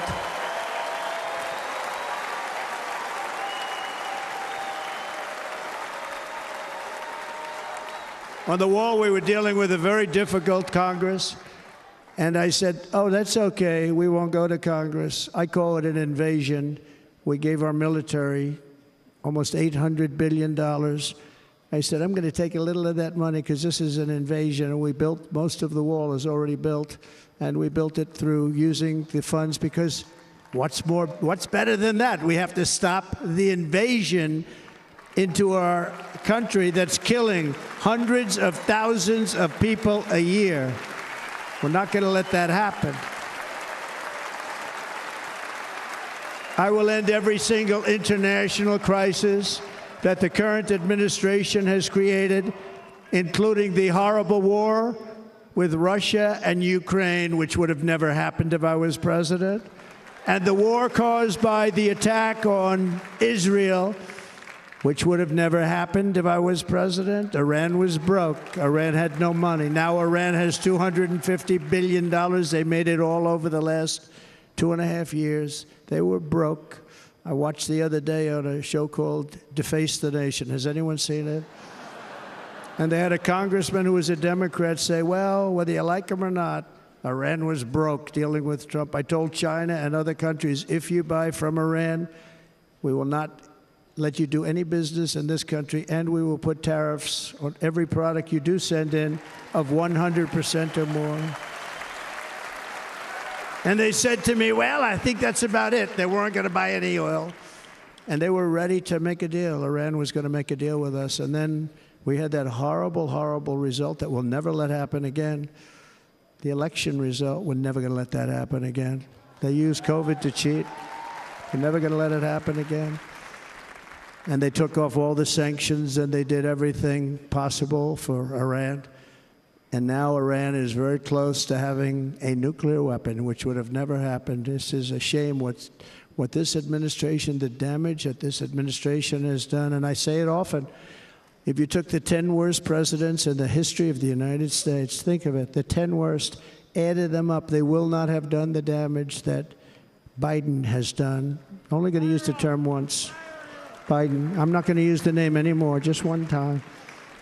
The damage that he's done to this country is unthinkable. It's unthinkable. Together we will restore vision, strength, competence, and we're going to have a thing called common sense making most of our decisions, actually. It's all common sense. Just a few short years ago, under my presidency, we had the most secure border and best economy in the history of our country, in the history of the world. We had the greatest economy in the history of the world. We had never done anything like it. We were beating every country, including China, by leaps and bounds. Nobody had seen anything like it. We had no inflation. Soaring incomes were going. Nobody can believe it. You can't believe what happened 4 years ago is happening now in reverse. And the world was at peace. Inflation has been a killer for our country. No matter what you make it, it doesn't matter because inflation is eating you alive. People that were putting away money, they were making great wages, the highest they've ever made, but they were putting away a lot of money. Now they are just being destroyed. They're not putting away anything. They're barely living. They're going into savings accounts. They're taking out their money to live because of inflation. Inflation, remember, it's called a country buster. You can go back to Germany from 100 years ago. You can go back to any country that suffered great inflation. We've suffered the worst inflation we've ever had. But go back and see what's happened to those countries. We've had the worst inflation we've ever had under this person. But in less than 4 years, our opponents have turned incredible success into unparalleled tragedy and failure. It's been a tremendous failure. Today, our cities are flooded with illegal aliens. Americans are being squeezed out of the labor force and their jobs are taken. And by the way, you know who's taking the jobs that are created? 107% of those jobs are taken by illegal aliens. And you know who's being hurt the most by millions of people pouring into our country? The black population and the Hispanic population, because they're taking the jobs from our black population, our Hispanic population, and they're also taking them from unions. The unions are suffering because of it. Thank you. Thank you. I like you too. Thank you very much. Inflation has wiped out the life savings of our citizens and forced the middle class into a state of depression and despair. That's what it is. It's despair and depression. We cannot and will not let this continue. Less than 4 years ago, we were a great nation, and we will soon be a great nation again. We're going to be a great nation again.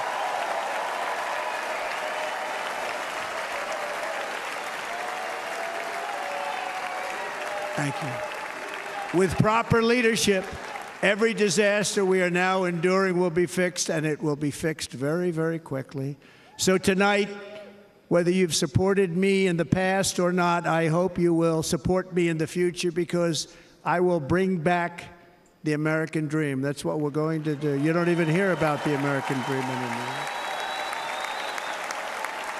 With great humility, I am asking you to be excited about the future of our country. Be excited. Be excited.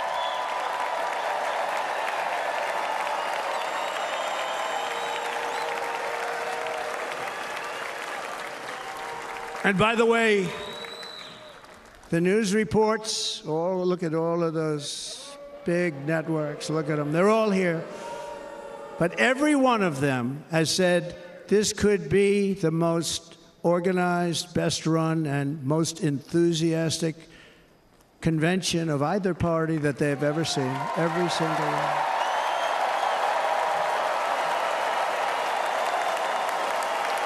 And it's true. It's true. And there's love in the room. There's great love in the room.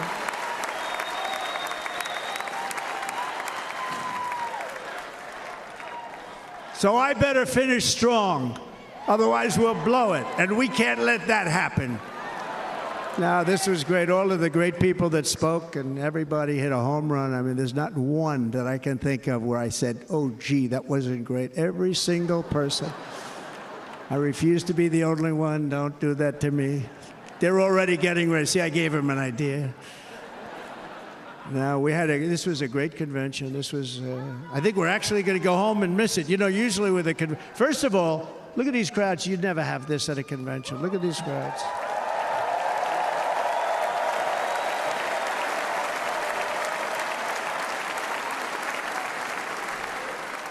Love, it's about love. This week, the entire Republican Party has formally adopted an agenda for America's renewal, and you saw that agenda, and it's very short compared to the long, boring, meaningless agendas of the past, including the Democrats. They write these things that are hundreds of pages long, and they never read them after they're done.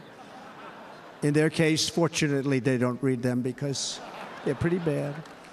It's a series of bold promises that we will swiftly implement when you give us a Republican House.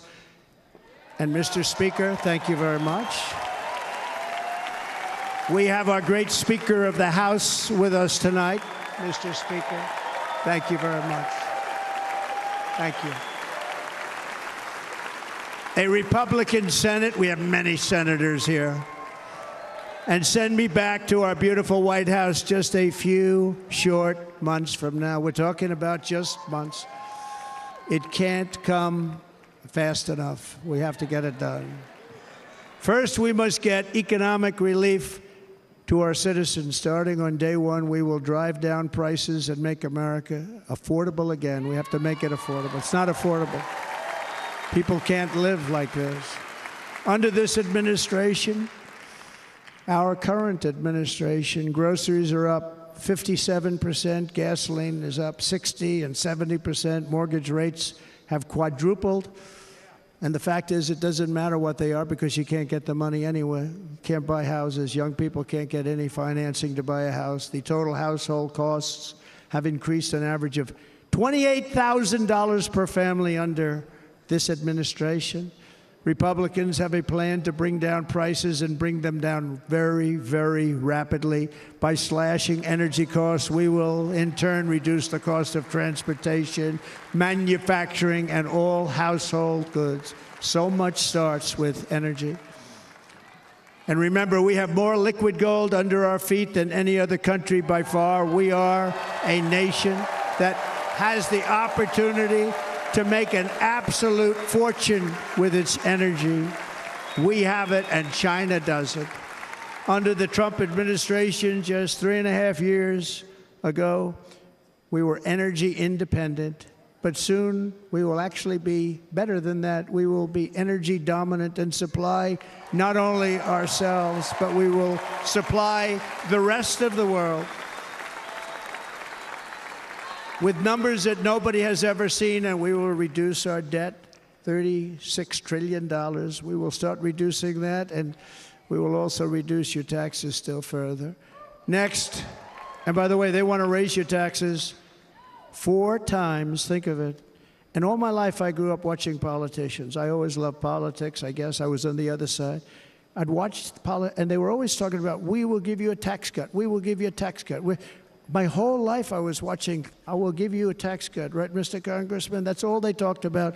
This is the only administration that said, we're going to raise your taxes by 4 times what you're paying now, and people are supposed to vote for them? I've never heard it.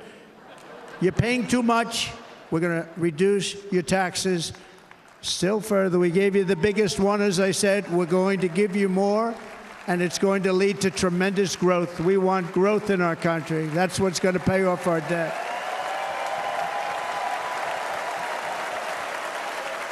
And next, we will end the ridiculous and actually incredible waste of taxpayer dollars that is fueling the inflation crisis. They've spent trillions of dollars on things having to do with the Green New Scam. It's a scam. And that's caused tremendous inflationary pressures in addition to the cost of energy. And all of the trillions of dollars that are sitting there not yet spent, we will redirect that money for important projects like roads, bridges, dams, and we will not allow it to be spent on meaningless Green New Scam ideas.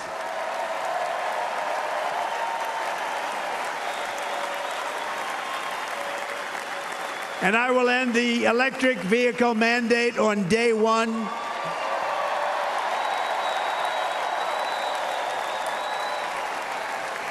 thereby saving the U.S. auto industry from complete obliteration, which is happening right now, and saving U.S. customers thousands and thousands of dollars per car.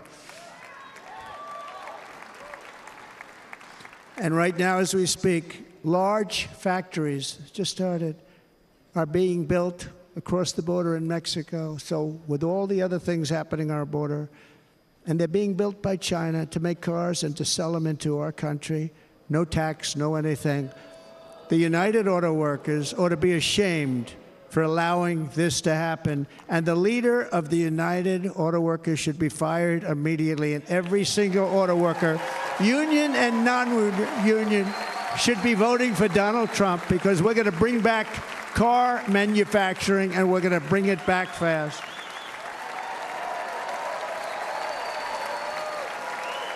They're building some of the largest auto plants anywhere in the world. Think of it, in the world. We're going to bring it back. We're going to make them. We don't mind that happening, but those plants are going to be built in the United States, and our people are going to man those plants.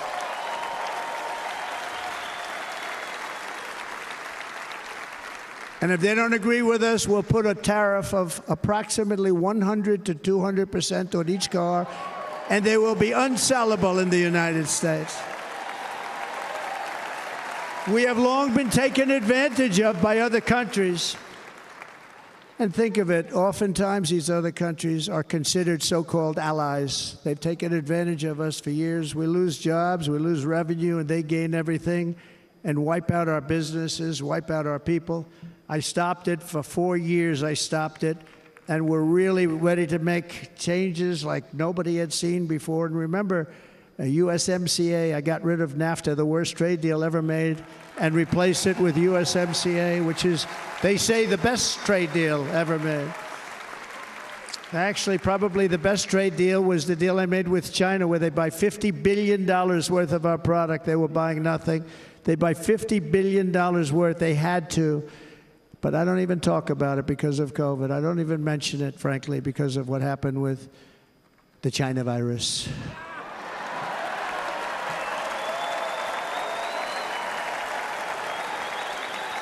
We will not let countries come in, take our jobs, and plunder our nation. They come and do that. They plunder our nation. The way they will sell their product in America is to build it in America. Very simple. Build it in America and only in America.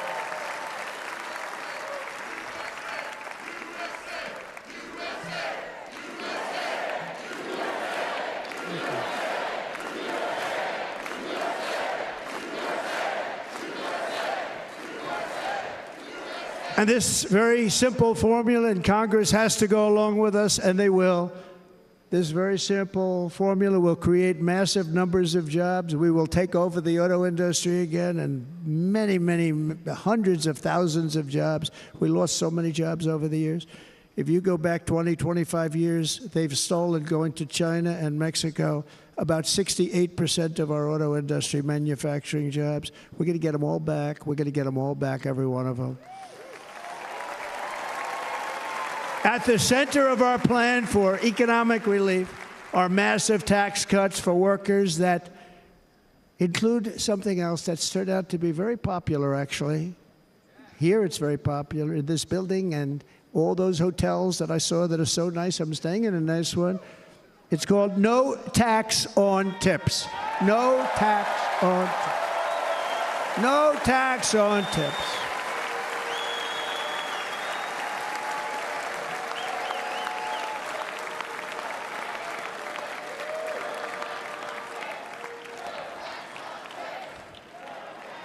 I got that by having dinner recently in Nevada, where we're leading by about 14 points.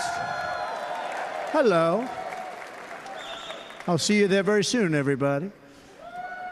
And we're having dinner at a beautiful restaurant in the Trump building on the Strip, and it's a great building, and the waitress comes over. How's everything going? A really nice person. How's everything? Oh, sir, it's so tough. The government's after me all the time on tips, tips, tips.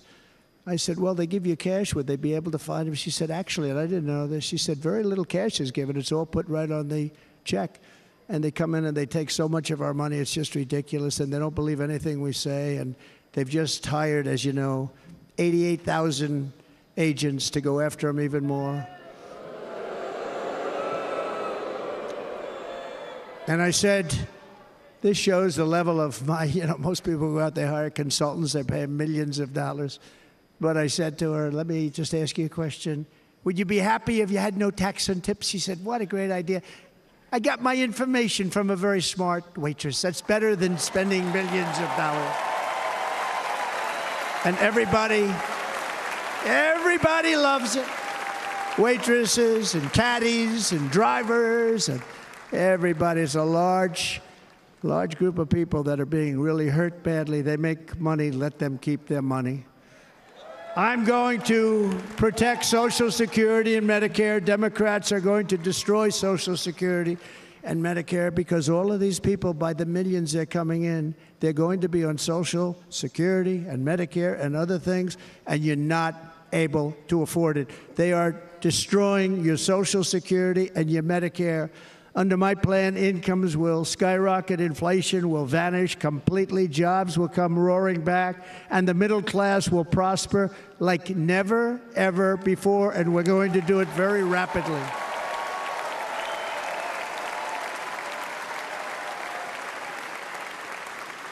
But no hope or dream we have for America can succeed unless we stop the illegal immigrant invasion, the worst that's ever been seen anywhere in the world. There's never been an invasion like this anywhere. Third world countries would fight with sticks and stones not to let this happen. The invasion at our southern border, we will stop it, and we will stop it quickly. You heard Tom Homan yesterday. Tom Homan, put him in charge and just sit back and watch. Brandon Judd, the Border Patrol, he's incredible. These guys, they really, their job is a lot easier if they don't have to do anything, but they want to. They're patriots. Brandon Judd, Border Patrol, ICE. ICE goes out. You have to see what ICE does with MS-13. You have these are probably the worst gang, and ICE goes in there. And I know a lot of people in these rows here, and they're very tough people, but they don't want to do this job. They'll go into a pack of MS-13 killers. They're the worst. Probably the worst gangs in the world. We have thousands of them. I moved thousands and thousands out in my 4 years. We moved them out, and it was a pleasure. But ICE would go right into a pack of these killers, and you see fists flying, you see everything flying, and then they take them. They put them in a paddy wagon. They take them back, and they get them out of our country. And the other countries weren't accepting them back, and I called up, and I said, tell them that we're not giving them economic aid anymore. And the next day, I got calls from all of these countries that were terminated. Billions of dollars we spend on economic aid to countries that does us, frankly, no good.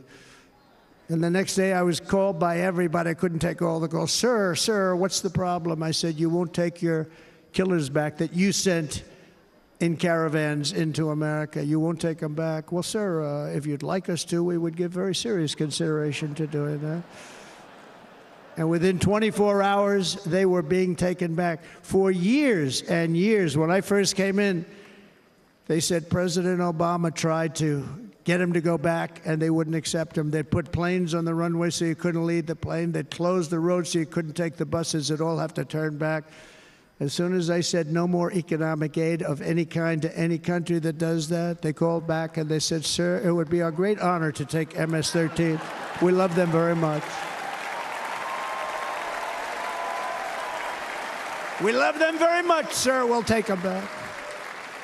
At the heart of the Republican platform is our pledge to end this border nightmare and fully restore the sacred and sovereign borders of the United States of America, and we're going to do that on day one.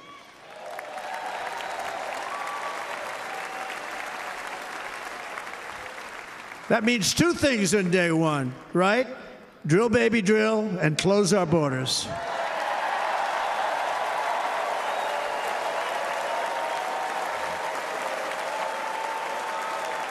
And by the way, and I think everybody as a Republican, as a patriot in this room, and most Democrats, we want people to come into our country, but they have to come into our country legally. Legally. Less than 4 years ago, I handed this administration the strongest border in American history. But you can see on the chart that saved my life, that was the chart that saved my life. I said, look it, I'm so proud of it. I think it's one of the greatest. It was done by the Border Patrol, one of the greatest charts I've ever seen. It showed everything just like that. You know the chart. Oh, there it is. That's pretty good. Wow. Last time I put up that chart, I never really got to look at it. But without that chart, I would not be here today.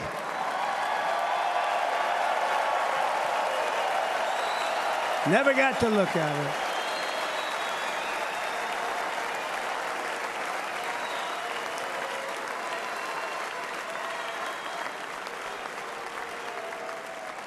I said, you got to see this chart. I was so proud of it, and by the time I got to there, I never got to see it that day.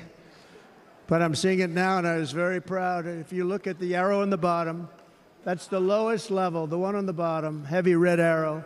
That's the lowest level of illegal immigrants ever to come into our country in recorded history, right there. Right there. And that was my last week in office. And then you see what happened after I left. Look at the rest. And if you go out a little bit further, it's getting to be a little bit old, but I love it anyway, right?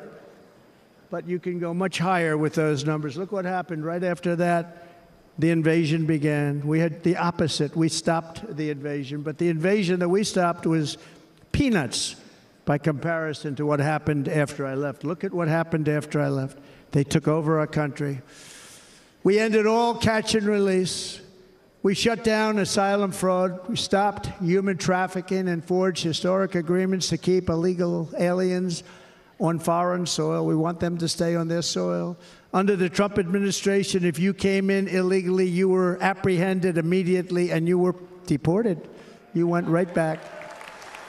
The current administration terminated every single one of those great Trump policies that I put in place to seal the border. I wanted a sealed border. Again, come in, but come in legally. You know how unfair it is?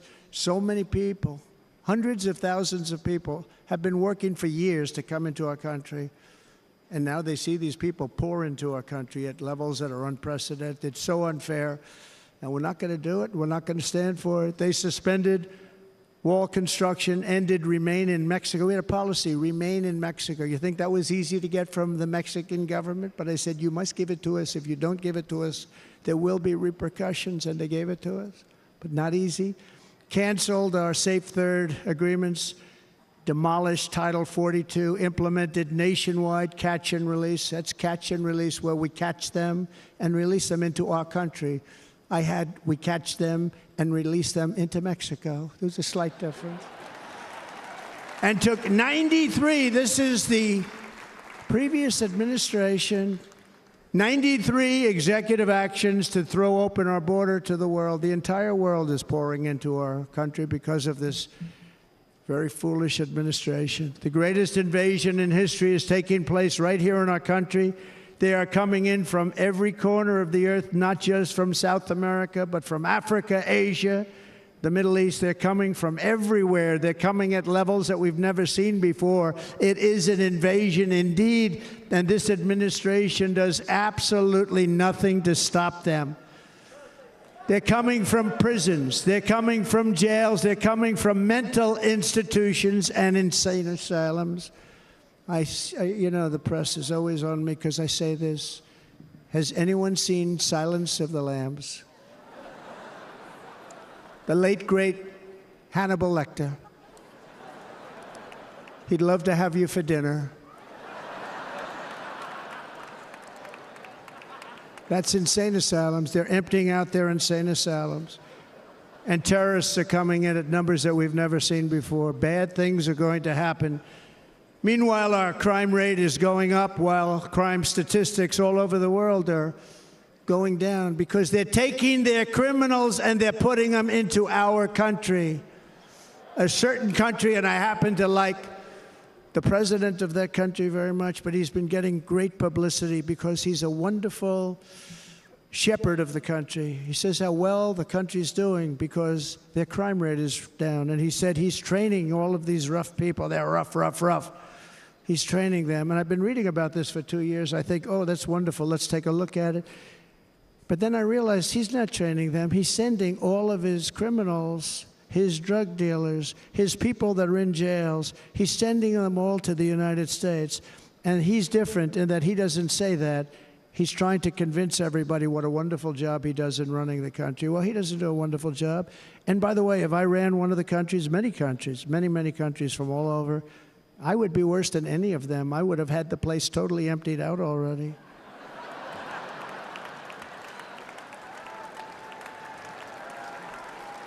But we become a dumping ground for the rest of the world, which is laughing at us. They think we're stupid. And they can't believe that they're getting away with what they're getting away with, but they're not going to be getting away with it for long. That's what I can tell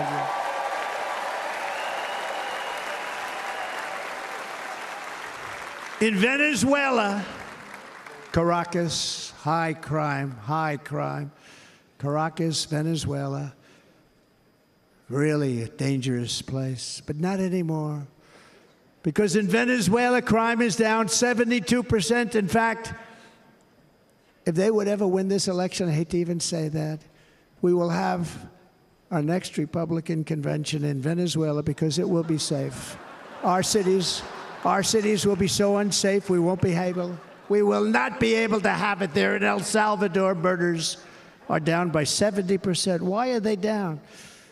Now, he would have you convinced that because he's trained murderers to be wonderful people. No.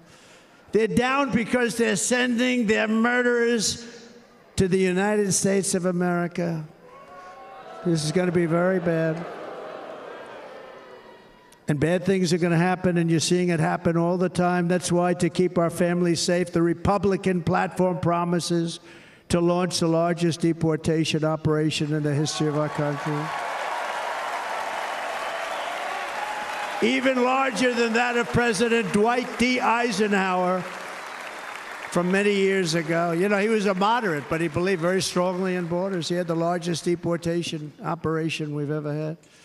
Just recently, I spoke to the grieving mother of Jocelyn Nungary, a wonderful woman, a precious 12-year-old girl from Houston who last month was tied up, assaulted, and strangled to death after walking to the convenience store just a block away from her house. Her body was dumped near the side of the road in a shallow creek, found by some onlookers who couldn't believe what they had witnessed. Charged with Jocelyn's heinous murder are 2 illegal aliens from Venezuela who came across our border, were in custody, and were then released into the country by this horrible, horrible administration that we have right now. I also met recently with the heartbroken mother and sister of Rachel Morin. Rachel was a 37-year-old mom of 5 beautiful children who was brutally raped and murdered while out on a run. She wanted to keep herself in good shape. It was very important to her. She was murdered. The monster responsible first killed another woman in El Salvador before he was led into America by the White House. This White House let them in.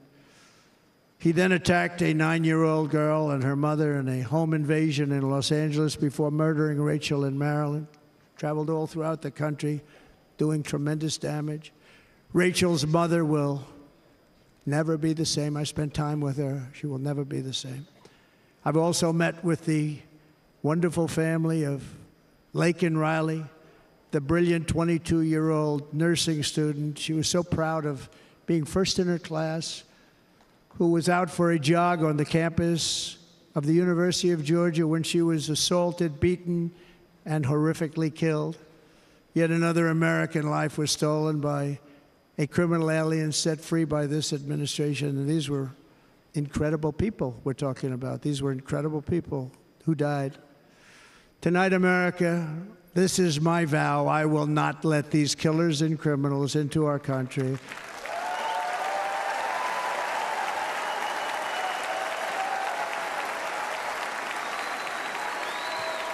I will keep our sons and daughters safe. As we bring security to our streets, we will help bring stability to the world. I was the first president in modern times to start no new wars. You know, we were the toughest, we were the most respected. And you saw this. Hungry, strong country, run by a very powerful, tough leader. He's a tough guy. Press doesn't like him because he's tough. And he came out recently. They were asking him at an interview, the whole world is exploding. What's happening? What's going on? Viktor Orban, Prime Minister of Hungary, very tough man. He said, I don't want people coming into my country and blowing up our shopping centers and killing people. But they said to him, tell us what's going wrong, what's happening, what is it?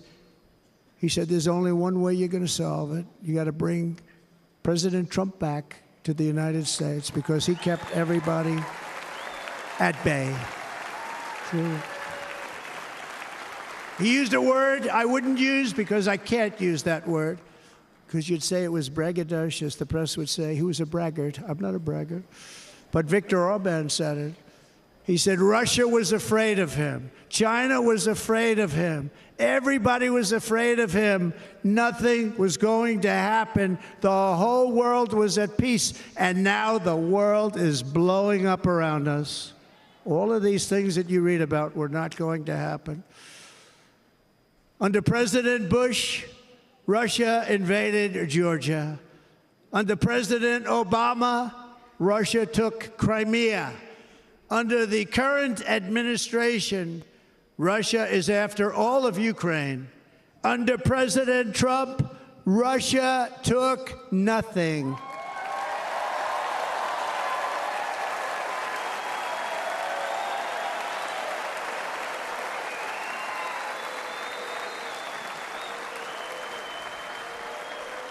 We defeated 100% of ISIS in Syria and Iraq, something that was said to take 5 years, sir. It'll take 5 years, sir.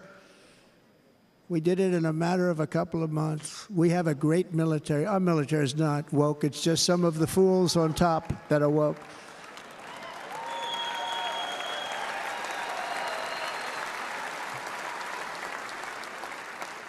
I got along very well. North Korea, Kim Jong-un, I got along very well with him. The press hated when I said that. How could you get along with him? Well, you know, it's nice to get along with somebody who has a lot of nuclear weapons or otherwise, isn't it?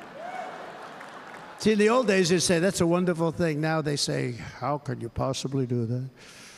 But no, I got along with him, and we stopped the missile launches from North Korea. Now North Korea is acting up again, but when we get back, I get along with him. He'd like to see me back, too. I think he misses me, if you want to know the truth.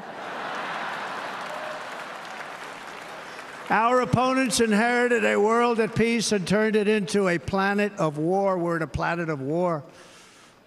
Look at that attack on Israel. Look at what's happening with Ukraine. The cities are just bombed out. How can people live like that where buildings, massive buildings, are falling to the ground? It began to unravel with the disastrous withdrawal from Afghanistan, the worst humiliation in the history of our country. We have never had a humiliation like that. 13 heroic U.S. service members were tragically and needlessly killed. 45 others were horrifically wounded. Nobody ever talks about them.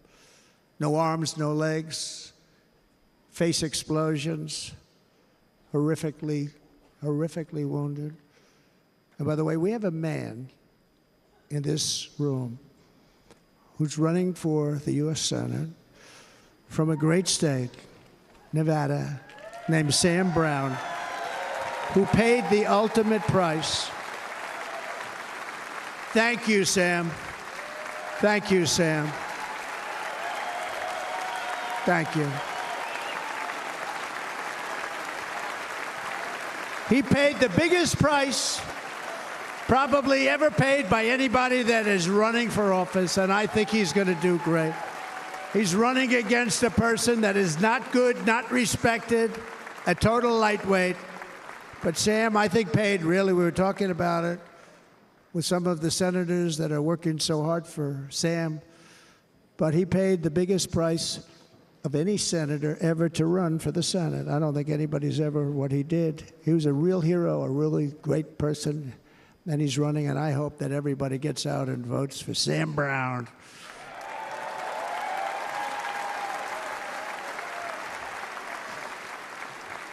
And we also left behind $85 billion worth of military equipment, along with many American citizens were left behind. Many, many American citizens, emboldened by that disaster, Russia invaded Ukraine. They saw this group of people that were incompetent.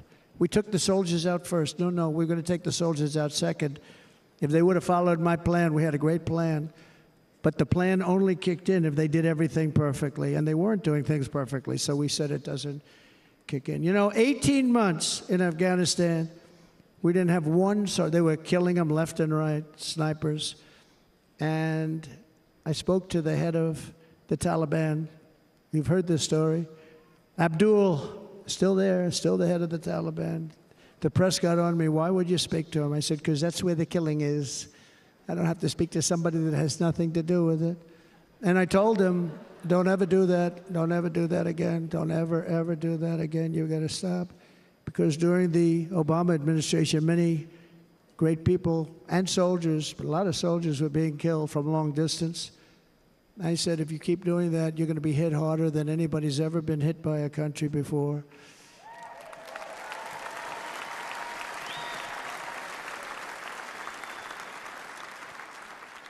And he said, I understand, Your Excellency. He called me Your Excellency. I wonder if he calls the other guy Your Excellency. I doubt it. The other guy gave him everything. I mean, what kind of a deal was that? He walked out, gave him everything. Do you know that right now Afghanistan is one of the largest sellers of weapons in the world? They're selling the brand new, beautiful weapons that we gave them. But think of it. He actually said to me, but why do you show me a picture of my home? I said, you'll have to ask your people or one of your wives. But he could figure it out. And for 18 months, we had not one attack on an American soldier by the Taliban. 18 months.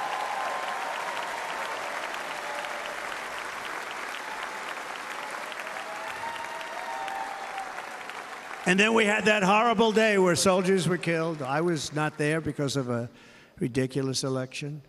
But we had that horrible attack.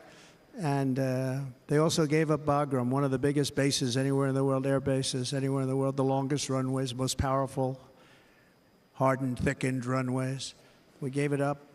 And I liked it not because of Afghanistan. I liked it because of China. It's 1 hour away from where China makes their nuclear weapons. And you know who has it now? China has it now. We were keeping that. And now China is likewise circling Taiwan, and Russian warships and nuclear submarines are operating 60 miles off the coast in Cuba. Do you know that? No, the press refuses to write about it. If that were me running this country and we had nuclear submarines in Cuba, I will tell you that the headlines every day would be, what's wrong with our president? You don't even hear this. You're not hearing about this. Russia has nuclear submarines and warships 60 miles away, Mr. Congressman, from Miami, by the way, happens to be here. Correct? In Cuba. And that would not be stood for if it were somebody else. They don't want to mention it, but now maybe they will. And the entire world, I tell you this, we want our hostages back, and they better be back before I assume office, or you will be paying a very big price.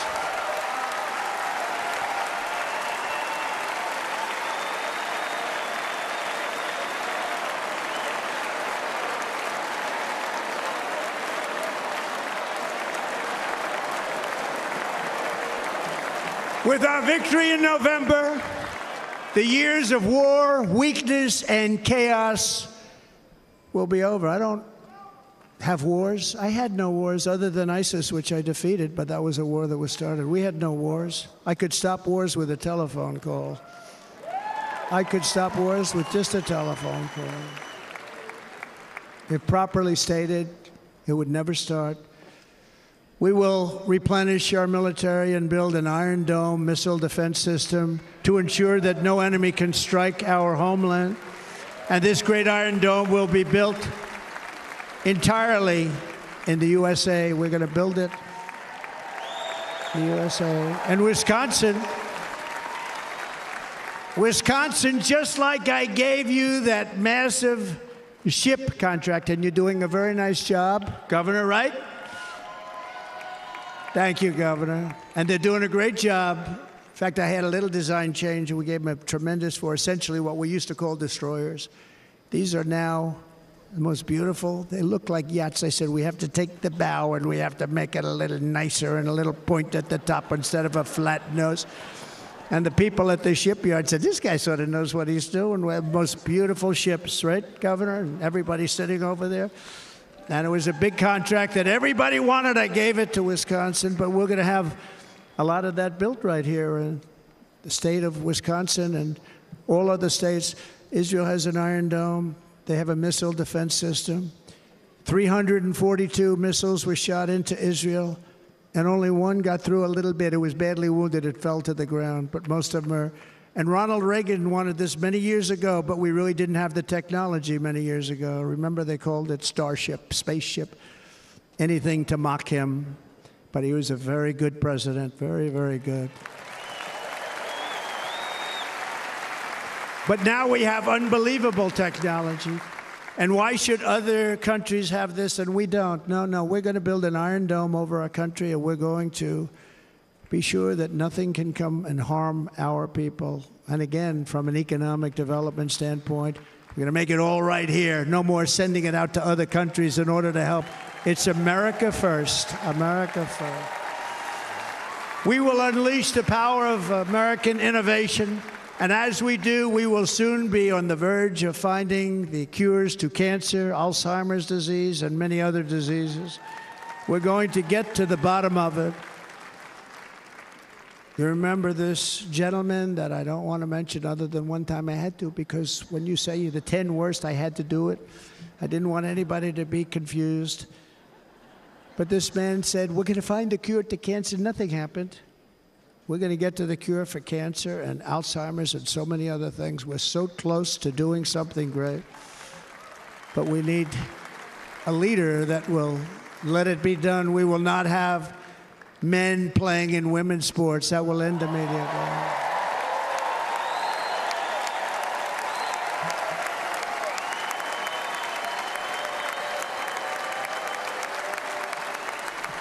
And we will restore and renovate our nation's once great cities, making them safe, clean, and beautiful again.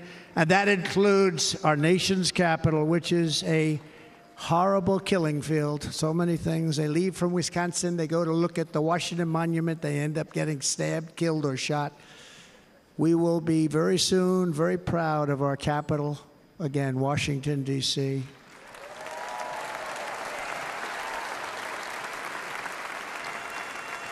America is on the cusp of a new golden age, but we will have the courage to seize it. We're going to take it. We're going to make it a current. We're going to bring this into a golden age like never seen before. Remember this, China wants to do it. Japan wants to do it. All of these countries want to do it. We have to produce massive amounts of energy if we're going to produce the new.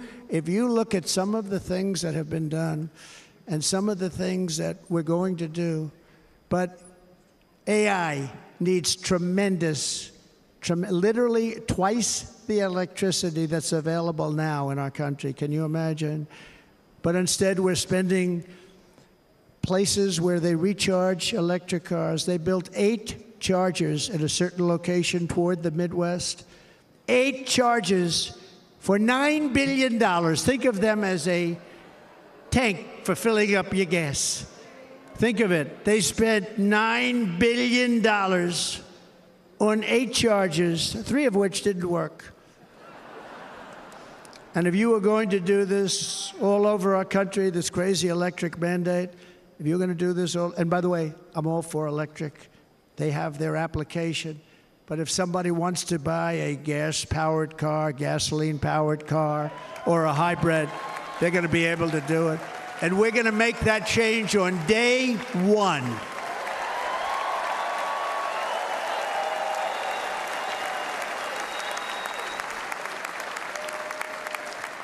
So to conclude, just a few short days ago, my journey with you nearly ended. We know that. And yet, here we are tonight, all gathered together, talking about the future, promise, and a total renewal of a thing we love very much. It's called America. We live in a world of miracles. None of us knows God's plan or where life's adventure will take us. I want to thank Franklin Graham for being here tonight. He's an outstanding man. He wrote me a note recently. I have a lot of respect for him. Sir, I love your storytelling. I think it's great in front of these big rallies. But sir, please do me one favor. It won't make any difference. Please don't use any foul language. I was a little embarrassed. I said, he said, it won't make any difference. Actually, it does. The story's not quite as good, but I've been very good. The story is not quite as good, to be honest. I've got to have a little talk with Franklin, but he was great. He's a great gentleman. His father was so incredible, Billy Graham. My father used to love taking me to see Billy Graham. My father would take me to see Billy Graham at Yankee Stadium. He had the biggest rallies you've ever seen. He was a good rally guy, too. But he'd get up, and he was a fantastic guy. My father loved Billy Graham. But I love Franklin Graham. I think Franklin's been fantastic, and I'm working so hard to adhere to his note to me. I'm working hard on it, Franklin. But if the events of last Saturday make anything clear, it is that every single moment we have on earth is a gift from God.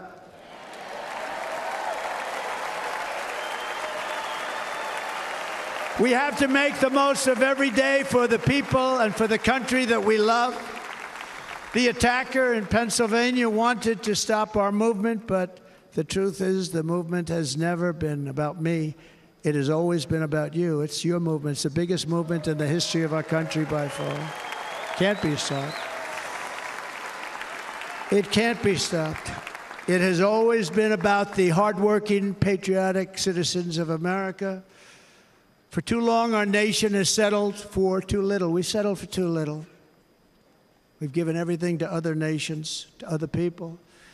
You have been told to lower your expectations and to accept less for your families.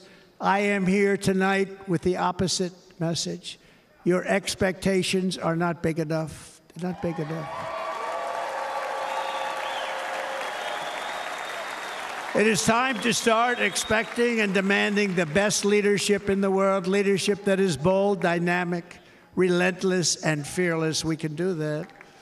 We are Americans. Ambition is our heritage. Greatness is our birthright. But as long as our energies are spent fighting each other, our destiny will remain out of reach, and that's not acceptable. We must instead take that energy and use it to realize our country's true potential and write our own thrilling chapter of the American story. We can do it together. We will unite. We are going to come together, and success will bring us together.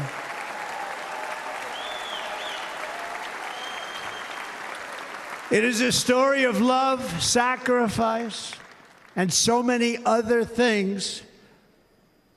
And remember the word, devotion. It's unmatched devotion. Our American ancestors crossed the Delaware, survived the icy winter at Valley Forge, and defeated a mighty empire to establish our cherished republic. They fought so hard, they lost so many. They pushed thousands and thousands of miles across a dangerous frontier, taming the wilderness to build a life and a magnificent home for their family.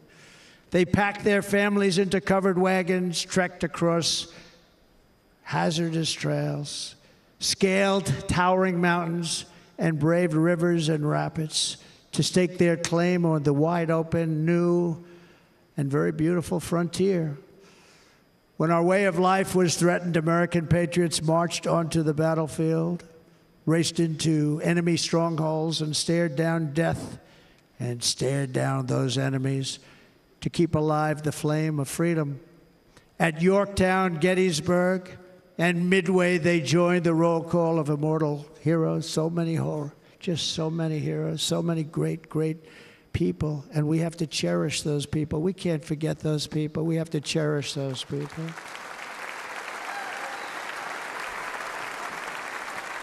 And building monuments to those great people is a good thing, not a bad thing. They saved our country. No challenge was too much. No hardship was too great. No enemy was too fierce. Together, these patriots soldiered on and endured, and they prevailed because they had faith in each other, faith in their country, and above all, they had faith in their God.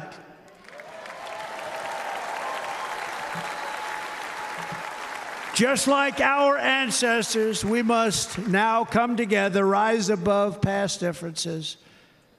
Any disagreements have to be put aside and go forward, united as one people, one nation, pledging allegiance to one great, beautiful, I think it's so beautiful, American flag.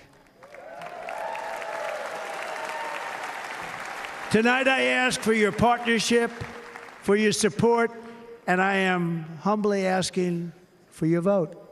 I want your vote. Going to make our country great again.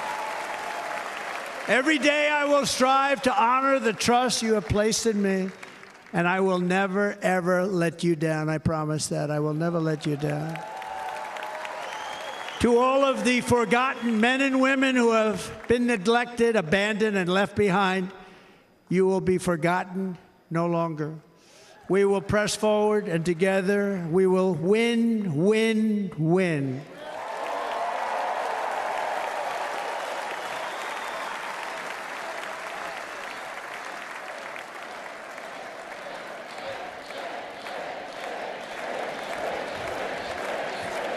Win, win, win, win, win, win. Nothing will sway us. Nothing will slow us, and no one will ever stop us. No matter what dangers come our way, no matter what obstacles lie in our path, we will keep striving toward our shared and glorious destiny, and we will not fail. We will not fail. Together, we will save this country. We will restore the republic, and we will usher in the rich and wonderful tomorrows that our people so truly deserve. America's future will be bigger, better, bolder, brighter, happier, stronger, freer, greater, and more united than ever before.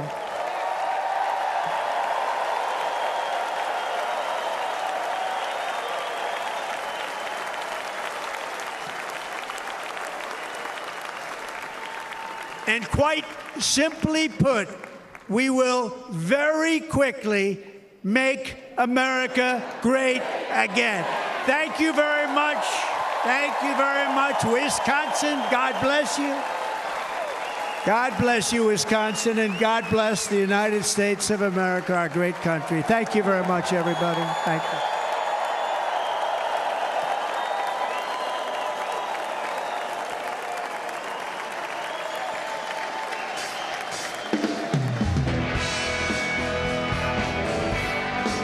In the longest convention speech ever, Donald Trump speaking for 1 hour, 31 minutes, and 55 seconds, painting an apocalyptic vision of America where he is the almighty savior, promising to solve inflation, every single international crisis, in his words, and even cure cancer and Alzheimer's.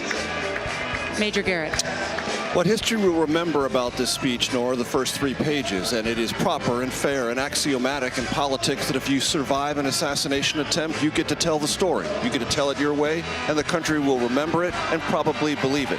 One other thing I'd like to point out, very early in the speech, former President Trump said, "I'm running to be president of all of America, not half of America, because there is no victory in winning for half of America." When he governed, and I was there, The Trump administration was singular in our history, not caring about what half the American public thought about him. He was perfectly content to govern with 42% approval because that was his base. The remainder of tonight's speech was focused on that base. He is still a base-motivated political figure in our country.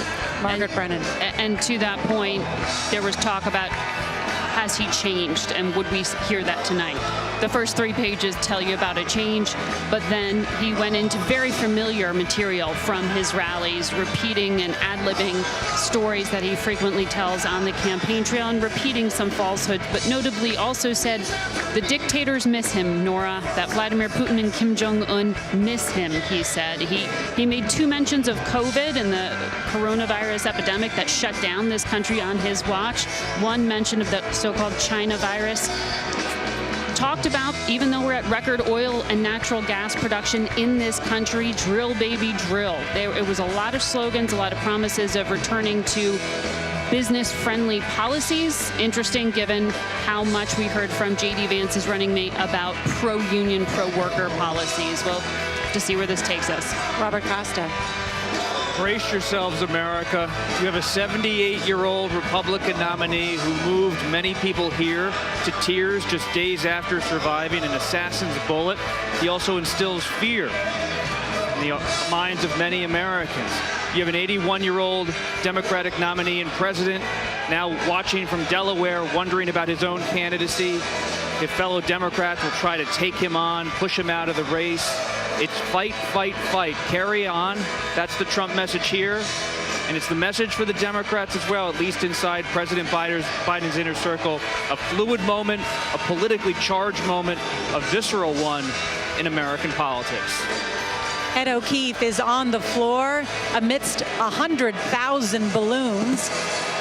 Nora, there's energy down here now, but during that speech, there definitely were some folks dozing off. A few lawmakers snuck out early, and we've heard from the Biden campaign saying that no political party at their convention has spoken less about their platform than Republicans did tonight, they say, because they don't have anything to run on. That's the Biden. Oh, my God, it's already up to our waists down here, Nora. Look at this. All right. Well, good luck, Ed. Thank you very much. John Dickerson, you've covered many of these conventions and Republican acceptance speeches.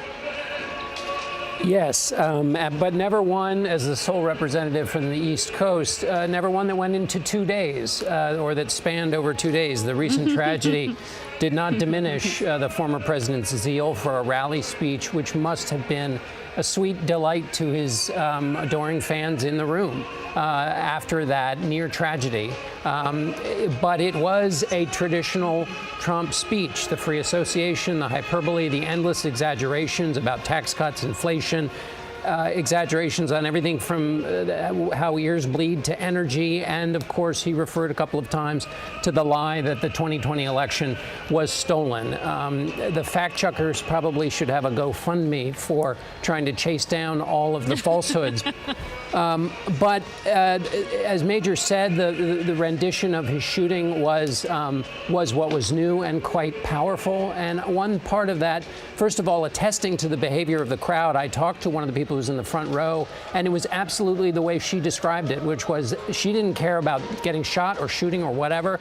She wanted to make sure he was okay. That spirit, we see it in the room for sure. But finally, I would say this line struck me. When recounting what happened with that shooting, he said, once my clenched fist went up high into the air, the crowd realized I was okay and roared with a pride for our country like no crowd I've ever heard before. That mingling of his body, his success and survival with patriotism and success for the country, that's what this convention has been about. That's what that speech was about, is that he alone can fix it. He is patriotism. And that was the pitch he is making to his crowd. And you can hear the operatic ending of Donald Trump for the third time in a row accepting the Republican Party nomination.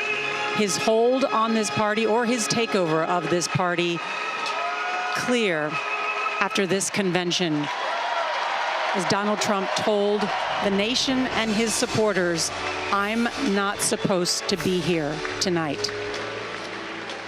That's a wrap-up from Milwaukee as this year's Republican National Convention comes to a close. A special thank you to our analysts, contributors, and correspondents.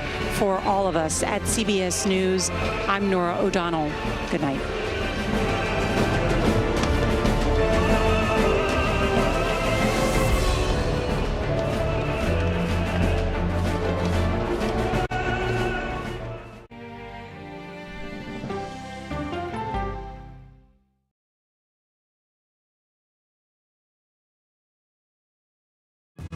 Coming up, our series. Wait a minute. Tom, is that you working the camera? Keep leaning out of your close-up. Your morning routine just got better. CBS Mornings, weekdays at 7. I had progressively fallen deeper into the world of online sports betting. The risk is the rush.